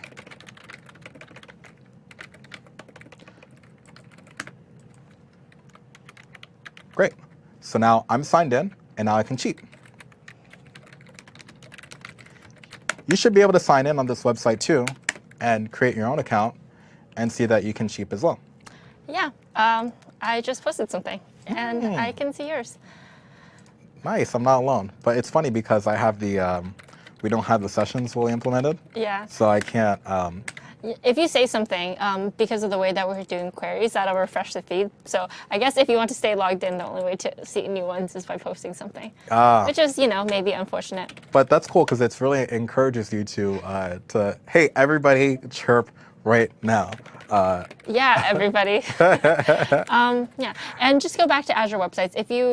If you want to, deploy if it's your first time deploying an Azure website, especially through Git, it's great because they'll actually walk you through the steps of how to add an Azure remote, how to add credentials, and things like that as you're setting it up. So if you're looking for resources on that, you can actually get that by simply trying it out yourself in Azure websites. Yep. Now, what's also cool is that we can go and jump into our Mongo Lab account, and right from the browser, we can actually look at our documents and see all the users that have signed up and all the cheats that are happening right through the backend. So if you just go right into your marketplace, you see Chirp app here, and what we'll do is we'll just click, we don't even need to click on that, we can actually just click this little manage link here, and right down there. And what it'll do, it'll just pop open a new window, and it'll bring us to the Mongo Lab dashboard, which is it's not actually hosted in Azure. This is actually from mongolab.com, and it'll actually show us the post and the users. So we see that we have 3 users. There's 3, so someone else signed in too. Let's see. M. Vasquez and a couple other Chad. So we have 1, 2, 3, 4 users. That's cool. So we have people signing in. Remember that we don't store passwords, so we just have hashes. So we have no idea what these passwords are, and that's a really good security practice, anyways. And we have our post, and we can look at, we have 8 posts here, and we could see, hey, here's a new cheap, right now, hey, from El Centro, California, hey, from San Diego. So we got someone in California now. We're in San Francisco, so well, not right now, but we're in Seattle now. Oh, we have Mark in Seattle too. See that? Yeah. So that's pretty cool. So everything's kind of flowing right into the database, and everybody's authenticated in. And if we actually cheap something new, we should see more posts coming in. And see, now we have all these things, which is really cool. So now we've been able to launch our Mean application to the cloud. It's scalable because all we have to do really is just scale up Azure websites. So if 1,000 people, 100 people, 100,000 people, I don't know how many high, I don't know how far we can get it, because scalability works, but you also have to develop your application to do that as well. So one of the things is like session caches. We're not backplaning servers, so if we have more than one Azure website running, or more than one instance, that session will be local to that server, which it holds that state. So if you're going to do something more advanced, one of the things you could look at is like Redis to connect all those sessions together in one place, so that you can scale to however many applications, express instances we need, and then you can theoretically handle a very large amount of people to the scale of what MongoDB and Redis will give you. But for right now, it's still pretty beta, but it works, and it works pretty well.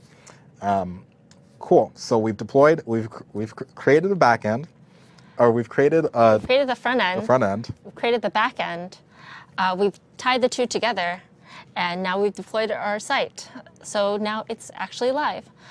So yeah, so now we did a continuous integration. Okay, so now we're good. I'm just looking through my slides again. So now the last thing I guess we can just chat about is, what are some other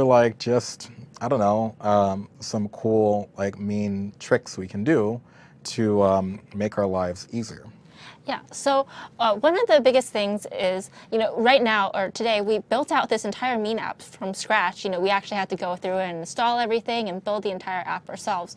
But there are actually a lot of pretty great generators that will scaffold out a really well-designed, sort of well-architected Mean app for you. So there are 2 that I'd want to talk about in terms of scaffolding tools, and one is Mean.io. So as it says, Mean.io is a fun and friendly JavaScript full stack for your next web application. And as you can see here, you can actually install the Mean.io scaffolding tool straight from NPM. Mm-hmm. There's also Yeoman, which is a great generator for multiple types of apps, not just Mean apps. There's a lot. Yeah, there really is a lot, and you can also install Yeoman through NPM. So NPM is just a really wonderful resource if you're working with Node at all. And there are, great generators. There's a wide range of mean generators. There's one I like called Angular Full Stack, and I also found one called Generator-Mean Stack. Generator-mean-stack, and you can search for a lot of other great generators for you to scaffold out an Angular application. A lot of them will even scaffold out the authentication piece for you, which is, as you saw today, maybe a little bit difficult to manage. Yeah. So it takes care of all those basics, doesn't it? Yeah, it really does. And in addition, NPM, as we talked about before, just has so many different packages that are handy for you to use. We've only used that Passport piece, or we've only used the local authentication piece of Passport.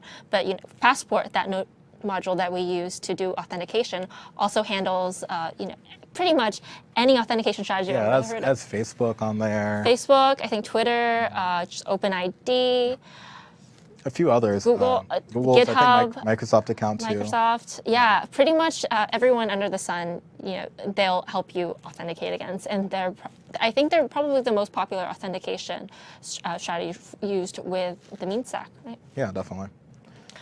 There are some other things that we want to talk about. So, for instance, we use Azure websites to host our mean website. But if you want to, but if there's a bit more that you want to do, if you really want to spin it up using a Linux server, or there's things that you want to customize, there's also, Bitnami is a great resource for you to get the VMs that are ready for you to use in the cloud as sort of like a mean VM. And once you actually connect this with your Azure account, you can, I'm not connected in right now, but you can actually just go in and you can click a link and it'll just start provisioning out that VM for you. So nice. It's really wonderful. Does it do anything with Docker?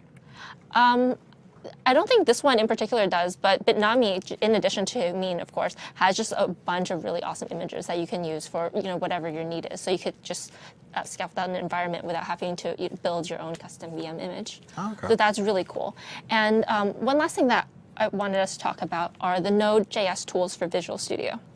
So today, Steven and I were using Sublime Text to basically, very simple, lightweight text editor with some nice, syntax highlighting tools to develop our app.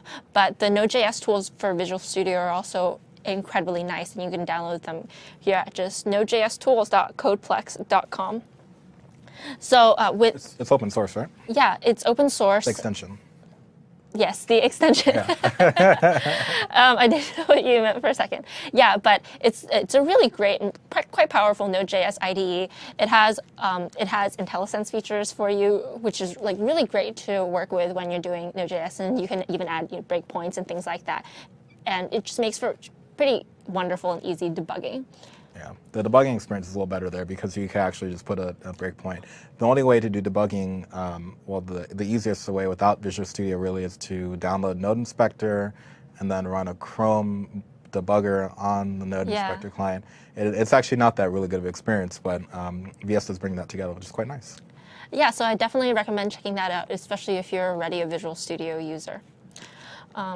Any other things that I can think of? There's a couple of things so npm.js, Node Package Manager, which is I hang out there all the time. There's a lot of cool packages that just come through. A couple of things that you might want to look into are for example, and you could just browse npmjs.org and go through a bunch of things, but a couple that you might want to look into. One of the things is what is it? Grunt? Yeah, Grunt, which is great for a task runner. So if you want to run your test, or say that you want to lint your JavaScript on your server or on your front end with hey, I want to make sure I didn't drop a semicolon, or I want to make sure I didn't do a couple of things, it'll do that, and it can actually watch those things. Other things are Mocha, which is my favorite unit test framework for Node. There's a few, but this one's one of the most popular ones. There's also Protractor, which I believe just comes with. Where do you find Protractor from? Is it Bower or NPM or? So you can get it just along with Angular. Yeah.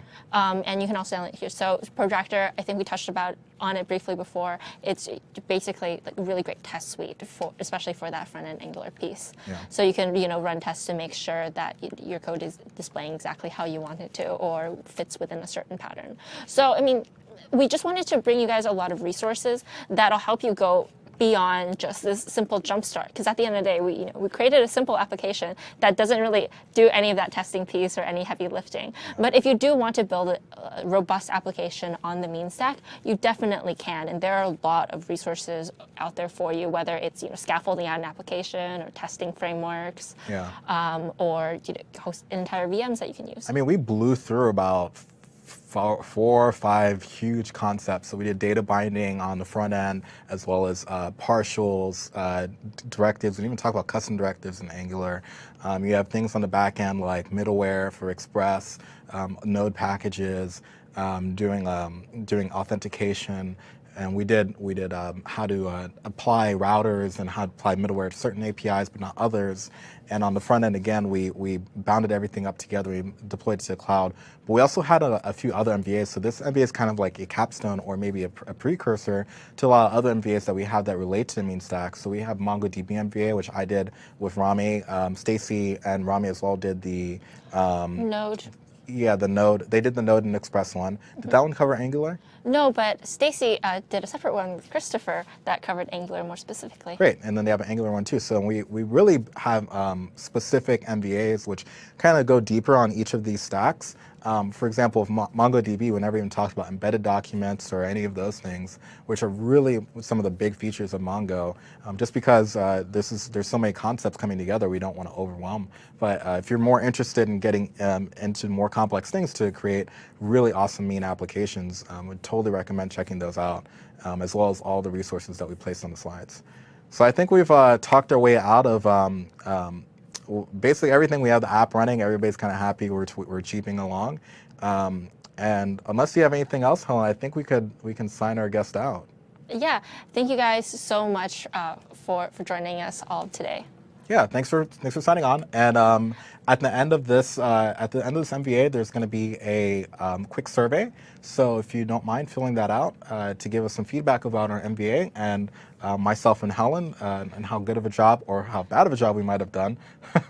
JK, no, but yeah. So other than that, thanks for signing on. Thank you for joining us, and we really do appreciate for you guys watching. We'll see you guys later. Bye.